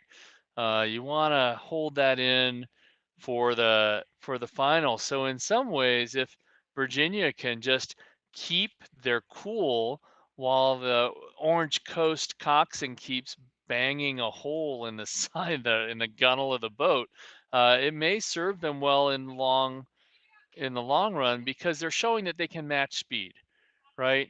And they're showing they can match speed without having to, I don't know, dig down for everything for it. And it really doesn't matter if you're ahead here or not. But you can only ask your kids to go to the well so many times, and that you want to do in a final. And again, here you still have uh, Orange Coast rolling awfully high, 40 now, to try and get ahead of Virginia. And they might do that, but they're not taking a lot. And Virginia is now answering, but they're still only at 37. So again, Virginia just being more efficient per stroke and a little bit of a calmer customer right now. Now you don't know how the guys in the boat are taking to that cox, and they may just very well be going, okay, we're just pushing, we're fine. But you gotta love a coxswain with fire in their belly. Though as a coach, you'd want to see them keep their hands on the steering uh, a little bit more. So you can just see again, sort of Orange Coast going after it, 41.5 full sprint. Virginia, 37. So who's faster? I don't know. We'll see in the finish. We'll see in the final. I do have to say though that Orange Coast cruise rowing is very, very nice, as is the Virginia rowing. So it's going to be quite a final when they really have to go. I have a feeling Virginia has a little bit more of a gear, and they essentially got even with Orange Coast rowing 2 to 3 beats under. So we'll see how that plays out in the final, but it certainly creates a little bit of drama for us today, which we're fine with. And here comes Washington State at 34. So a pair of 640s, Orange Coast and Virginia.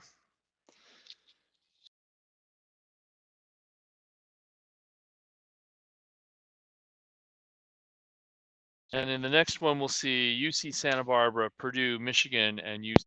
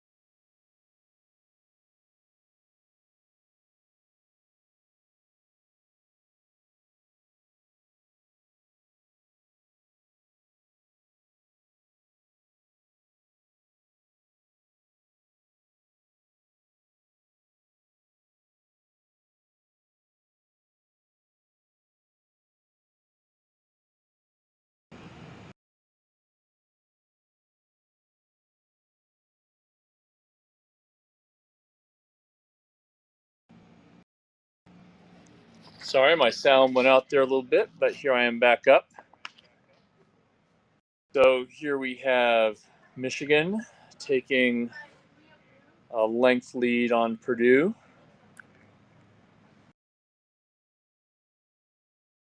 Michigan at let me see if I can get a consistent rating here. 36, pushing nicely. Purdue 34, 30 and a half. So again, you can sort of, and then the two California crews trailing, it looks like Irvine up over UCSB. Again, you just don't know what different coaches told their crews to do. This is a new lineup for Michigan. They switched some guys from the Novice 4 and the second Novice 8. So I'm pretty sure that their coaches told them to put a good race down just to get a push underneath their belts. And they're staying at 35. Purdue, again, very nice and long, a little more patient. Check the rating, 34. So it could be that when they get to a final, that Purdue and Michigan will be the same speed. And we'll remember in the other heat, you had Virginia and Orange Coast actually sort of racing each other fairly hard, both going at 640. But here, it's harder to put out some of the top end speed necessarily without another crew right next to you. Doesn't mean they're not doing it, these Michigan guys.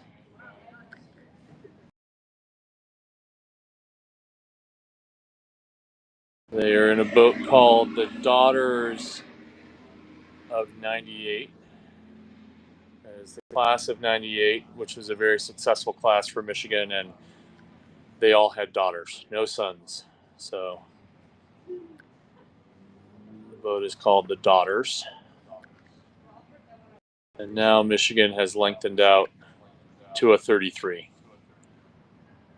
So having pushed to a certain point, now they're just coming down and across. See very nice symmetry in that boat. The angles are all correct up into the catch and all correct in the finish. That's the advantage of a nice deep program. You know, here we have 2.5/8 of Michigan guys racing, 3/8 because there's a novice lightweight. 3/8 of novices racing here from one novice year. They've all been training together all year and in and out of boats and changing lineups. And so they all learned to row pretty much the same. So this lineup that rowed for the first time together just a week ago is pushing pretty nicely together. A little wobbly, but blades locked in.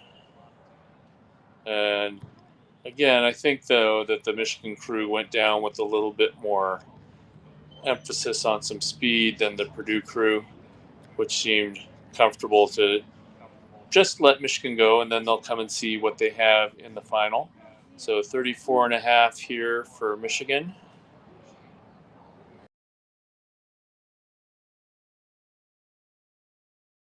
Pretty significant open water now. But again, you just don't know how the other crew raced.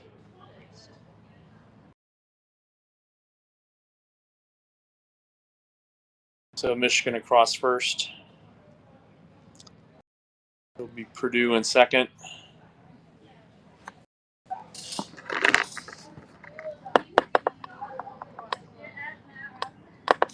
Michigan in a 6:33. Purdue in a 6:45.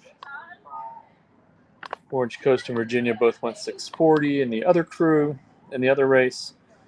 Irvine.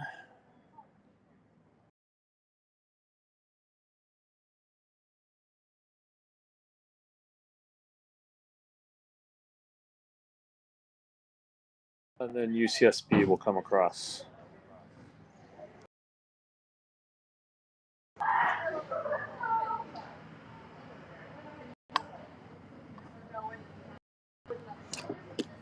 And UCSB not coming down at speed.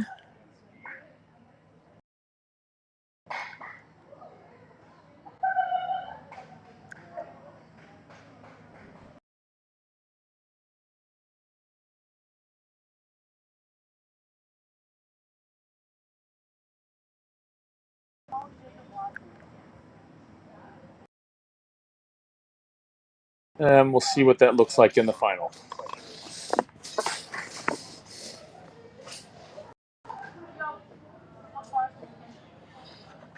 And here we are into another interesting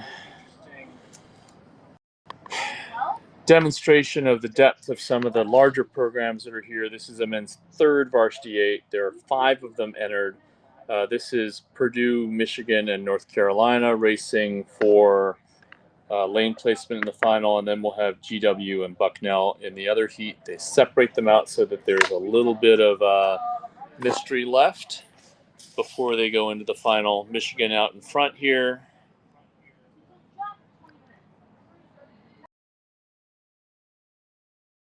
At a 34.5. On their left, or their right, but your left is Purdue. Again, those nice long strokes up into the catch at a 32.5. Definitely not their race, their sprint speed. And then UNC also at a 32.5. So this is a little bit of a row over. But Michigan up at 37. Michigan had been told, go and do your race. And at least for the first 1,000, they're going to go after it and see what happens. Just moving away. The other 2 crews saving some energy, perhaps, they think, for a final. Different approaches. I sort of like my crews to charge their battery here. So you want to go after at least a little bit. You want to feel what you have and feel your speed.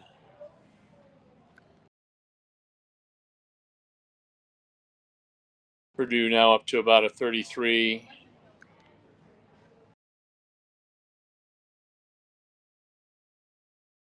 And we have a 34 for North Carolina.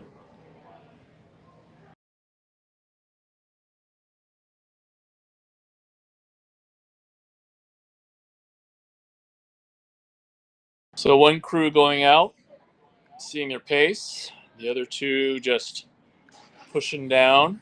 Michigan's still at a 37. They're lengthening now to maybe 35.5, 36.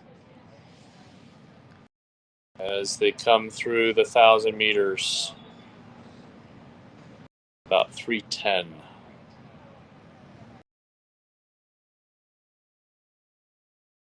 Michigan coxswain having a little steering issue there, going over and saying hello to Irvine, or to North Carolina, sorry. Again, you're allowed to go into other people's lanes. It's frowned on, but you're allowed to as long as you don't interfere. But they're so far enough out in front, it doesn't make an issue. If the crews were right next to each other, that would be a major faux pas, and perhaps excludable, depending on what happened. So UNC here, moving up just a little bit. Overhead shot of Michigan. 37. Not quite clearing their puddles, but they have a bucket. So one of the things you look for as a coach is when they're rowing is how far past the bow puddle you're getting. If you look at UNC here, their 7-man's puddle is getting a little bit too past the bowman's bucket. But here you have a bucket in 7 and 6. So when you look at the stroke, he's catching in the puddle, at the front end of the puddle of the bowman. That is actually clearing their puddles. Not literally, but sort of technically, because you'd be looking for it on the same side. Here, you can see clearing the puddles on the other side. They're definitely clearing the puddles on the starboard side, but that's been foreshortened, right? So it wouldn't see there. But here, as you look at North Carolina, you see the 7-man's oar going in at the top end of the puddle. So that's clearing the puddle right there. And you want to ideally be able to get a little bit of space on your puddles in your sprint pace. But these guys, again, are below that. They've gotten up to 34. But a fairly nice afternoon row for all three programs here, just getting their lanes for the next day.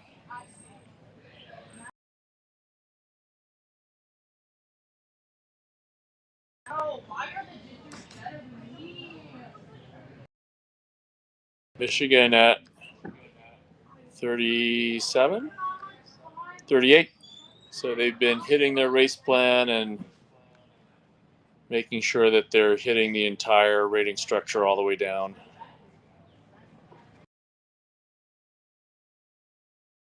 But you know that they'll have some other goals, some other gears for the final.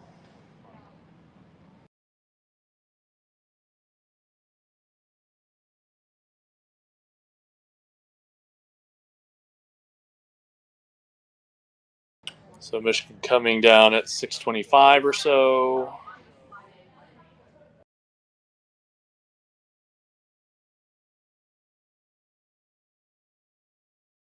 And it looks like North Carolina and Purdue saving a little bit for tomorrow or for the rest of the regatta. I'm not sure if the final's on tomorrow or on Sunday.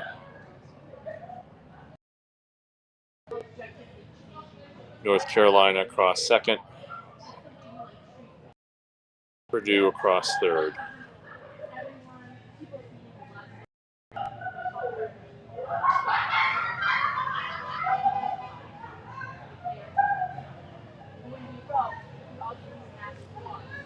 And we'll go back up for George Washington versus Bucknell.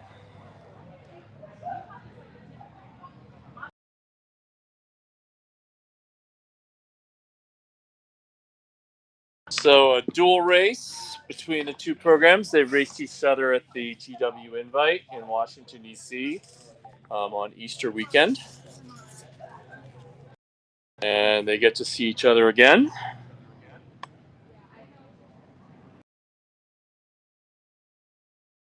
And these are just some of the deeper programs in terms of the number of athletes they have in the program. Doesn't necessarily mean that they'll have the top end speed, but you would not be surprised to see Purdue, Michigan, GW, Bucknell, or UNC in the final of the Varsity 8.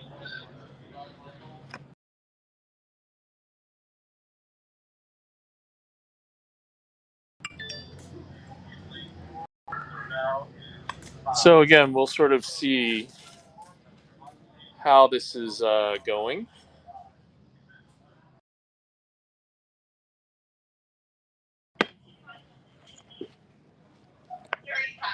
Yeah, we definitely have Bucknell up on GW. But again, how their coaches have decided to race it. Bucknell going at 36. GW.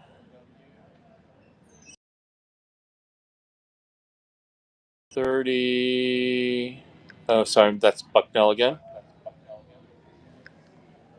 35 and a half.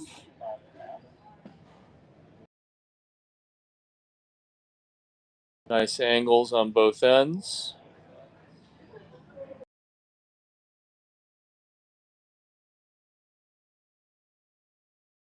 And GW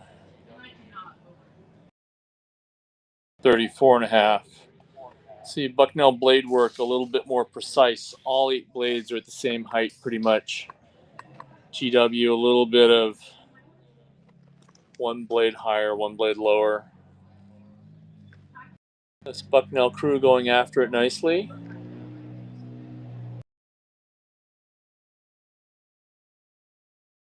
Again, about 36 still. Another bucket hat, 2 of them.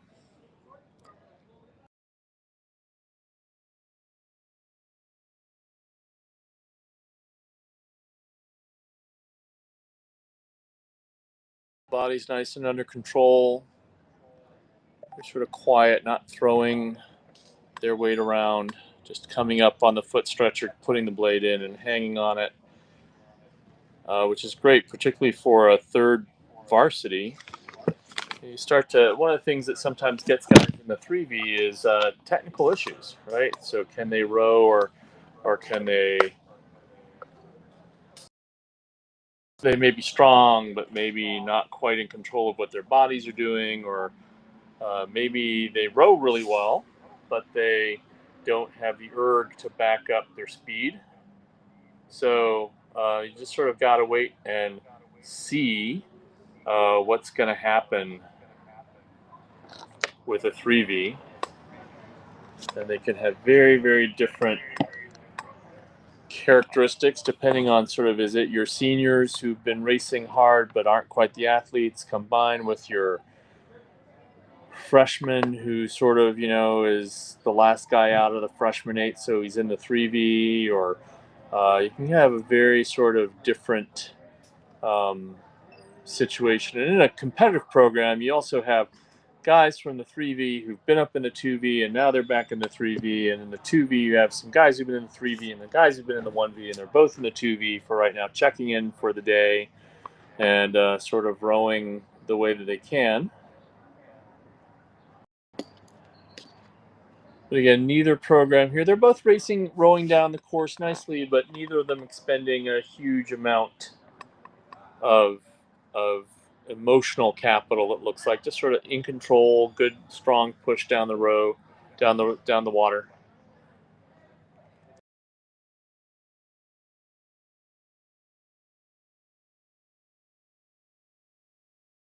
GW were the varsity. They won the varsity last year, and they're the top seed in the Varsity 8 this year. They are a men's program who was cut from varsity status and has had to retransition down to racing at ACRA. We're glad that they're here. It's always great to have another crew that's going to push and go hard. Their 1V is a pretty high quality and will bring some interesting racing into the final. And then again, also this morning, very strong racing. Very strong racing out of a number of the other crews. So I think it's going to be fairly tight as we get into there. They both went 6:34 and 6:43, and not too far off from actually where the second Novice 8s were. Sometimes the 2V8 and the Novice 8 are relatively in the same speed, and then the second Varsity 8, the second Novice 8 and the third Varsity 8 can be of similar speed at times. Sometimes they work pretty well together. So this is the women's second Varsity 8 now. Again, race for lane placement. 5 2Vs here on the women's side from Grand Valley, Purdue, Vermont, Middlebury, and Santa Barbara. So 1 from the great state of California, 2 from the state of Vermont. So Vermont, the center of ACRA women's 2V rowing, which is awesome.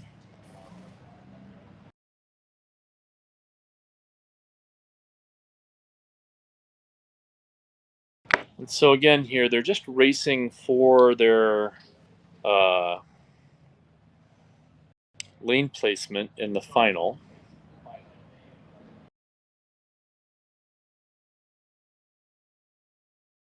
Again, we just don't know how they're going to perform or what their coaches have asked them to do. These 3 boats sitting together fairly tightly.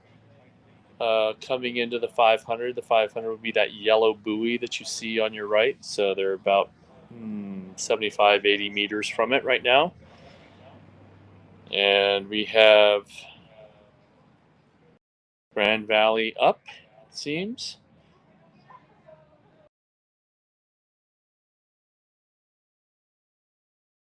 No, we have Vermont up over Grand Valley, and then Purdue trailing a little bit. Vermont 2 to 3 seats up on Grand Valley, and Grand Valley about astern with Purdue. But let's check some rating and see where they are. So Vermont up front, they're on the left, as you see. They're at 37. Missing a little bit of water, which means that their blades are getting up to the catch but not getting in before they start to move back. Grand Valley at 34. So again, different crews doing different things. And they're not missing water. You can see the blade goes right in, and it's right in at its full arc for the most part. And they're just leveraging past. But 34 and 37 are quite different ratings there for that. So 37, you might get a little bit more slippage. It's harder to get the blade in right in that little moment that you have. So you have to train a little bit hard. 36 and a half from Vermont now. Purdue getting dropped by those other two boats. But we'll have to check the rating. This is Grand Valley from on top. Bucket in 2 and 3.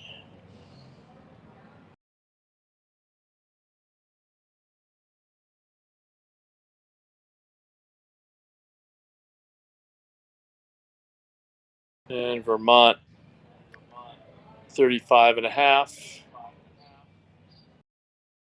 Grand Valley pushing back in a little bit.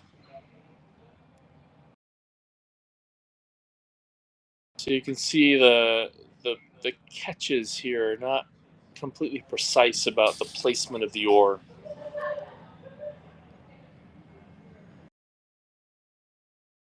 So it looks like Grand Valley, a little more efficient crew, but not racing high. So they're down at a 33. So it's hard to tell at speed which crew will be faster.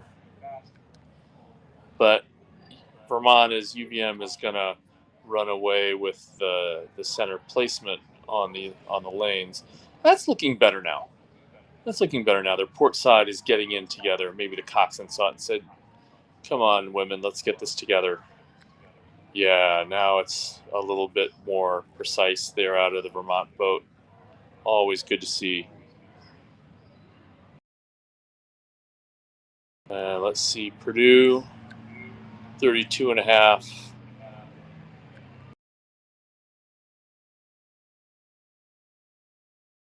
I mean, so one of the ideas of bringing the rating down in a race over for lanes like this is that you don't want to spend a whole lot of energy.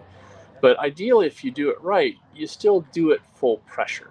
So you just take off some of the energy expense, not by going easier through the water, but just by giving yourself more time on the recovery.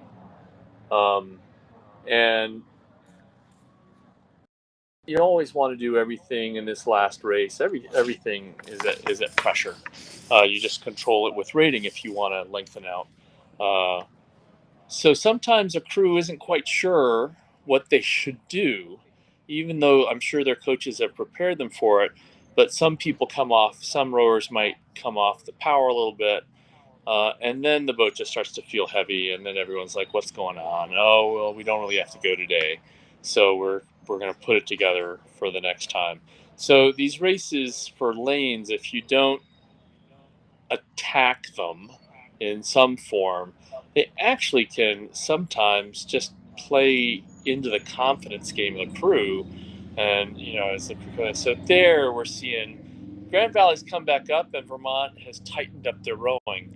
And I wouldn't be surprised at all if part of that is in response to, oh, here's a crew, now we actually have to go. So now we're seeing the rowing they really have, even though they're only at 35, they're not necessarily up at their full sprint, but having Grand Valley next to them is making them be a little bit more on the drive, and that in turn then cleans up the other rowing. And Grand Valley, 36.5. They're actually throwing a sprint in here and coming back in as they hit the red buoys for 250 meters to go. So we'll see how UVM responds, or if they do, if they're interested in racing this out or not. And Vermont is sitting at about 35. And they're just going to come across in front, I think, of Grand Valley. Again, doesn't really matter. Doesn't predict what's going to happen in the final. At the international level, when they go to some of the World Cups and they have some events with these small numbers of entries, the mental game playing is huge. But this is the women's 2v8, so I'm sure they're just doing what they do. And Purdue will come down. And this doesn't mean that Purdue's not fast, not at all. Doesn't look like they're pushing the legs at the level that they, I'm sure, are capable of.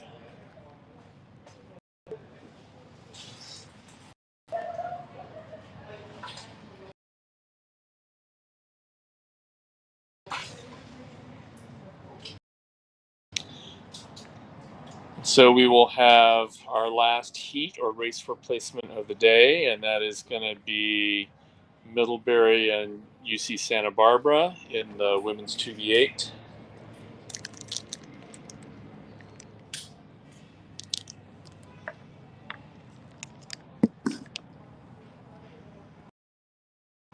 Looks like Santa Barbara's up.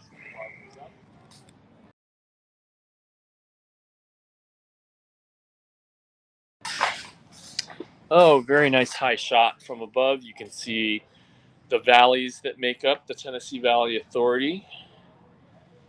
If you don't know what that is, kidsters, go and look up your history books. Find out why it is we have such nice water in the middle of the Tennessee mountains.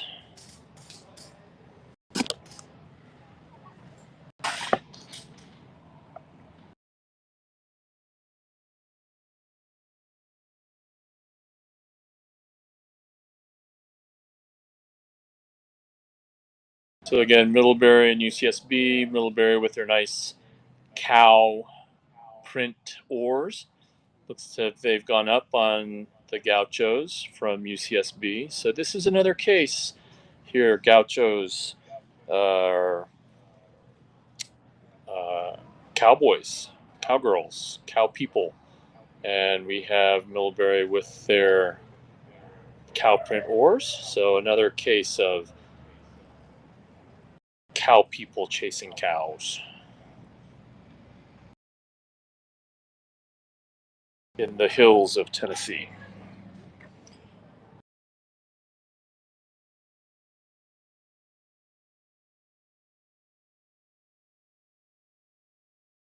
So let's check some ratings here.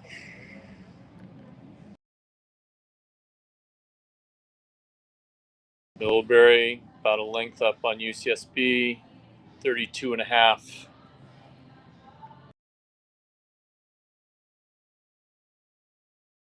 $33, and UCSB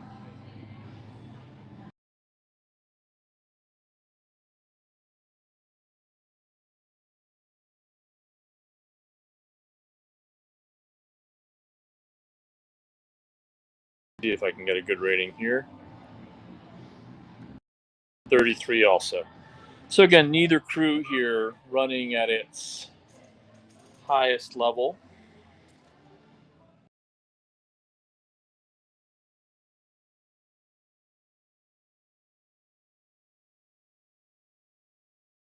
So what we'll really see again is when they hit their final on Sunday.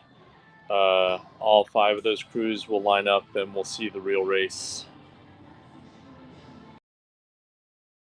It looks like neither program here is really pushing very hard. Just sort of pushing the boat along at 32. They're connecting, they're pushing their legs, but no one's going to the well. It actually probably feels pretty nice.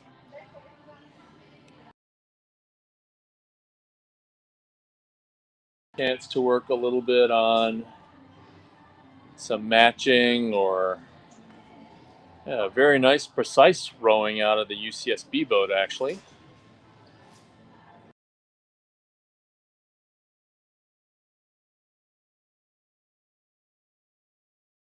Just it doesn't really matter necessarily where that's all going on in terms of placement.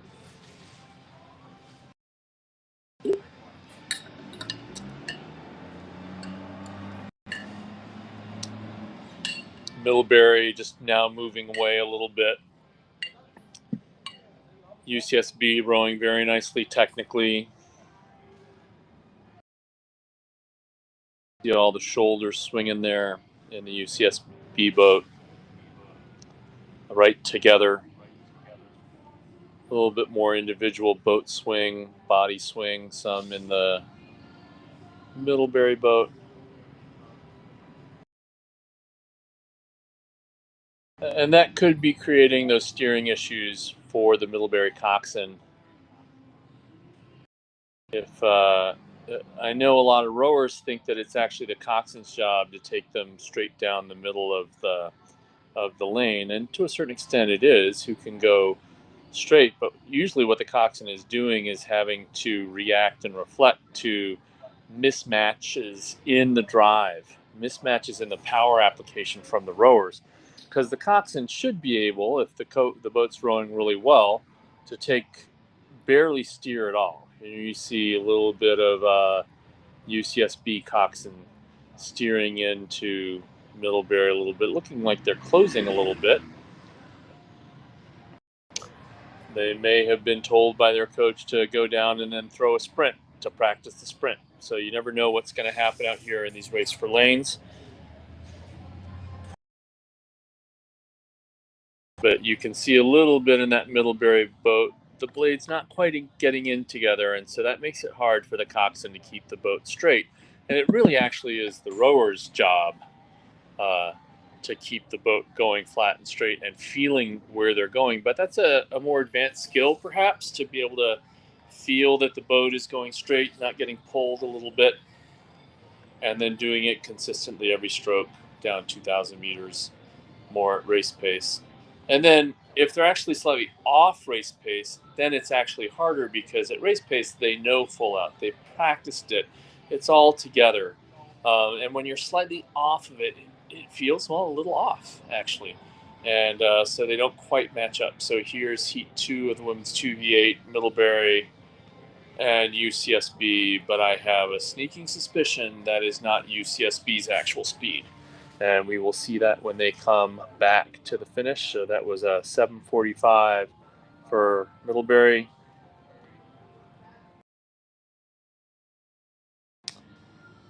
And those are about, a minute off or so of the men's second novice eights. That's not necessarily incorrect.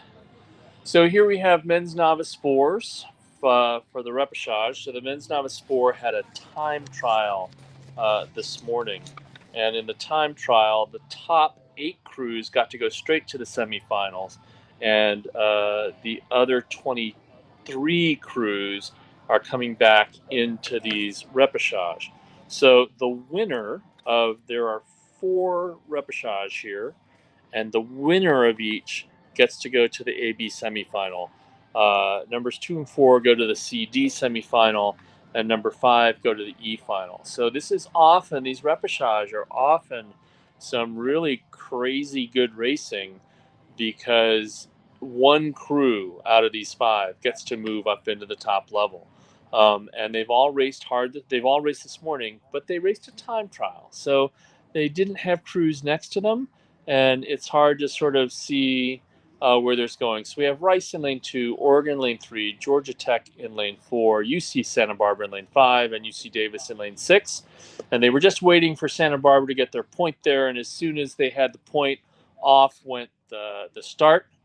And actually, the UC Santa Barbara crew did that very nicely, and they got a very nice first set of strokes out of there.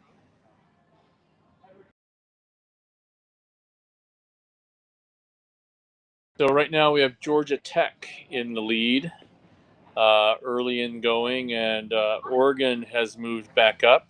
Oregon, Santa Barbara is also in there with Georgia Tech. Georgia Tech going pretty hard in their opening sprint there, up at a 39. But you can see bodies flopping around and a lot of extra water on those oars, so more power than finesse right now. But here they got to race. They have to race, and there's sort of two sets of races going here, which is there's the race to be the crew that wins and gets to go into the AB semifinal, and there's the race to not be fifth, which puts you straight into the E final. So two sets of races really going on. That would be Rice out in lane one, looking like Rice is rowing with Minnesota oars, actually. Then Oregon pushing up on Georgia Tech. But right now, Georgia Tech out in front, sort of yin yang blade pattern, and they're at 33.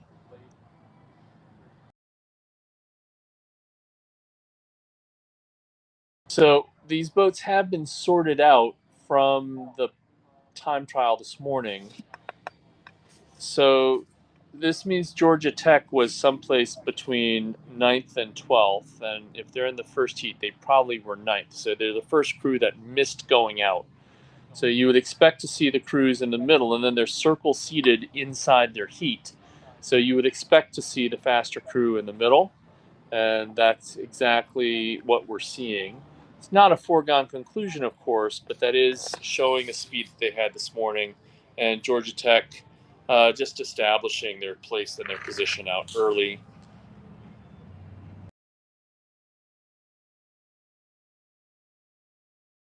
Now you see Santa Barbara at 31 or 32. So it looks like they're not racing to try and get that first place. Maybe they looked at times from this morning and just said, okay, our goal is to go and make that CD semifinal. And we want to make sure we have the energy there to go and make the C final. You have to choose sometimes in these progressions when you spend your energy. Um, and I'm assuming that everyone spent energy this morning in the time trial. That would just make the most sense, particularly if, like Georgia Tech, you were, fairly fast and thought you had a chance to go and make it. It was worth going hard this morning so you didn't have to try and come back and race this afternoon. And then go into a semifinal and then go to a final. So they're going to have this Georgia Tech crew is going to have 4 races here, um, and you'd rather race 3 times if you don't have to, because they're going to have to come back in an AB semifinal, and if they want to make the A final, they're really going to have to spend their energy in the semifinals. There's sort of 2 levels of crew sometimes in the semifinals that we'll see tomorrow. And those are the ones who can get into the progression for the A final or the top final out of the progression with their basic race speed. And then there are others who are going to have to throw their big race of the regatta in the semifinal to get into the final that they want. And so it just sort of all depends on where you are lining up in your speed with relative to the other crews about when you have to go. It looks here like Georgia Tech is not having to spend a huge amount of energy, and once they get out in front, I'm assuming that they're just gonna sort of lengthen out and push across. So yeah, they're at 33 now. Some steering issues there for, I believe that's Rice. Caught a little crab. Now they're getting back and going. But you can see not quite matched up in parallel. In the meantime, here we have Georgia Tech out in front with Oregon and Santa Barbara just sort of pushing nicely down They don't have to spend much energy here if they don't want to. Santa Barbara 32.5, Oregon 33,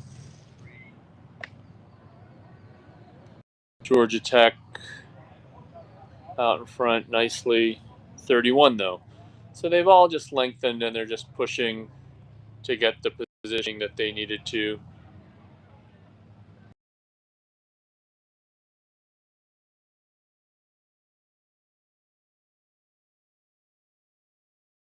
But again, you don't want to put yourself in a position in these races where the boat just doesn't feel right. When you come off the water, it puts a little doubt in your head maybe sometimes. So 32 is fine, but as you can see, 32 with power from Georgia Tech is helpful.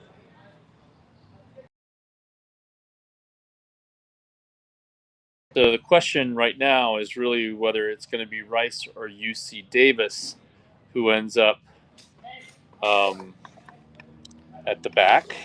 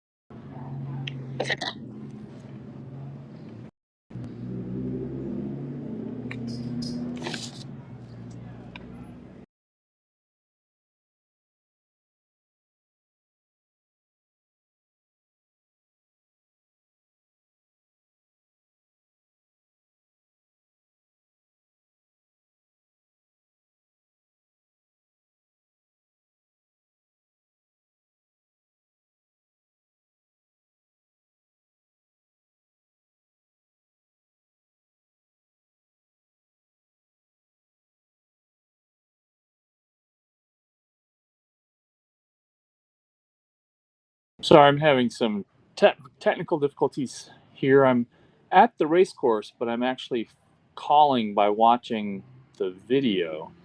And it's a little bit, I suppose you just run outside and take a look at it, but it's probably past me by now.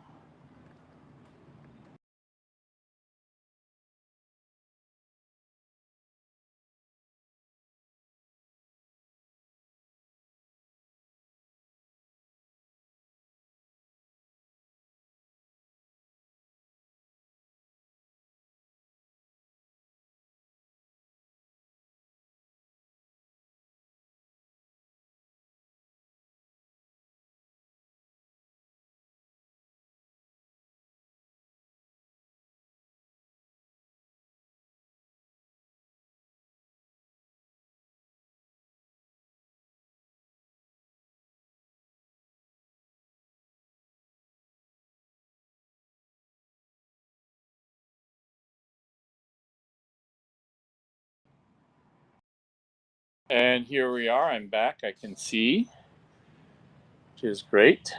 We have the men's novice 4 repechage number 2.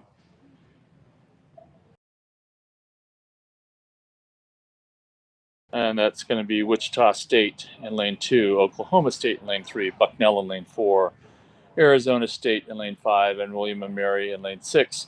And again, Bucknell will have been seeded into this middle lane based on their performance this morning in the time trial, and they are indeed out in front, and it's one who get to put themselves in the top 12. So it just depends on how hard they have to race. But to a certain extent, as long as everyone went after the time trial hard and there was incentive to do that, then you should have a fairly good race here, fairly even in terms of representing the speed that they showed this morning. So Bucknell out there racing at 34 and a half. But still, you have Oklahoma State, Arizona State fairly close behind them. And Wichita State actually also pushing up a little bit.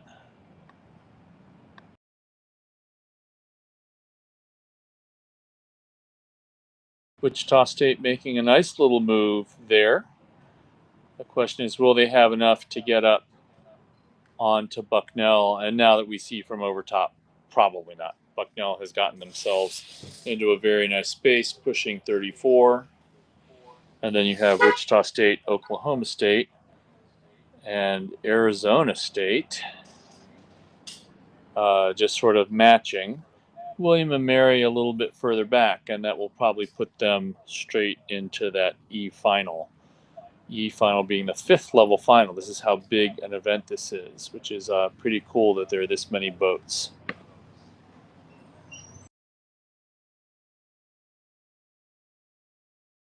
So Arizona State pushing up a little bit,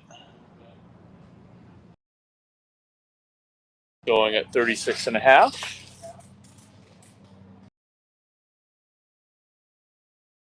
It's fine. They have some time to rest today before they come back to the semifinals. And they could just be trying to get up, and then they can mark the rest of the field. But you can see there's a lot of energy on that stroke oar, a lot of extra water. So they're definitely going, trying to get themselves separated out from Oklahoma State and Wichita State there.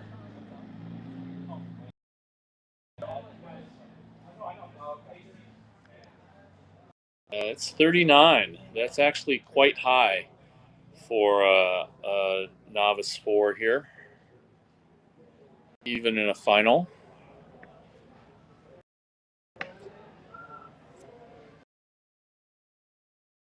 But they are separating themselves from Oklahoma State, Wichita State.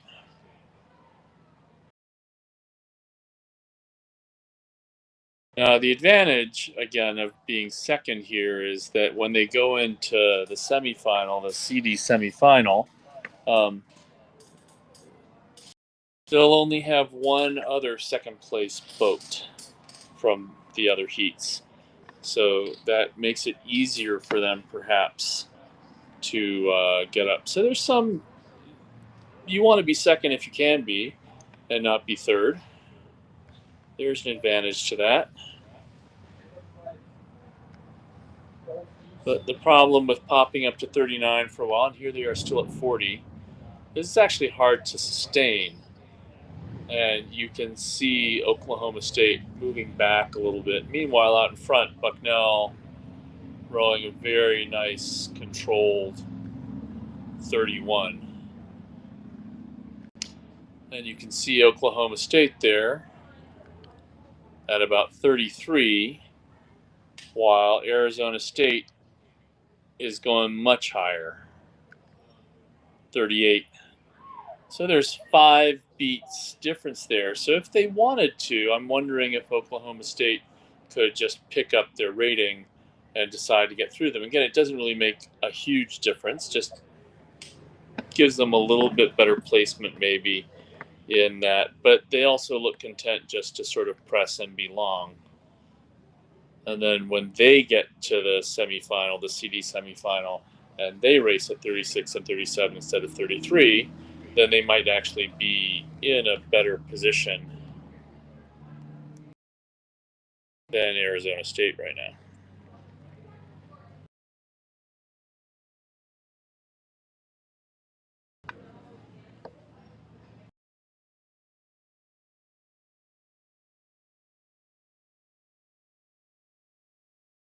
So again, Arizona State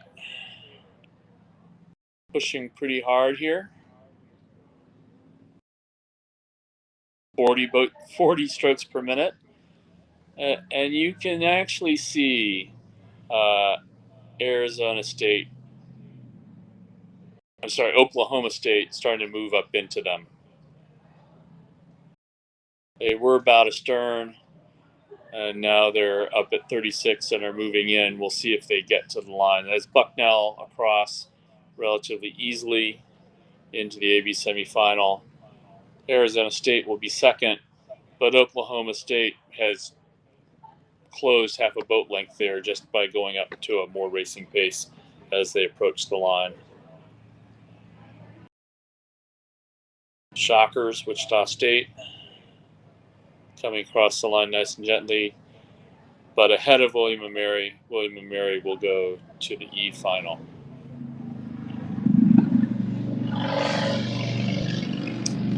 So the repechage are some of the hardest racing sometimes in the whole regatta. And our third one will have Villanova in lane 2, George Mason in 3, Florida State in 4, Clemson in 5, Connecticut in 6, and Middlebury in 7. And you can already see that Florida State has established a lead. Again, this sort of, places 9, 10, 11, and 12 were put into their own races, but 12 and 13, who will be in the next heat, are put next to each other, because that way, if 13 actually is faster than 12 head to head, they have a good shot to go here.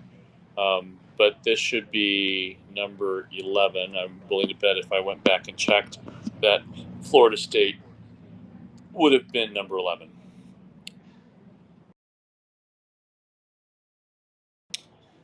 So they're out nice and easily at a 36.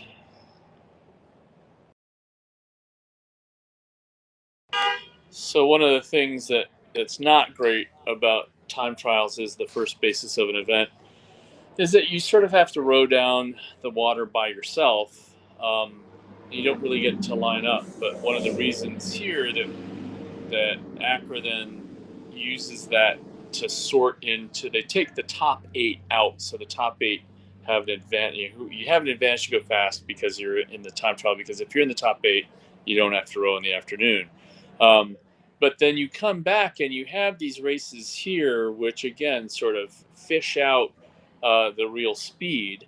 And so we've seen these boats out in the center, Florida State in this case, who, we're almost right there. And I think if I remember looking back, there were about 13 or 14 crews, sort of in a class of speed, particularly the bubble between about 15 and 10 was decently tight, a few crews within a few seconds, and then there was another drop off. So that's part of what you're seeing here with these crews out in the middle lanes, just sort of being able to take off a little bit. And that's Clemson coming up and pushing away a little bit on one side, and George Mason, green and blue, racing up behind them. And actually a fairly tight race there between George Mason and Clemson, and I think Connecticut, to be able to go. And the reason that that's important is that places 2 through 4, 2, 3, and 4 here end up going into the CD semifinal, and then the others 5, 6, and how many do we have in this? I think we have 6, right? Will end up 5 and 6 end up going to the E final. So the bottom 2 here will go into the E final, and everyone else will go up here. But here we have in lane 4, Florida State.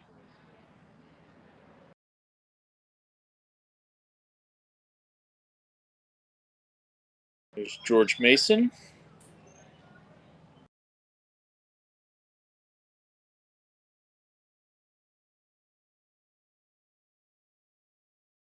And Connecticut.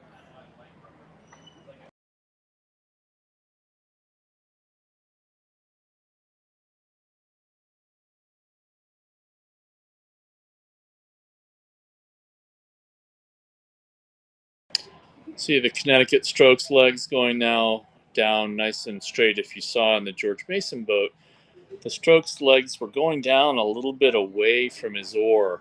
It looks like he's sort of learned to try and set the boat a little bit that way.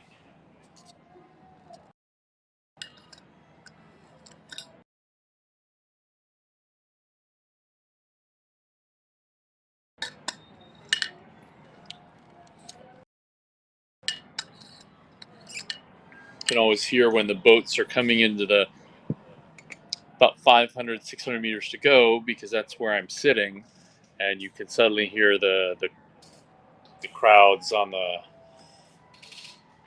shore starting to yell for them.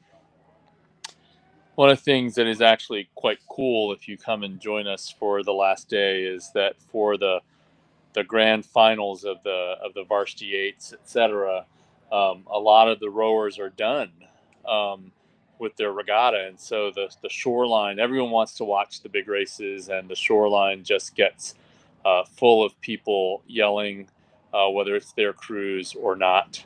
And so here we have what I think is 2, 3, and 4. That would be Connecticut, George Mason, and Clemson is actually up in second. So maybe that's 3, 4, 5. And if that's 3, 4, 5, then there is a race to be going here. So George Mason with Villanova having come up, racing with Connecticut, and one of those crews is going to get sent to the E final. So you should see quite a race here between Connecticut and George Mason.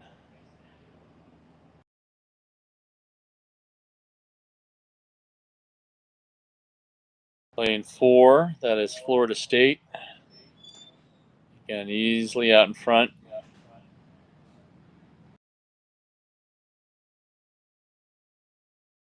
And they are going to cross and go into the AB semifinals.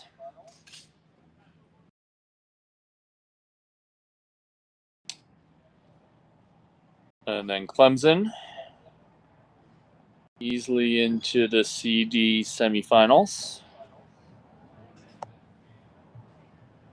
And now we'll see which two of these will join Clemson.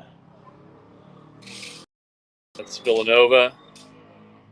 And it looks like it's going to be Villanova and Connecticut, which will leave George Mason and Middlebury going to the E final.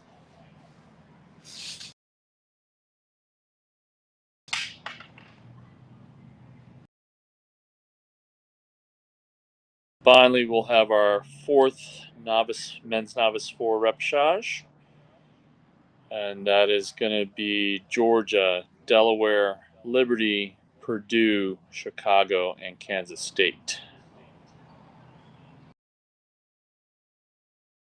So this one might be a bar burner, because here you should have numbers 12 and 13 together from the morning to see which one is actually faster when you put them next to each other. And so we don't, for the first time, have a crew actually way out in front. Which we have, as we would suspect or expect, is Purdue and Liberty out there actually racing pretty hard to see who's going to be able to get into that final, and they're right now within a stroke for each other. And then you have Chicago and Delaware sort of behind, close, because Chicago and Delaware would have been one space apart from each other as well. And then Georgia and Kansas State would have been one space apart from each other. So you should have three pretty intense races going here if they choose to race, and something's on the line in each of them, right? Again, 2, 3, and 4 get to go into the CD semifinal, but this race here between Purdue and Liberty should be pretty classic, and they're going to have to go hard. So Purdue right now and Liberty very even. Purdue at 36, Liberty at 35.5. So pretty much the same rating. And the coxswains in the bows really can only peek over and see the coxswain from the other boat, because right now they're pretty even. Liberty may be getting a seat out there and pushing to see is what they can happen, probably about 750 meters in. A lot of crews like to move at about 800 meters, or at least, but you don't know, are they taking a permanent move? Are they just trying to take a 10 and see if they can shake something out? More mature crews know that a 10 isn't going to do it. They're going to have to sort of stay on the gas the whole time. So for Liberty, I believe that this is their fastest men's varsity athletes. Go look through. I don't think they raced an 8 this morning.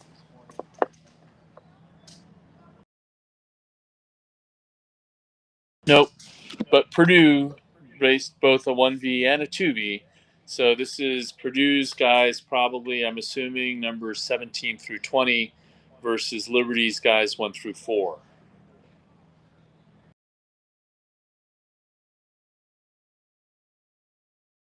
And Liberty at 34. They've gotten 2 seats up on Purdue, but not enough that if Purdue puts a move, that Purdue can't move into them and Liberty not be able to respond right away. Purdue also at 34. Liberty a little bit longer, a little bit more patient. And it looks like they've got some big, strong boys in the middle of the boat. They have them bucketed. Sometimes, if you have two stronger on one side, you bucket them and put them together. Gives the other side a little bit more control over the run of the boat from the bow and the stern. So again, here's Liberty just, going for an inch, 2 inches a stroke, an inch a stroke over 2,000 meters is open water, particularly in a 4. It's actually more than open water. So this is a very nice move going, and Purdue's not getting dropped, but they've given up 2 seats. So they've put themselves in a place where if they're going to come back and get into that A final, they're just going to have to start to go and lay something on the line. And they're at 35 and a half, and they're pushing back up a little bit now. You know that they're well trained, and you know that they've been in a position where they're pushing against crews all the time, the 1V, the 2V, the freshmen. Liberty is out there training more probably on their own. So just different ways that they've had to learn to push and go hard. And then you have Delaware and Chicago in a race. Delaware up on Chicago a little bit. Again, Liberty sort of holding these 3 or 4 seats. Coxon's looking over at the stroke, asking for a little bit more. Liberty a little bit more composed than Purdue. Purdue guys throwing their shoulders, throwing their heads, giving them all they have in their 3-seat. Really trying to get back up into that boat.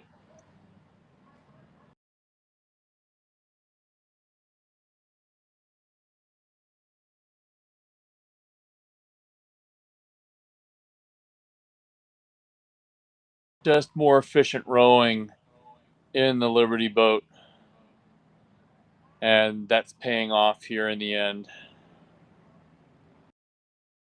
And I think they've now, Purdue put all they had in there, and it just wasn't enough to get back into the Liberty crew.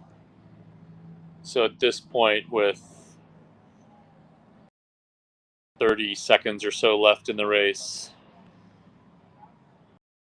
you can just see the 2 big guys in the middle of that Liberty boat pushing the boat along and staying nicely in control.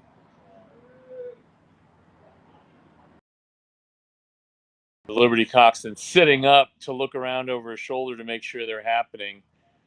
He should just trust it and sit back down, but he's sitting up and asking his crew to get him across the line, making sure he sees it.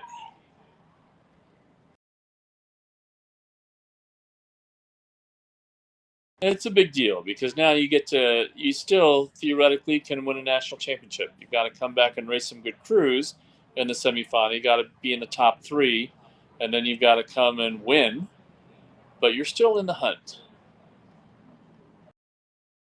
And there's a little sprint going on here.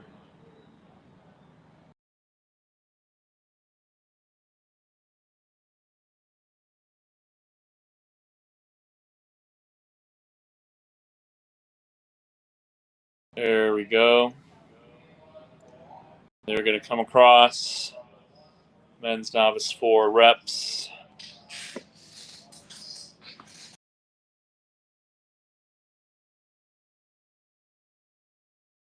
And Purdue second.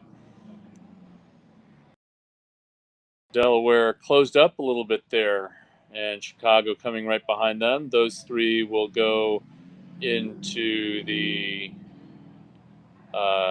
CD semifinal. And then Georgia and Kansas State will end up in the E final.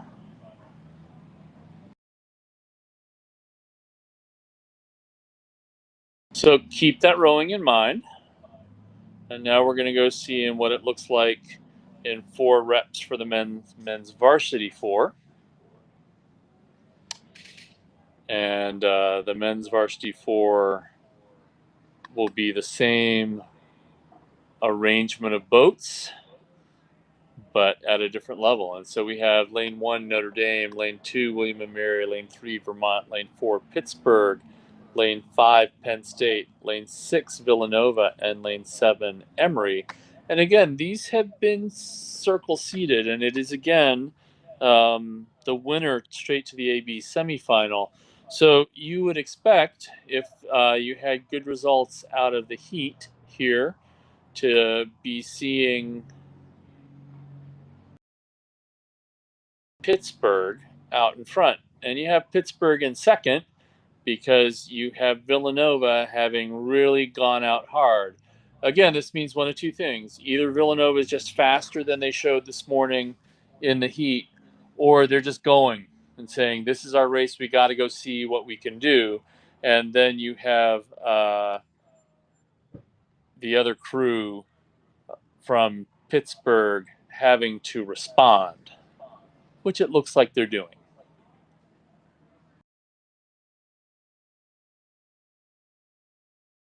So if they're in front of you, they either are just faster than you, or they spent a lot of energy to get out there. And you can now see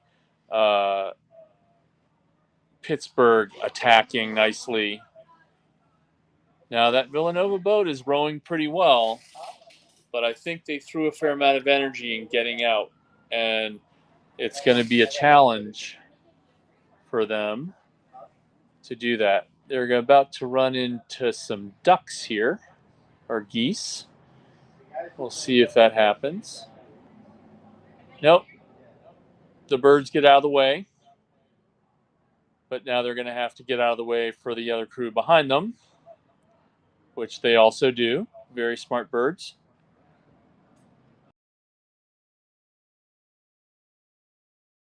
So here we have Pittsburgh answering, and Pittsburgh, you can just see the rhythm in that boat. 37 and a half, moving nicely. On the other hand, William and Mary is coming up. Oh no, that's further back. I apologize, we've shifted. So further back, we then have William and Mary there racing against Penn State. And at this point, you can see that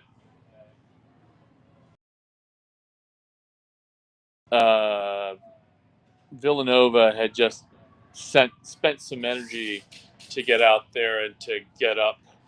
But it's not, and I don't think that they're going to be able to come back. But they've put themselves in a great position to go through into these CD semifinals. So they're having a nice race, and it seems like they're faster than their time trial showed this morning. So it's a good race from Villanova in any case. Gave it their shot. They're still at 35 and a half, still going after it. But just some very, very nice rowing here from Pittsburgh.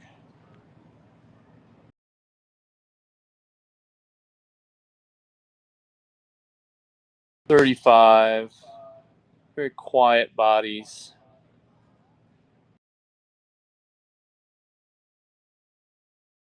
So then there will be 3. So if Pittsburgh wins here, then there will be 3 spots that go to the CD semifinal. It seems like Villanova is already in place for one of them.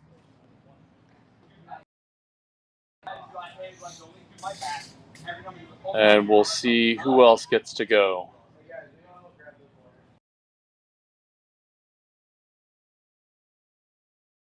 That's Villanova there. And then behind them appears to be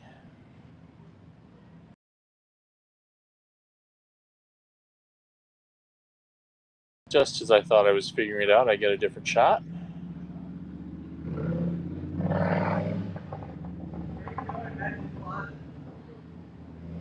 So Pittsburgh out in front, Villanova in second, Vermont perhaps in third. Actually, Vermont coming through Villanova maybe. Yep, that's Vermont. Villanova still in touch, but you can see if you spend all that energy up front, it sort of hurts in the second half of the race as you're trying to hold on and get your position. Vermont moving up to assure their space. And I think Penn State also there. We'll see as they come across the line.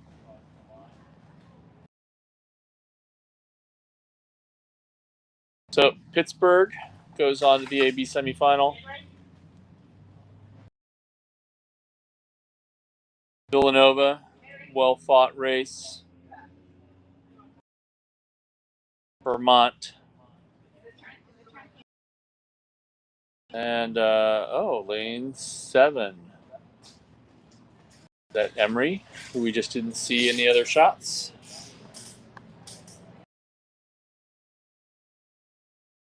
See as the names come up on the unofficial finish times. Vermont third. It's Notre Dame coming across the line now in those green boats. Yes, Emery. Emery comes in fourth and gets into the CD semifinals. Then Penn State, not too far behind.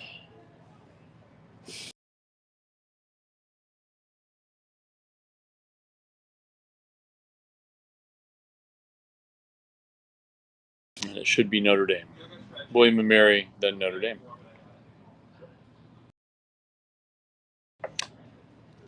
There you go. So Penn State, William and Mary, Notre Dame will go into the E final. See each other again. Is that correct?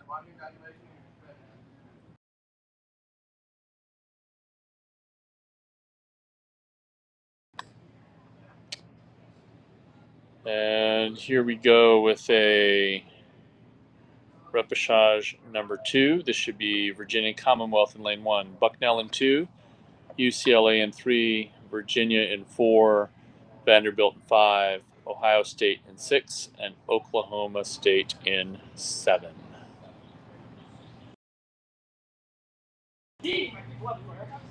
And right now, 1, 2, 3, 4, 5, 6, 7, we can see all 7 crews, which means that's UCLA out in front with Virginia pushing up on them. And again, only one crew goes into the AB semifinal.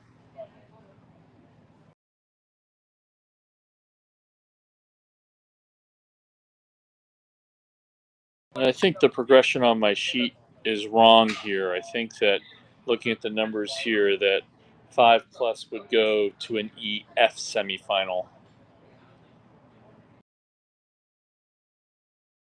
Because there would be, yeah, that's got to be the case. Otherwise, we just sent 3 crews to semifinal. We're going to send 3 crews here. That would be 6, and there are still 2 more heats to come. So figure out the math of the regatta in your head as you go.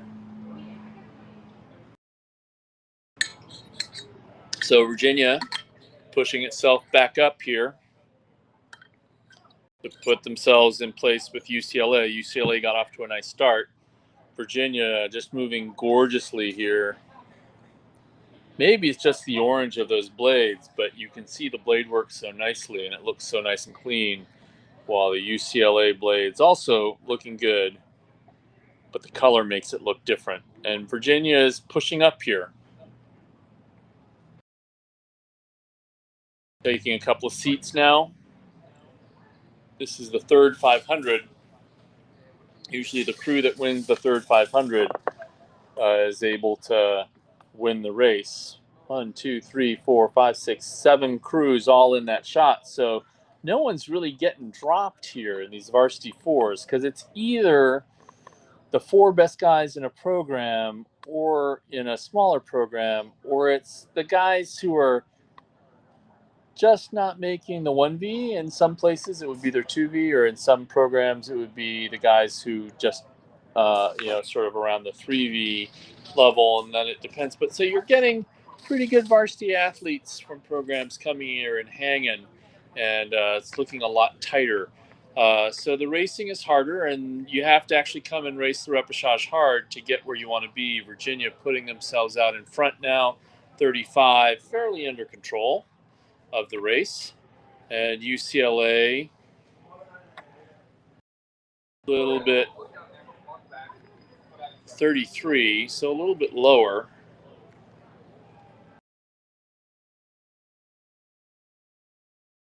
I wonder if that means if they've just decided that Virginia has it and now they're just gonna lengthen out and stay. But you can see, so that puts right now UCLA in second and Vanderbilt in third, which means that Ohio State and Bucknell are racing to get that last slot in the CD semifinals. And it looks right now like that's Bucknell making that work. Yeah, Bucknell pushing away.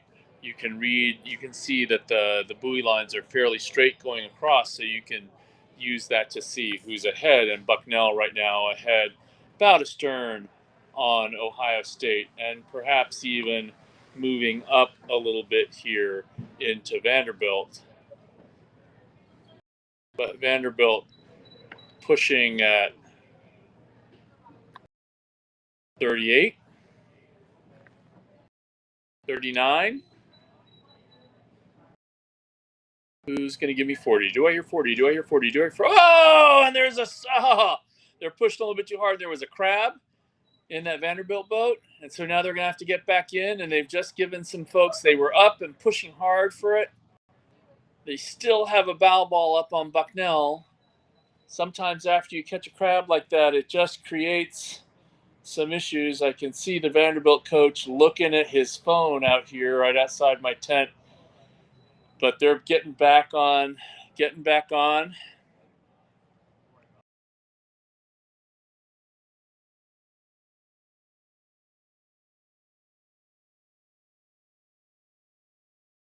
And that has allowed Bucknell to get in front of Vanderbilt, but Vanderbilt still clearly in front of Ohio State.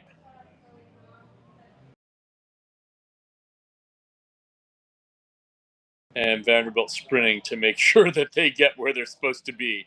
So Virginia coming across, followed by UCLA.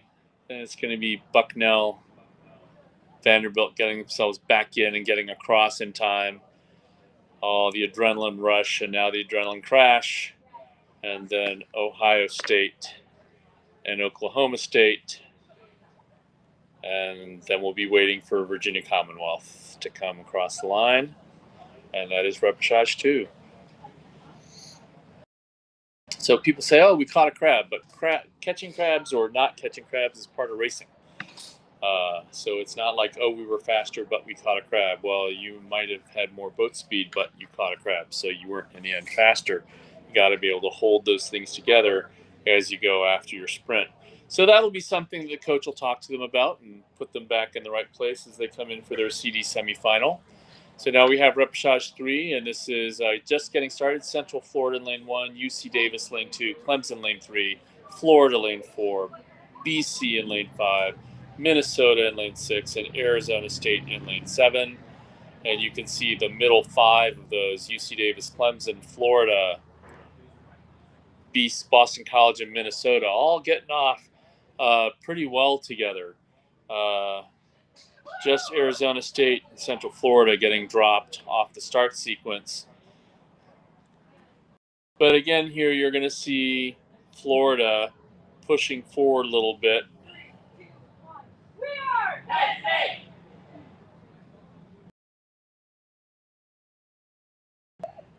And you're going to get the chevron that goes. And again, it's going to be the next repechage where Orange Coast and Michigan pop up against each other, which are going to be 12 and 13. And you'll see who gets to go into the AB semifinals. So again, Florida pushing out in front there, 3 or 4 seats.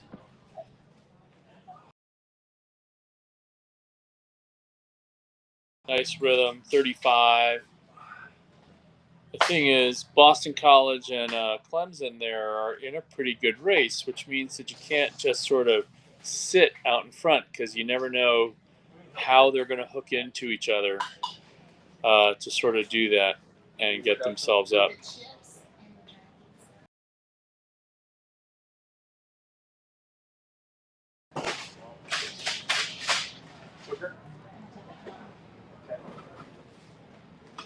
So now we get these long, here we go, overhead shot tells us a little bit more.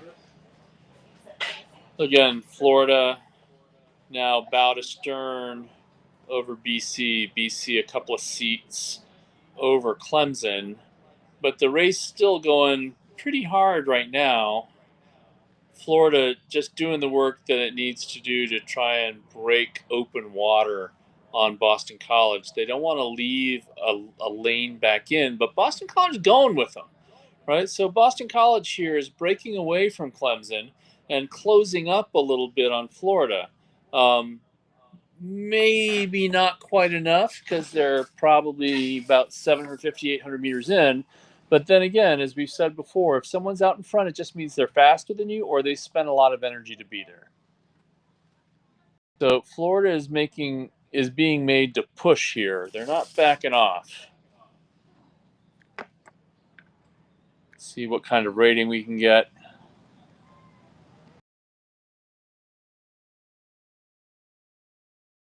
And I think they're about a 34, 35. And here comes BC trying to push up.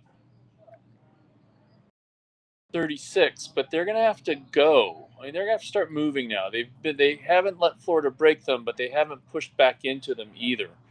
And about 34, so you wish that they would take the rating up a bit and really try and push in here, because otherwise, a lot of energy going to finish second, which is fine. It'll still put them where they need to be.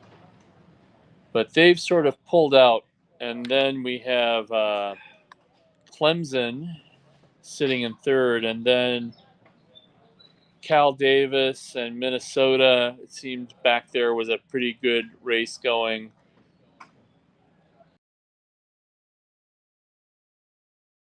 Again, Florida out in front, and they're just now making some open water on Boston College, and that makes it easier for the crew in front to just sort of relax a little bit, breathe, and start pushing away. And it makes it all that much harder for Boston College to try and sprint back into them because there's enough space now for Florida to absorb any move that they might have.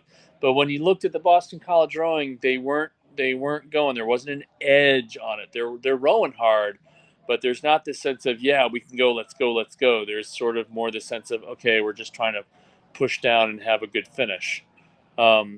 Which is fine. Pretty big guy there in 2 for BC.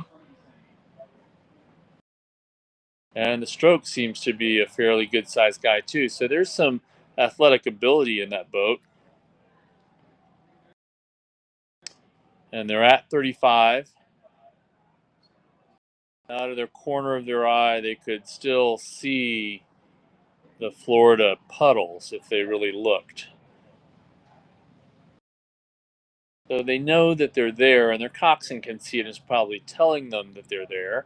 Coxswain may be even misrepresenting the facts a little bit, exaggerating a little bit to get them to try and go.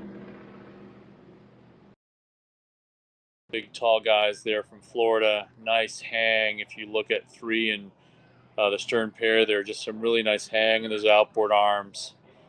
Good suspension. Soft shoulders, nice armpits, open, which means that the leg drive is moving the handle really well. And that's what we're seeing in that Florida boat. Meanwhile, you have some crews looking over at each other. Clemson trying to see if they can see BC, or maybe they're looking back at Minnesota. Because again, number 1 goes to the AB semifinal, and then 2, 3, and 4 get to go to the next.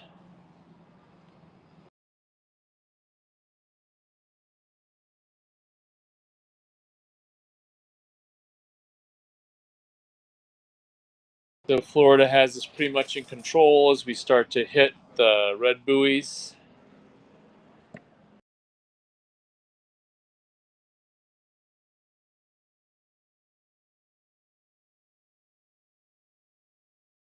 And then there are 3 crews racing within a seat of each other, and one of them is going to get left off the back end and end up in the EF semifinals. There's Florida with a nice race going cross into the AB. Boston College easily, safely into the CD semifinals. Clemson also. And then lane 7, Arizona State comes in. See the stroke bent over a little bit as they come across the line, but they got themselves into that semifinal race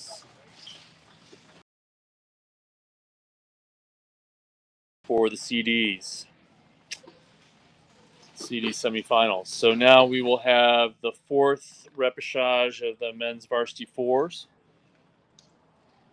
And this will be UC Santa Barbara in 1, George Mason in 2, Northwestern State in Northwestern State in 3, Orange Coast in 4, Michigan in 5, Hampshire in 6, and Washington State in 7. And it looks here like Michigan is up front with Orange Coast bow to stern behind them.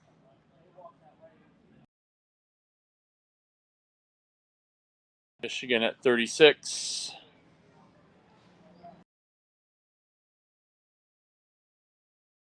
So one of the advantages of some of these big programs like Michigan, who bring multiple small boats, is that they've had a varsity 4, a novice 4, and a novice lightweight 4 out working with each other on the water all the time.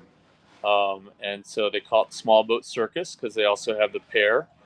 And back in the days of the ACRA, they also would have a straight 4 out there.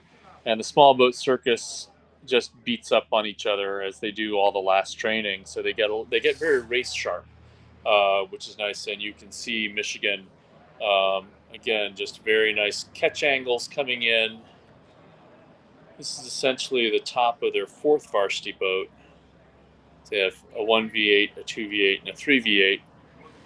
And then you have, this is the top of the 3rd boat probably for Orange Coast. Maybe the 4th, because they have a 1V8, 2V8, I think a freshman 8. And those 2 crews have set themselves out ahead. So we'll see if Michigan has enough to break here or not, or just to hold off Orange Coast, or if Orange Coast has another gear that they're going to put in there. The Michigan stroke probably wanting to push hard to try and break open, and then you can see 4 boats across. Again, 2 of those boats will be disappointed as they come into the the EF semifinal. And those are going to be, it looks like, Mason, Northwestern State, New Hampshire, and Washington State, all within a couple of seats of each other, racing quite hard to try and get 2 spots out of 4 boats. So that's going to be fun to watch as we come up. Right now, I would say that we have Northwestern State, maybe a bow ball or even with New Hampshire, and they're a seat up on George Mason, and they're about 2 seats up on Washington State. As we're coming about into the last 500 here pretty soon, and they're all within 2 seats. So we're going to see whose sprint actually uh, gets it done here. Washington State starting to move up a little bit.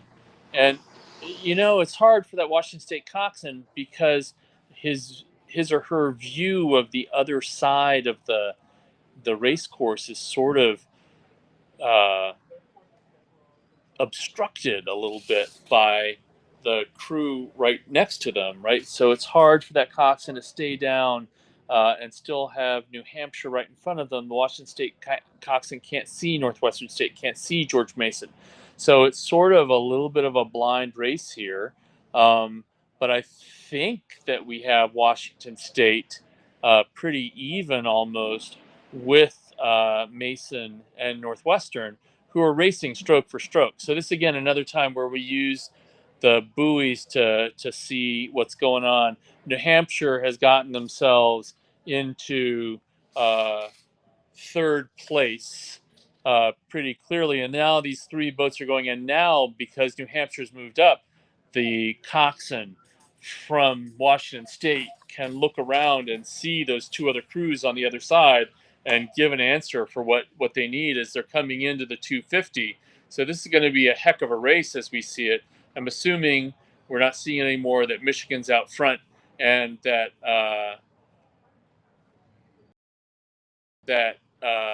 Orange Coast in second, and now Washington State's gotten dropped. But within a bow ball, George Mason, Northwestern State, University of New Hampshire, and only 2 of them get to go forward.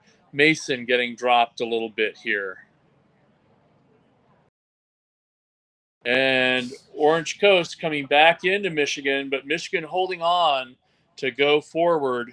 They just put out enough of a base to get up on Orange Coast. So Michigan goes into the AB semifinal, and Orange Coast comes there. But then here's this other race. 2 of them won 2. That would be George Mason getting up there along with New Hampshire, I think. We'll see how it comes across. So that was a heck of a race also in these reps. So Michigan by 7/10, 8/10 over Orange Coast. That's pretty close. Orange Coast filled that gap pretty nicely.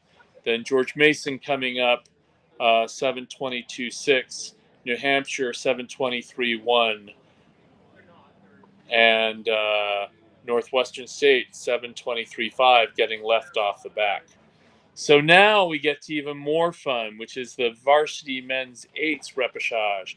So this is basically sort of the same deal. The winner of the repechage gets to go into the AB semifinal, still be in a hunt for a national championship.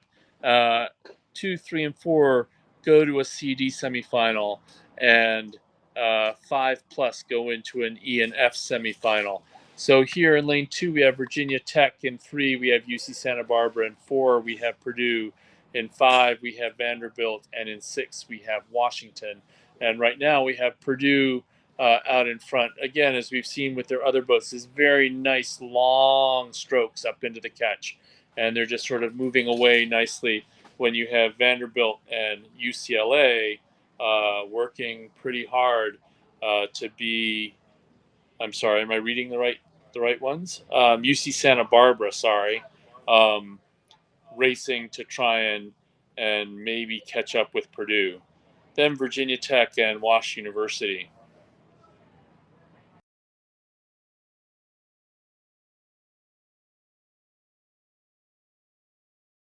So Purdue here almost open water. And they were the 9th crew in the time trial.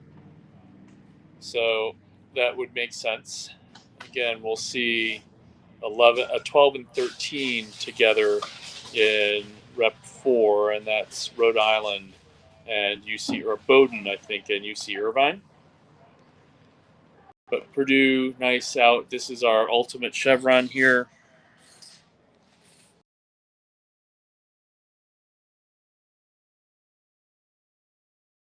And these crews, once they get out, they're just gonna, if I were Purdue, I'm probably getting out and doing what I need to do to stay in front, but not killing myself because I know I have to come back and do a hard race. UC Santa Barbara and Vanderbilt.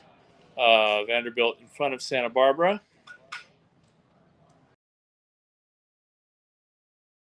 UC Santa Barbara oars moving very nicely. Again, part of that could be color. That yellow field is very easy to see. Purdue just keeps moving away from that field, which is what they want to do, not spend too much emotional energy here. Rowing at 36, but not rowing up at 38. Vanderbilt at a 37, working hard to take another seat from Santa Barbara. Santa Barbara 36 and a half. So that is just a little bit better boat speed right now out of Vanderbilt. See again with the buoys there in the water, Vandy about one or two seats up. But here comes Santa Barbara charging back. A little bit more push on their front end. You can see a little more tightness. Again, they're just trying to get an extra inch or two a stroke, but as we pull back, we can still see Vanderbilt up a couple of strokes. My guess is Purdue is sitting there just marking that race. They're not taking their eye off of it. You can be clear of that.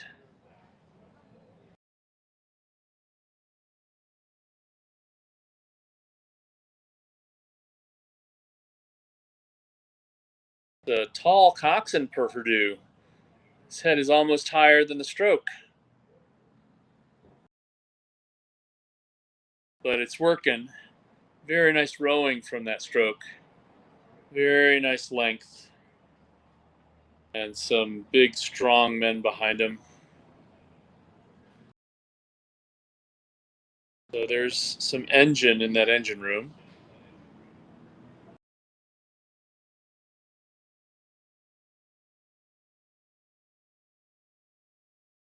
Purdue sitting at 35 and a half.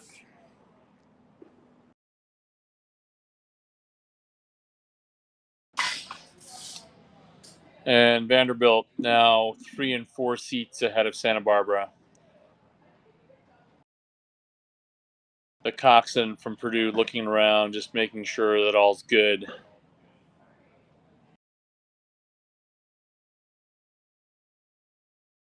So these reps are fun racing. And there comes Purdue getting themselves a ticket into the top 12. Vanderbilt closing just enough to get closing up the gap again, and UC Santa Barbara was there. One more shot to come back, very tight. I can't tell who that was. We're going to have to see who got that between Wash U and Virginia Tech.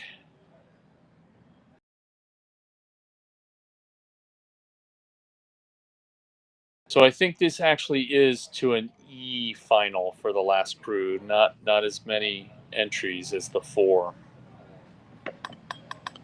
Yeah, so Washington University comes in and manages to get themselves into the CD semifinals.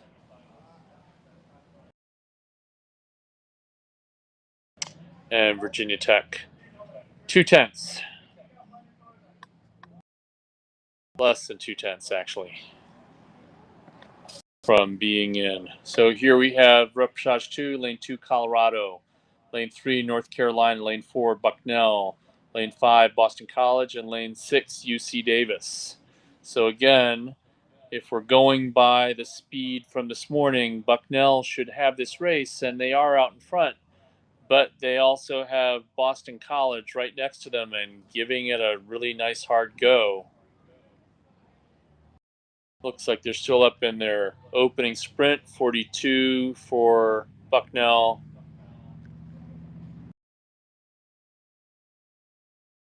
and 38 shifting down now for Boston College. We'll see what happens with the base speed here. Colorado on the left, you can just see barely there in your screen. UNC up with them, and UNC just ahead of UC Davis, it looks like.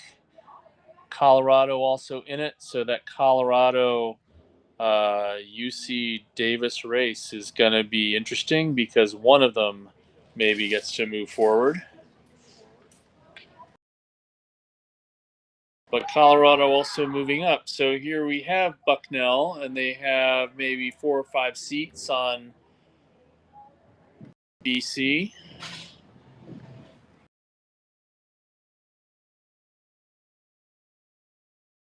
Again, Bucknell, point of pride for them, making the top 12. I know that they want to finish up in the top 6. I'm very much aware that, as they said, they're the little dog here against some of these big schools that have a lot of kids, a lot of big boys walking around their campus. So they talked with them at the George Washington Invitational earlier this year, and they really have a good thing going in their team chemistry. Spend a lot of time around the dinner table in a pretty, what I think is a pretty good dining hall. They're like, our food's good. What? But it's good enough here. It's feeding them to get them out in front here, rowing very nicely. And they're just lengthening out on BC. Let's see if we can get a good rating here. 37.5. So they're pushing to get what they want. BC now bow to stern at 37. And UNC and UC Davis pushing hard. Colorado's fallen back. So it's probably going to be BC, Cal Davis, and North Carolina moving into that CD semifinal. Bucknell working hard here in the third 500 to break some open water. You just see very nice rhythm. There's no rush back up into the catch. They're at 37.5, but it doesn't look like they're rowing 37.5. It looks more like they're rowing 35.5, 36. That means that they have a good push through the water, enough time to come up on the recovery. So they're working, but it's a work that is efficient and controlled. And Colorado having dropped off means that BC, UC Davis, and UNC don't necessarily have to empty their tanks to get what they want. At this point, you sort of say, okay, here's where we are, and we'll push forward. The only ones who really push to get open there is Bucknell. But good rowing across this course. I mean, 31 crews here in this event. 8 got fished out this morning, the top 8. And so these are numbers 9 through 30 or 9 through 31 who you're seeing race here. And the quality of these sort of top crews is pretty good. The rowing's nice. These guys are not doing this for NLI. They're not doing it for, the 6 figures that some of the varsity athletes, not in rowing, but in other sports, are getting. In fact, they're all paying to be here. So there is a lot on the line that's not just about their ego.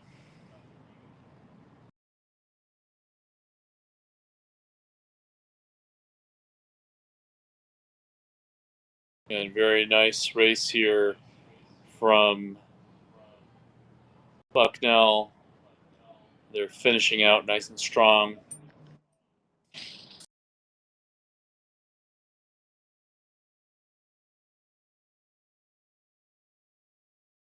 38.5. So they're taking a sprint. It's probably not the full sprint they have. They're going to hold that off for tomorrow, but they come across nice and in control.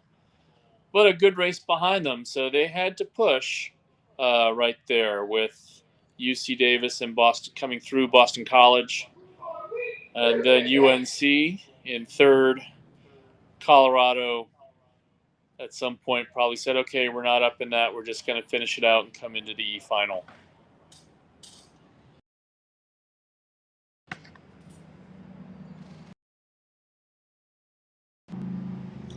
So repechage number 3.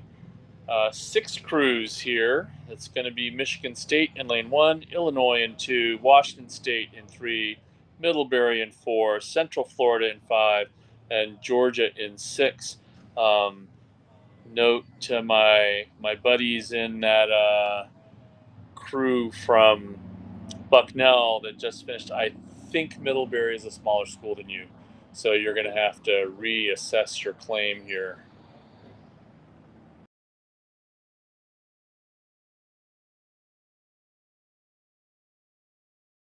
But Middlebury leading up front a little bit, which is good. Central Florida coming off their line, pushed into Georgia a little bit, so that was a little tight. And now, as they've gotten up to speed, we have Illinois actually taking half a seat maybe in the start. There are several components of the starting sequence. First 5 or 6 strokes that get you up to speed, then an opening sprint. Usually most crews take 20 strokes. Maybe here, you never know. Maybe Illinois is like, we're just going to stay up till we're out there. And then a shift back down into your base rating. So you rarely win a race in your start, but you can lose a race in your start if you're not careful about how you go. But here you go, and you have Illinois pushing to get up there. But we'll see what happens now as they settle in after about a minute into their base pace. And we'll see if Illinois just spent a lot of energy there to try and be up, and whether they have the base speed now to carry this off.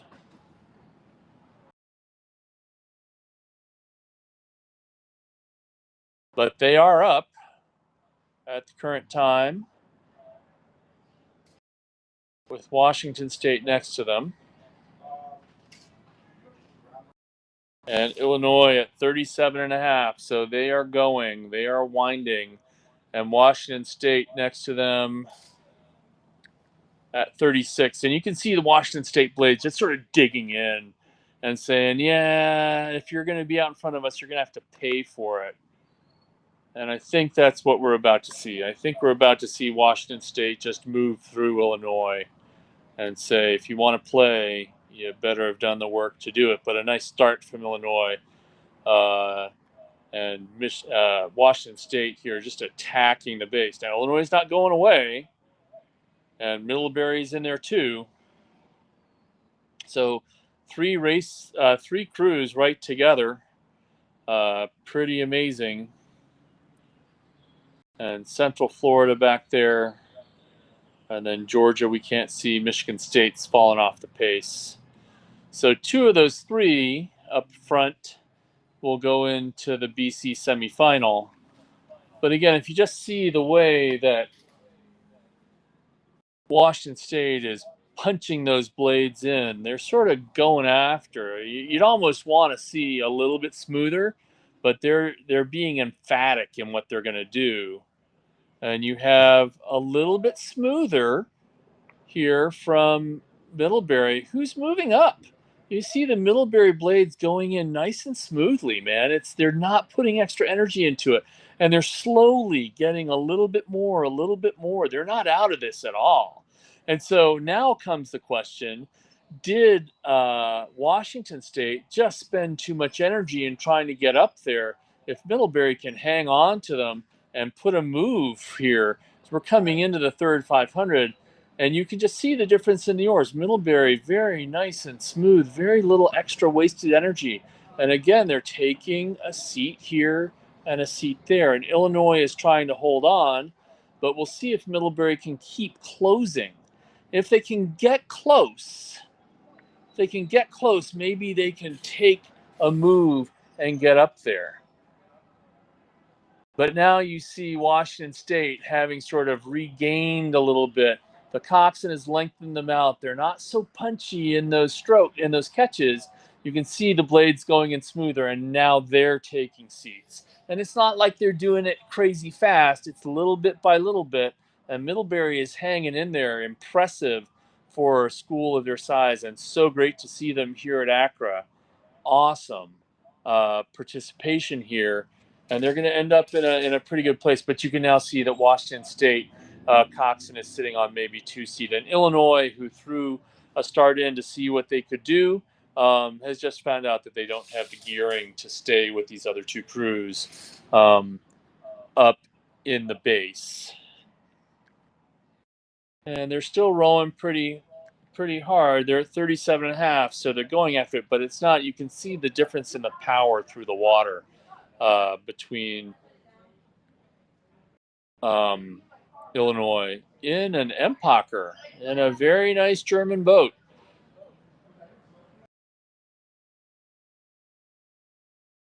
And here now you can see Washington State. Yeah, they've lengthened out. They're not punching quite so hard to get the blade in the water, and that's working for them better. So they're going to want to hold on to that if they can when they go into the AB semifinals to stay efficient. And that's the difficulty here is you want to go hard, and so sometimes for guys a little bit more means that they're going harder. You're just going less efficiently. So you've got to figure out how can we get all that energy on the end of the oar.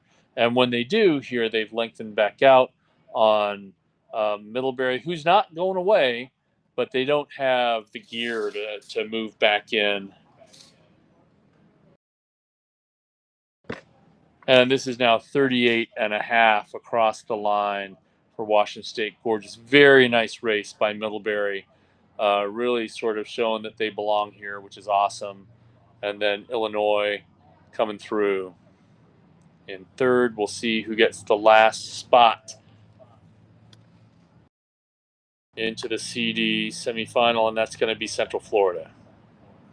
So that'll put Michigan State and Georgia in front of Michigan State into the E final. So one last repechage here in the men's Varsity 8, and that will be Northwestern, Bowdoin, UC Irvine, Rhode Island, Connecticut, and Wichita State. And again, Rhode Island and Irvine should be numbers 12 and 13 from the time trial this morning, and they're going to be racing hard. They're already sticking themselves out in front. You have a very nice chevron, as we saw the last time, the referee cutting underneath to follow the race. So it's going to be a tale of 3 races here, probably. If it plays out according to their speed, Rhode Island and Irvine going, one of them trying to get into the AB semifinal, and then it'll be Connecticut and Bowdoin probably racing each other. Bowdoin up on Connecticut right now a little bit, and then Northwestern and Wichita State. And again, one crew, the lead crew here, gets to the AB semifinal. 2, 3, and 4 get to the CD semifinal.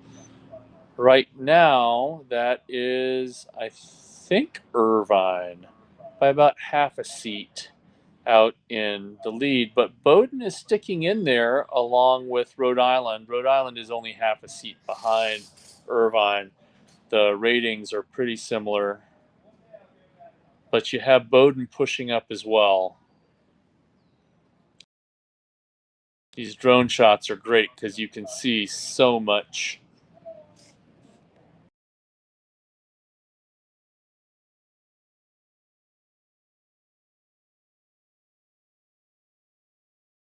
So Irvine and Rhode Island racing for 1 seat with Bowdoin not too far off. Let's see where Bowdoin's rating is. They're at 36. Irvine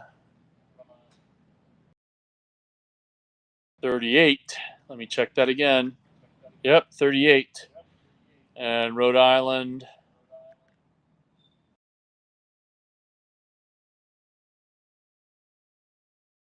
Double check that. I don't think my finger was good. Also at 38. So those two crews really having to lay it down, Rhode Island and Irvine, to see which one of them get to go play in the big boy races. Again, you have Irvine here from overstop 3 or 4 seats up. Rhode Island still in contact and moving pretty nicely. Irvine just getting a little bit here, a little bit there. And then Bowdoin sticking in it, but open water now between Irvine and Bowdoin just barely. But there's overlap with Rhode Island. Probably not enough to get them back into the racing. Again, if you just sort of keep track of where the Irvine boat is relative to Rhode Island, you see just slowly, over about 10 strokes, they maybe took a seat. But they're pushing really hard. They're having to pay a price to get this, but that's how this progression is designed, right? So if you get number 12 and number 13, and they were only maybe a couple of tenths off of each other in the time trial this morning, now they're next to each other, and you see who's got it. This is the fairest way of making sure that things go. And so now we're actually starting to see a little bit of resurgence here from Rhode Island. They're pushing back up. So it was 4 and 5 seats, and now it's 3 seats. And you see the coxswain from Irvine looking over. And Rhode Island pushing back up in. And there was just enough space there for the Irvine coxswain to look over. Probably the stroke said something. Coxswain looks over and says, okay, I need a response here. And that's what you're getting right now out of Irvine, pushing away. Very nice rowing in that stroke seat. They're up at 36 and a half. Rhode Island is hanging in there, though. So you never know how much energy is Irvine having to spend to be up. Rhode Island, 38. Trying to answer. And they're closing a little bit. This is actually going to be a lot of fun here. Come on, Rhode Island. Let's see. Let's make it a race. Let's make everyone have to sprint here. There's still time. They're only 5 minutes in. There's another good minute and 20 seconds to sort of go here. And they're moving. If you're in the park and watching on your phone, go watch the water because there's a great race coming in front of you right now. Rhode Island going up. They're closing another seat. Here they go. And they're coming. They're coming. They're up at 40. They're pulling even. They're ahead. There they go. And it's just time to go. And they still have to hang on here. They pull the sprint early because you can't not. That is just a gorgeous move from Rhode Island. We'll see if Irvine has something to answer. Maybe Irvine is recollecting themselves. Their coxswain is looking over and saying, get me back up there, boys. This is exactly why you come and watch the repechage at any regatta. You go to the Olympics, you get repechage tickets. They're awesome because you see this level of racing trying to go through. Rhode Island in their nice Vespoli VHP, and they're now 2 and 3 seats up on UC Irvine. They're in the red, and they come across really nice second thousand. Coxswain goes up in the air from Rhode Island. That's just a great race. And Bowdoin says, okay, we'll come across. We tried to stay up with that race.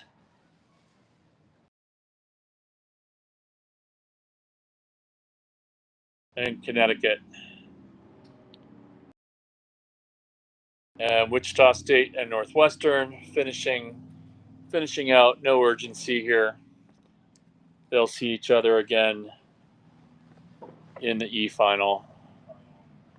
Wichita State over Northwestern.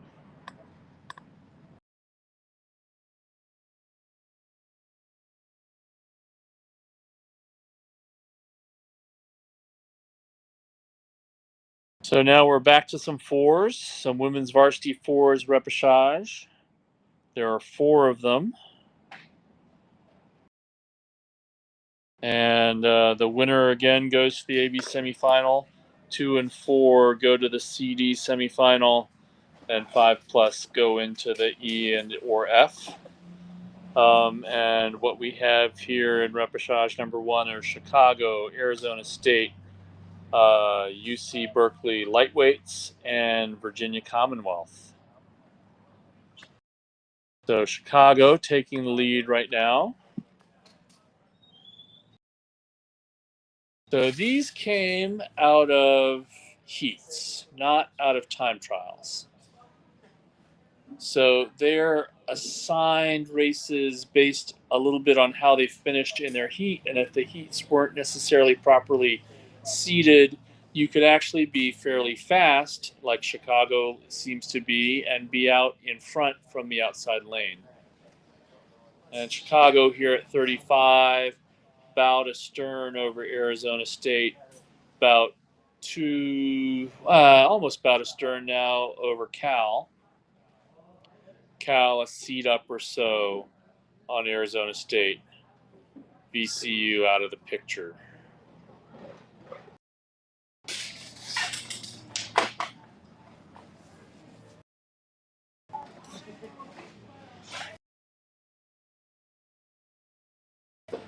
So Chicago putting on a nice move here, looked to be fairly well in control of what's happening. 34.5, so they've lengthened out a little bit now that they're in control. And you have Arizona State and the Berkeley lightweights moving in to the CD semis. Actually, it looks like all of these races, for the most part, have 3 crews that will move in to the CD semifinals. Only the last one has someone in danger of going to the E final, which I think probably means that they will get put into those semifinals as well. And there will be a 7-boat race for the D final. But Chicago here, trying to get themselves up into the top 12.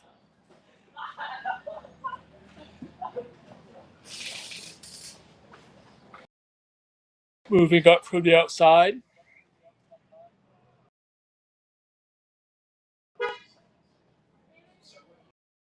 The water's been gorgeous all afternoon.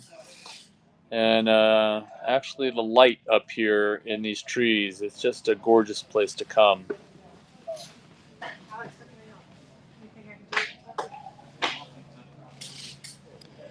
$34.5 for Arizona State.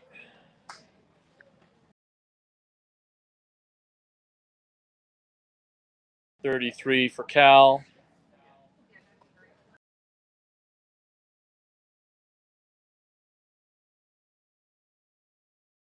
But Cal is rowing with Virginia oars.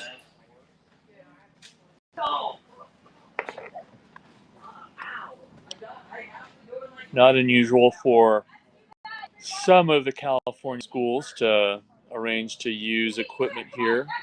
Although Santa Barbara and UCLA both sent their trailers, and I'm sure others did as well. I think Western Washington did. It's a nice long drive.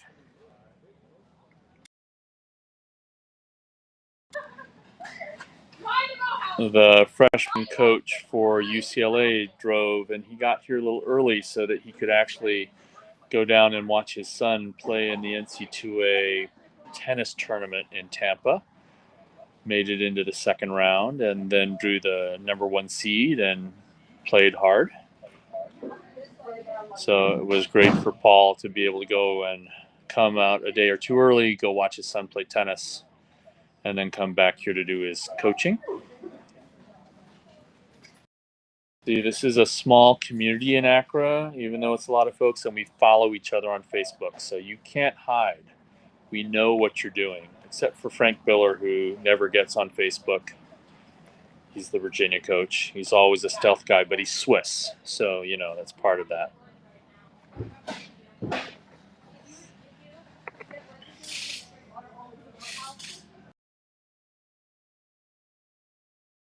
So here we go, just Chicago easily out in front, just hanging nicely. Nice crossfade on the video screen there.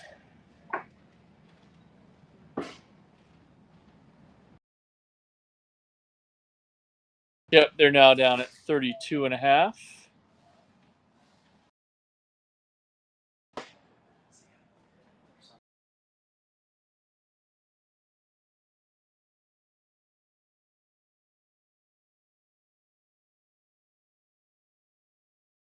Start to hear the cheers on the shore.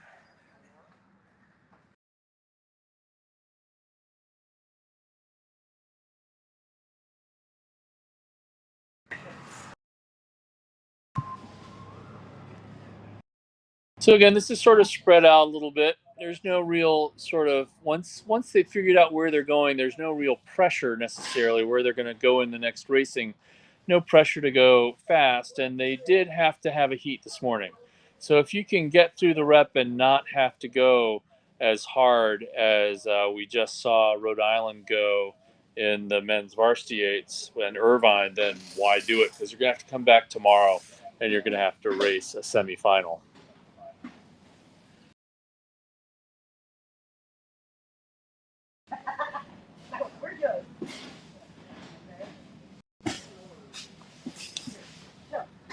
So again, it's sort of this is sort of spread out here, and everyone has just decided to lengthen out.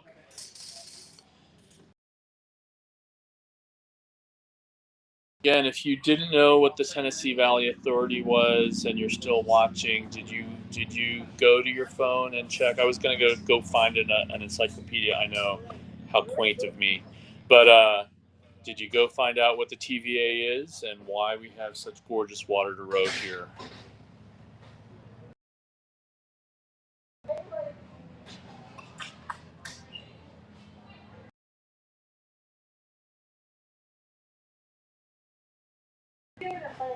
So Arizona State there in front of Cal lightweights, but they didn't have to weigh in here as lightweights, so put the Cal lightweight program. Both the men and the women for Cal at the open weight programs are among the nation's best programs. So the lightweight program out of Cal, club program, and they show up at ACRA and have for a bit. It's great to have them here. So there's Chicago went across first. That was Arizona State coming across. Now hey, Berkeley. Chef. I told you I'd see you here. Yeah. How you doing, man? Pretty good. Okay. And then it'll be VCU. Yeah, I've got a fan for you. Nice. We're doing good then. Great.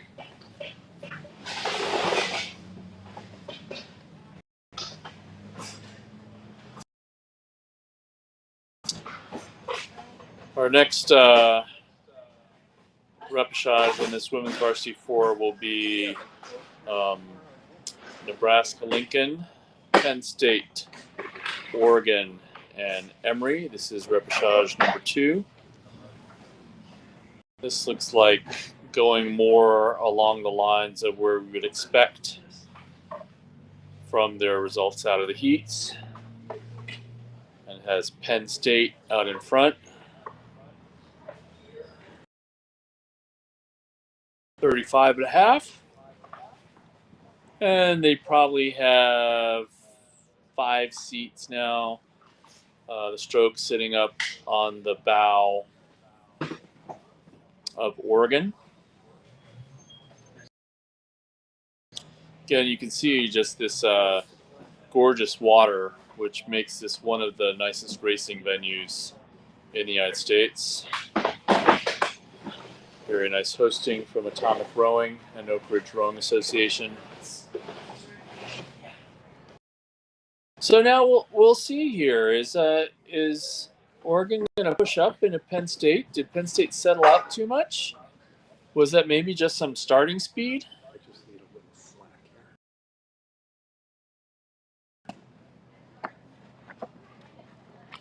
because they're pushing back in a little bit. Let's see where the ratings are. Yeah, again, they're closing a little bit. 35. And Penn State at 34.5. So this starts to be interesting because only one of them really gets to go forward into the AB semifinals. And they're both going, but it looks to me like they both still should have another gear here. And if one of them just puts the gear down right now, it could be it. So Oregon pushed back up, and then it looks like Penn State is trying to take an answering move, is taking another seat back out. This is why you don't really want to call 10s, because you call a 10, and then you hit stroke 11, and when you hit stroke 11, the other crew can just start going. That's the low right there. Is that right? But here they're driving back into it, trying to close up a little bit. They're probably coming into, they're in this third 500 here, probably coming about to 750 to go. That was probably the 1,000 that they just went past. So there's still some time to race. And Oregon is pushing, but someone's got to, you got to see just a little bit more oomph on those oars to get themselves up there. It's actually time to race. And it just looks a little not racy in there, and Penn State is moving away a little bit.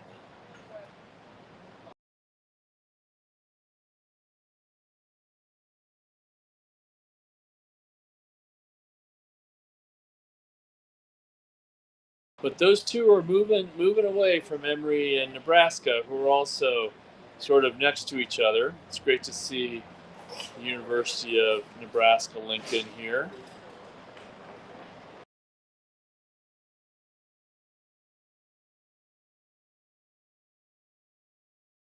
And again, just looking for someone in one of those boats to say, it's ours.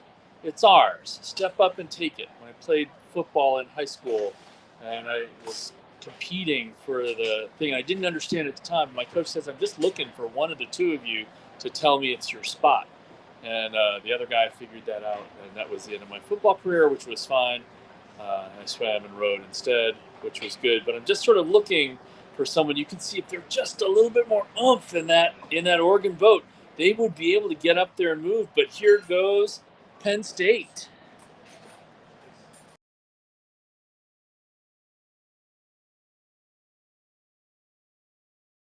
As we saw with those Michigan fours earlier, they've spent the last couple of weeks just racing each other every day in practice. And it's sort of, when you do your own thing and you're the only crew out there and you're the one that's working, it's a lot harder to find that level of speed that I think Oregon has. But here you have Penn State. Now, that said, Penn State hasn't just put it away either. So you don't know what their sprints feel like. And they're coming into sprint territory here. Penn State's starting to pick it up. 37 for Penn State. Oregon. Let me double check that. Now again, Oregon's starting to close. 37, 37 and a half. I think they're sort of starting to wind up. But now you see a little bit more out of both of those crews. And if either of those crews had done that earlier, 200 meters earlier, they would have put the race away. This point, Penn State 37 and a half. Oregon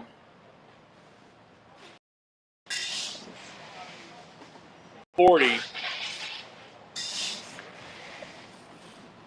But again, it just needs to be a little bit more powerful. Maybe it'll get them up in there, but it looks to me like Penn State has managed to handle this. A little bit more jump now in the Oregon boat. Now they're starting to try and sprint. But I think they've just left it too long. And we're in the red buoys, well into the red buoys. Penn State's going to come across and win this, I believe, by about a length. Penn State over Oregon.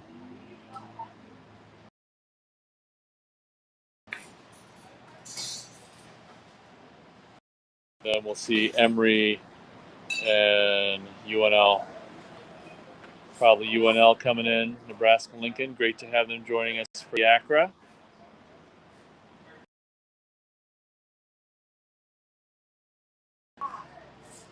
And Emory.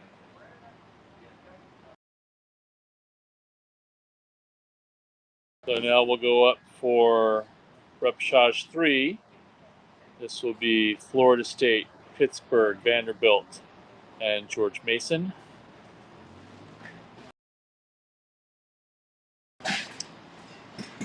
Right now it looks like Vanderbilt out in front. Lane 5.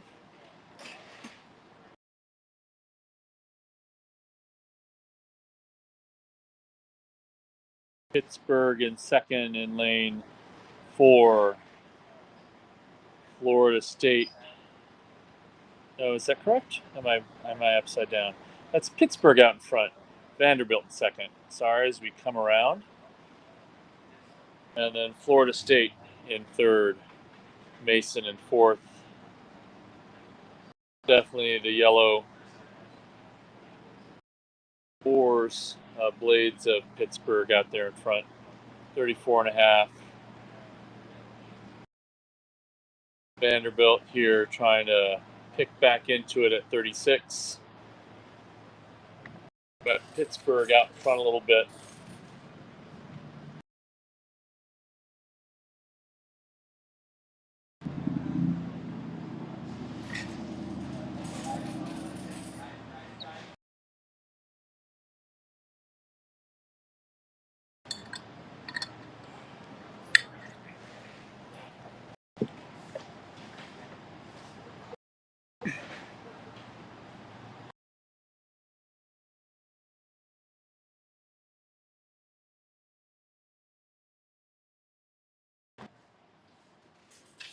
Sorry, I went off air there so I didn't cough in your ears.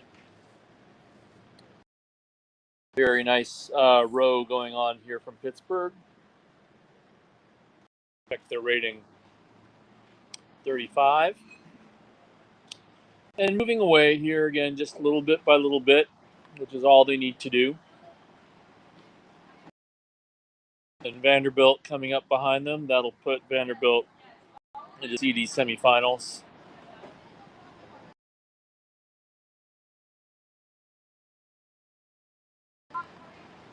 Also at a 35.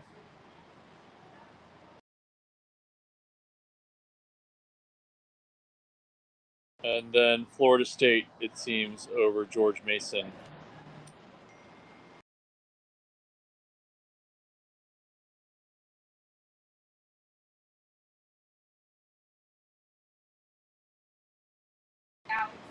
Here we go. That's overhead of Vanderbilt.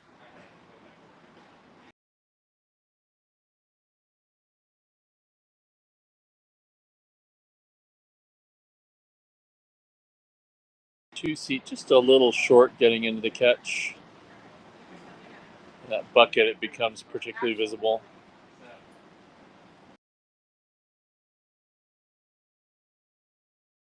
And they're still pushing down the water, Vanderbilt is. 36.5, going after it. Meanwhile, Pittsburgh out in front has lengthened. 34.5, 35. Very, very nice rowing in that boat. And again, this sort of the boat speeds here are sufficiently different enough that over 2,000 meters, it starts to look a little bit more like a head race.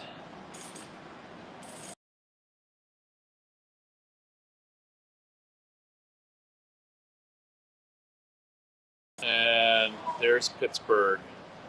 Going to put themselves into the race for the AB semifinal and the top 12 in the nation.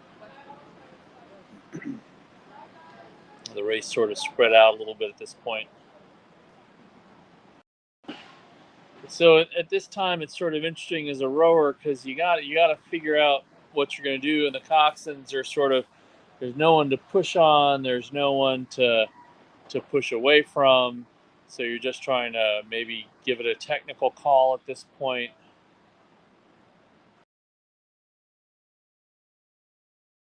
Maybe talking about how they would approach the sprint.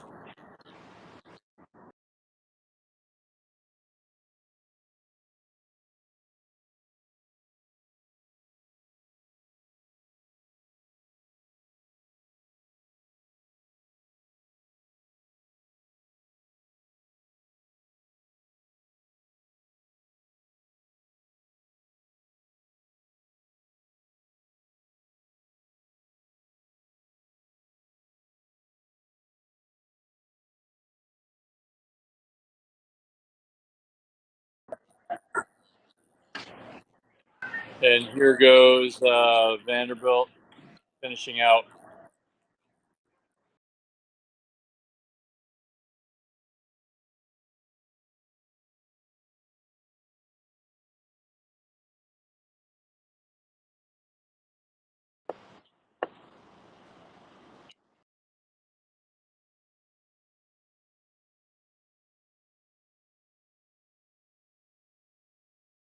Again, some nice rowing finishes out. Again, in the red buoys, Vanderbilt in the red buoys.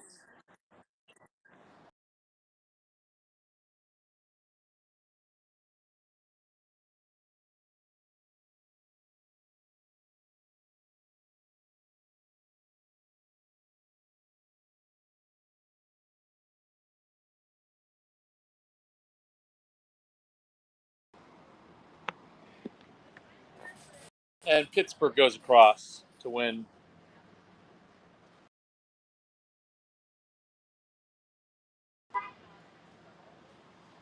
Water back there to Vanderbilt.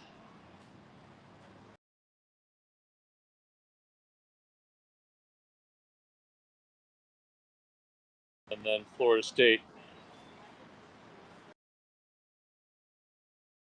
And finally, George Mason.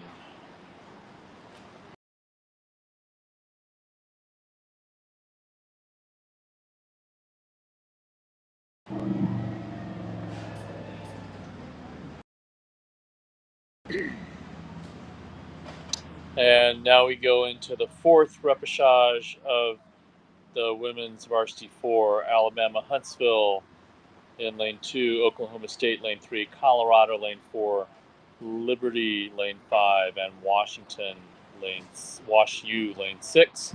And again, what you should see and what we are seeing is Colorado and Liberty University sort of up there in a pretty nice tight race for that last spot. This should be crews number 12 and 13 out of the progressions in some ways.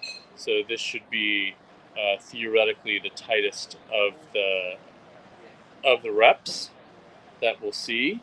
Although right now you have Colorado up on Liberty. Very defined rowing there. The blades coming in and plop and plop. There they go. So they're feeling a very defined catch.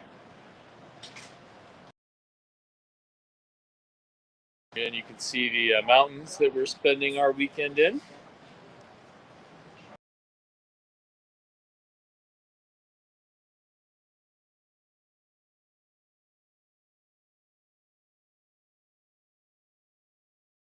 Colorado at about a 32,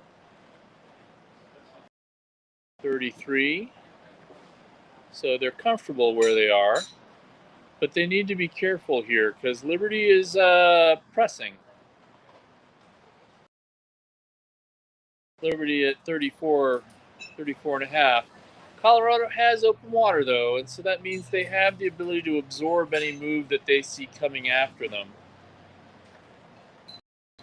And if they have a fairly experienced crew up there, then they can sit here and just sort of mark Liberty.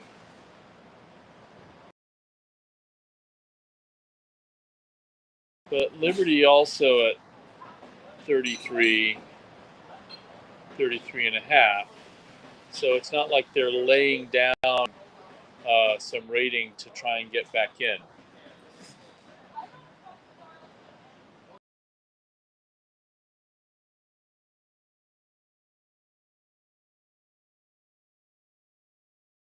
So again, we're getting now that we've sort of gotten into this third 500, just have some crews in their spaces doing their own thing right now. There's just enough separation that they can row down the course, which is pretty much what they're doing. Colorado here, looking nice and long, hanging on it. Very nice application of power, but at a 33, 32 and a half. Just really taking their time very nicely. You can see Liberty and the red boat up there at 34 and a half.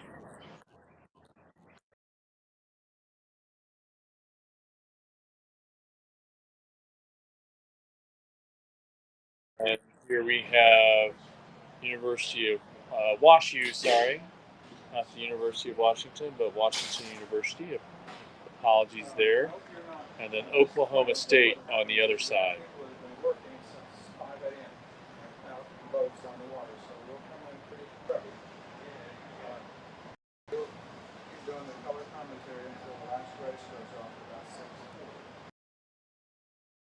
And you can hear, if you're sitting where I am, you can hear the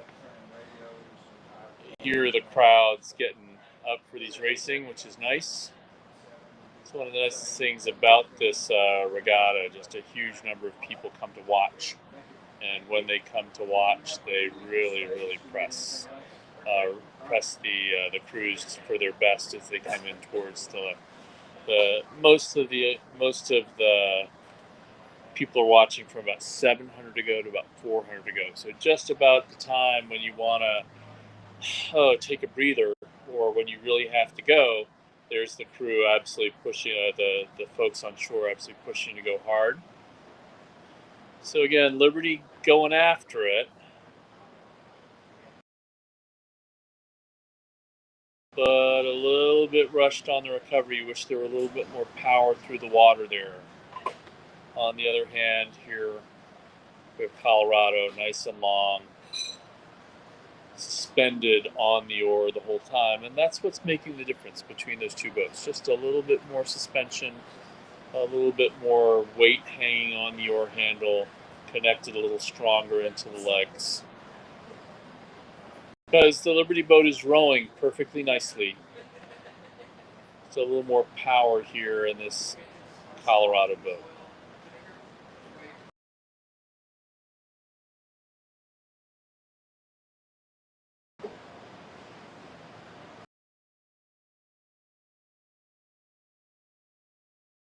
Colorado in the red buoys. Just marking the rest of the field.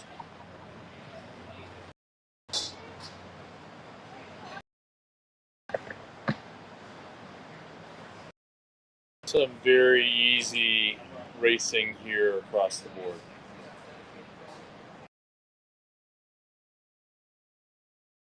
So part of what you are seeing here is that the men's teams on ACRAs, there are more of them, and there's more depth. So there's less differentiation in speed when you get into into some of these repechage to sort of see what's going on. But the top end speed on the women has gotten much tighter in the last couple of years. So that's going to be some really exciting racing. Again, we took the top 8 crews out of this event to be able to go and do that. So there's going to be a slight, so Colorado winning in 8:12, Liberty 8:22, Washington University in 8:37, Alabama Huntsville 8:43 and 4th. And we now have a men's novice 8, repechage 1, and in fact, the only repechage here. going off at 6:24.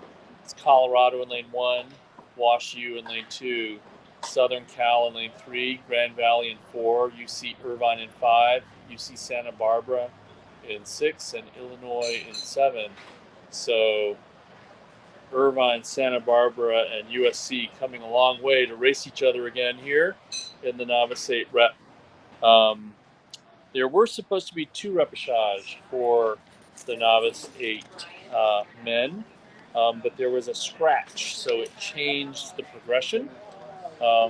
So I'm not exactly sure who gets to go into the AB semifinals, but there are, I believe that there are 6 spots. No, there would be four spots in that AB semifinal. So the top 4 should be going into that AB semifinal out of this, and then the others will go to the C final.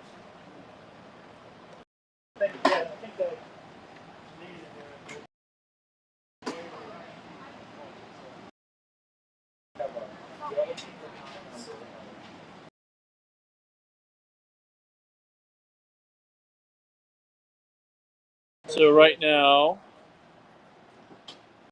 UC Irvine and Wash U seem to be up in front there.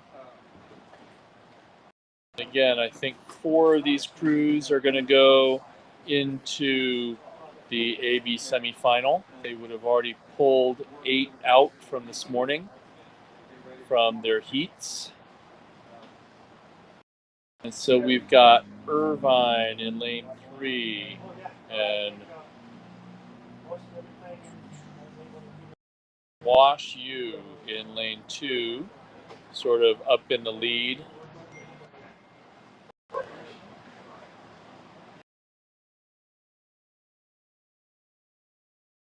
Perhaps it's the top 3 that get to come out of this. Not sure. We'll have see what happens.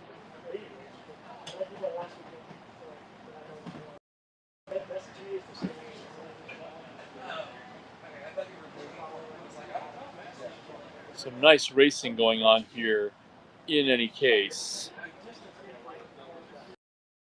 Wash U moving pretty nicely there out in front.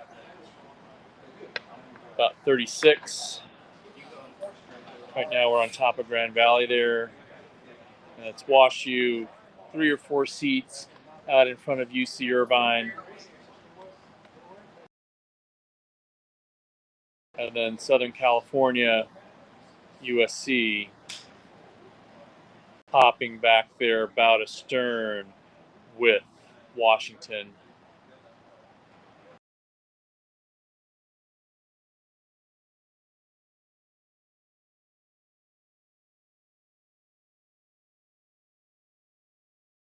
So you can see that the boats are actually sort of about the same speed here. It's just they've gotten a little bit here, a little bit there. Maybe they had a little bit better stroke, but it's not that anyone's just walking away from this.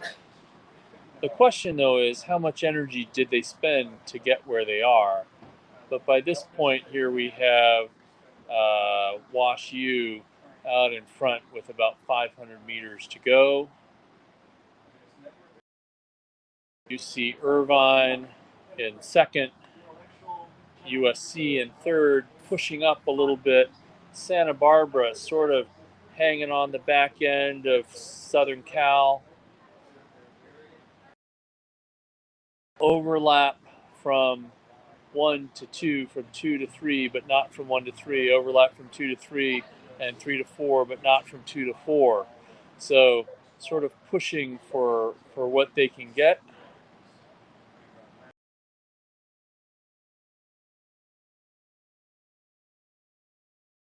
And we still have Wash U up front, 37, pushing pretty hard. And Irvine trying to put a move on here.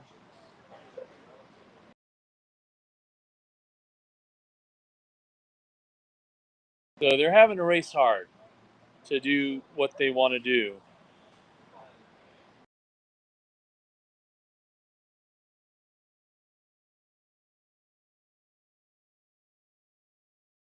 Nice four boats again, overlapped, those being WashU over Irvine, Irvine over Southern Cal, Southern Cal over Santa Barbara, but connected, and then dropped back to Grand Valley, Illinois, and Colorado, sort of out of the picture right now.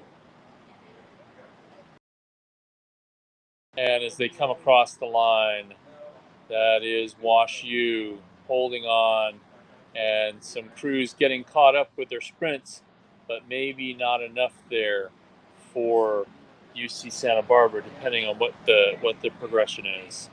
Now that they've moved, they had to move everyone together into one rep because there was a scratch. Southern Cal in third.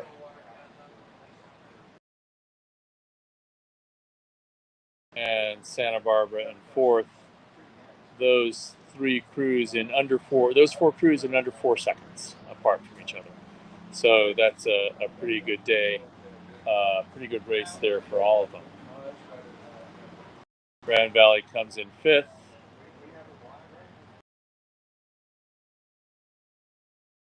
Illinois, and then it'll be Colorado.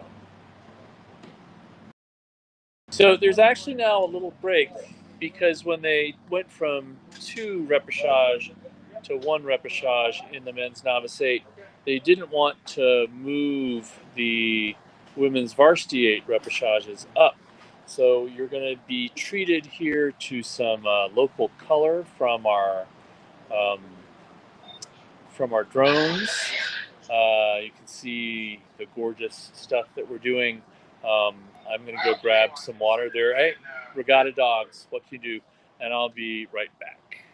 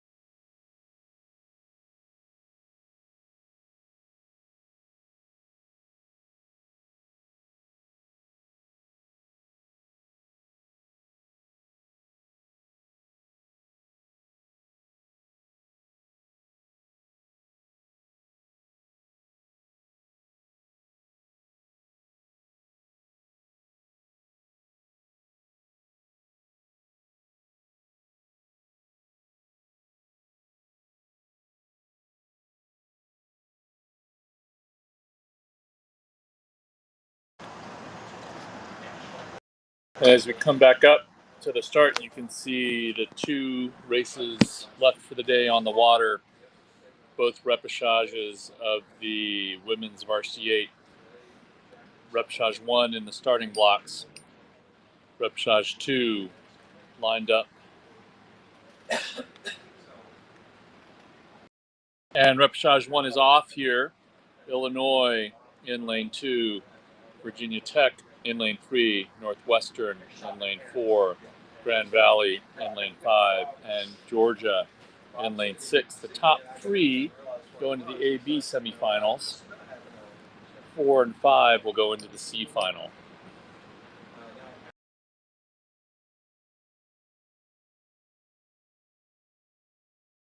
So again, sort of the race here in some ways is for third and fourth, and these crews are going out. Everyone wants to have a chance again to still be racing for the national championship. And there was some really tight and racing this morning in this event. It's great to see this women's Varsity 8 have developed into an event where you have 8, 10, 11 crews really going after a shot to try and get into the varsity final. Right now we have Northwestern peaking themselves out in front. They're about a 36. They've settled into their base rating 2 or 3 seats out over Grand Valley and Georgia, fairly even. Georgia maybe a little bit in front of Grand Valley. Then Illinois, another 2 seats back behind that, and Virginia Tech, 2 seats behind that. So leading crew and the trailing crew still overlapped as we come into the first 500. So this is some really nice tight racing. Folks really going after it. You know, if you're a bubble crew of making these top 2 semifinals, you have to go really hard in the repechage, and these are the top athletes in the women's event for each of their schools. So it's going to be the most competitive, the best trained. It's going to be the kids who really have shown that this is where they're supposed to be. So Northwestern inching out a little bit more.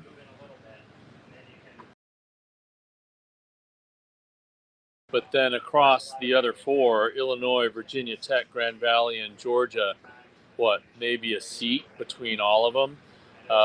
Grand Valley maybe a seat up on Georgia, who's a seat up on Illinois, who's pretty even right now with Virginia Tech. So we're going to see what happens as they go forward. As you're watching this, though, please do note that Grand Valley has a double bucket, which is absolutely radically cool.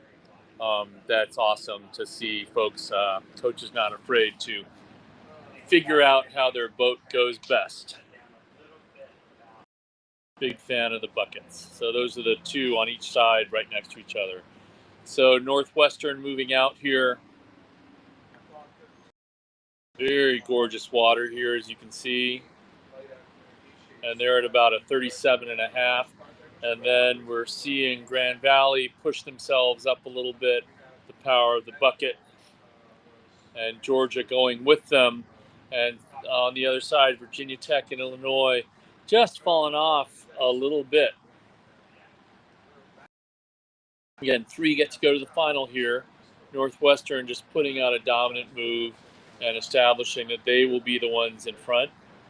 Always feels good when you can do that in the crew. You feel your strength in a different way sometimes when you're just out in front. But you also have Grand Valley rowing gorgeously here and not letting go of Northwestern at 37.5. Georgia sticking in with them as well, maybe 4 seats down right now, but only 2 seats up on Virginia Tech. So that's going to start to be the race, because either Georgia or Virginia Tech probably right now is going to be the crew that makes it into third and makes it into the AB semifinal. Virginia Tech are putting a very, very nice move here. Again, little bit by little bit, moving up as they come into this third, as they're in this third 500. They're now almost even with Georgia.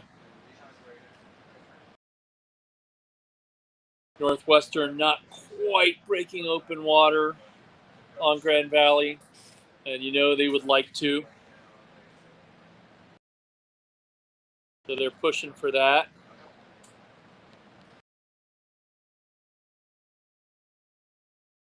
But there's a bow ball of Grand Valley. Just stick it in there a little bit.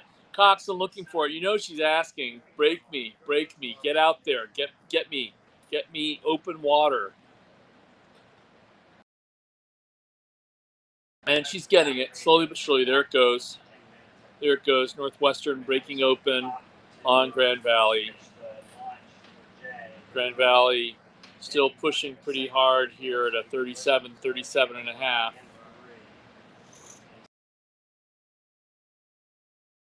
And then you still see this Georgia Virginia Tech race. Virginia Tech maybe half a seat up on Georgia. Let's see, Virginia Tech's rowing here at 36. Georgia at 35. And Virginia Tech just taking a little bit. Georgia's got to answer here. Because once you start moving, and now they're moving back up into Grand Valley, that just lets them move, right? Because now they're sort of no longer calling Georgia. Now, if I'm the Virginia Tech coxswain, I'm calling the crew in front of me. I'm saying, get me up into that crew. And by doing so, they get to walk away from Georgia. And that's exactly what's happening right now. So very nice move by the Virginia Tech crew to sort of separate themselves out. And now you have the Grand Valley coxswain looking back over her shoulder at Virginia Tech instead of looking forward and trying to hold on to Northwestern. So all of this psychology, and they're continuing to move. Virginia Tech is continuing to move on Grand Valley as they come into this last 500. Actually, the last 200, they're in the red buoys. So we'll see if they can catch them. But definitely Northwestern moving into the final, the AB semifinal. Grand Valley holds on, but Virginia Tech definitely closed in on them, and Georgia just couldn't go up with them as they did. So Georgia will go into the C final along with Illinois. So some great racing there. Really, really nice move by Virginia Tech to make sure that they got into the AB semifinal.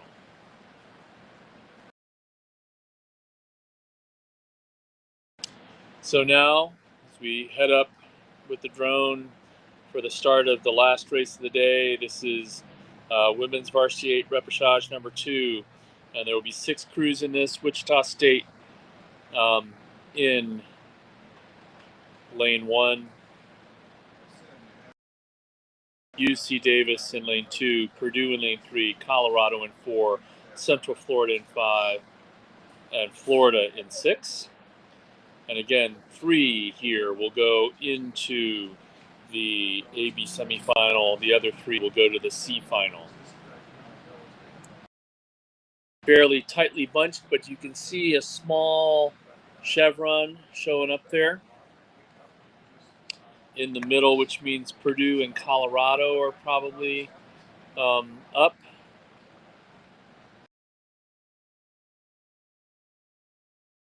Purdue out in front for sure. And then it looks like Davis, Colorado, and Central Florida all racing, the 3 of them for 2 spots in the AB semis. So this is going to be exciting.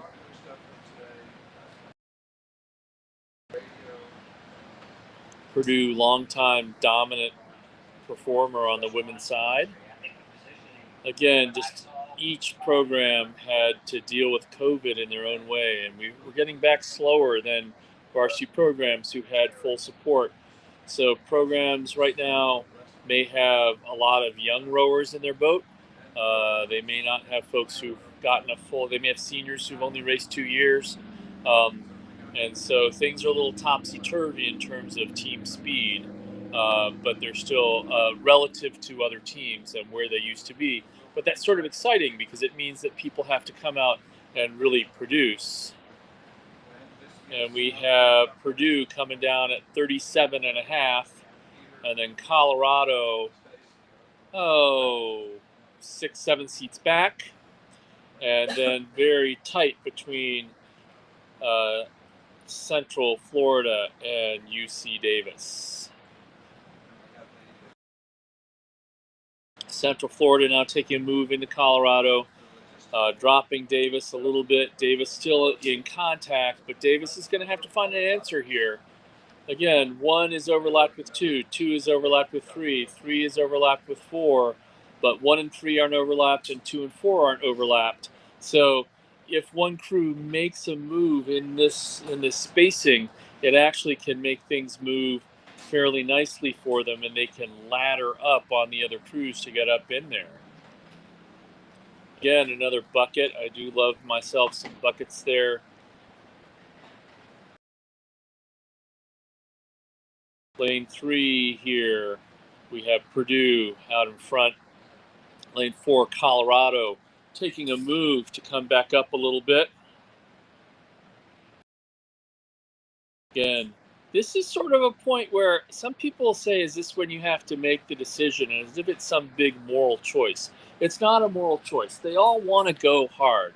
The question is, who's going to decide that they're going to lay it out a little bit harder right at this point and make the move? So they're not making a decision. Right now it's who is actually able, who's done the conditioning and the work and the mental preparation to be able to lay it out at this point, and can they actually move back in? That's what makes this sport such a great sport to watch, and so different from so many others, because you just have to reproduce stroke after stroke, and then you got to give a little bit more to try and get up in there. Now, in some ways you don't, because Purdue and Colorado are both going to move nicely into the AB semifinal, and they may just be quite comfortable. That may have been what their coach told them to do. There you have the Colorado coxswain, very quiet, very calm in that boat, and that could be just how that boat races, right? We saw another coxswain earlier, I forget who, absolutely banging on the boat to try and get them to go. Different coxswains, different styles, which is great, but they're all pushing hard for sure. So the fun thing here is that there's going to be this one spot. It looks like Central Florida has managed to move themselves up a little bit and be the third place crew, I think. I have to see a little bit of a bigger shot to make that for sure. The question is, how close is UC Davis to them? Because only 3 crews get to go. And what kind of move is happening between Central Florida and Cal Davis?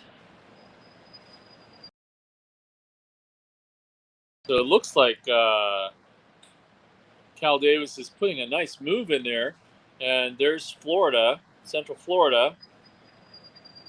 Hard to see right now who's up. Purdue moving just very nicely, pushing 36, 37 and a half. They're not taking any chances here. Now a little bit of open water over Colorado. Colorado open water over the 3rd and 4th place crews.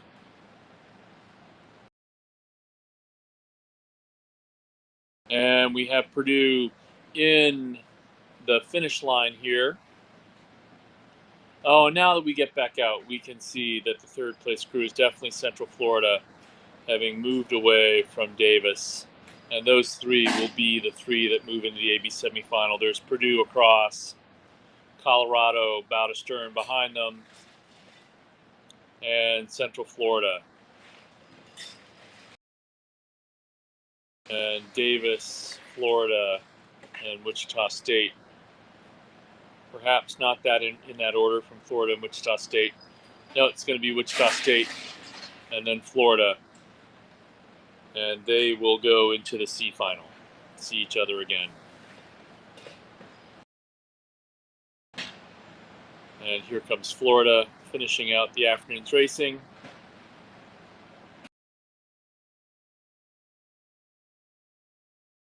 So thank you for joining us on the first day of the ACRA Championships. All the results are on herenow.com, so you should go and find what you wanted to do and make sure. And they get these results up so quickly, so you don't have to wait and wonder what's going on. You can see they'll have the progressions up later in the day to see who races who tomorrow morning, and we'll see you back at 8 o'clock tomorrow morning for the first race of Saturday. So thanks for joining us and have a great day. Greetings from the gorgeous Tennessee Valley.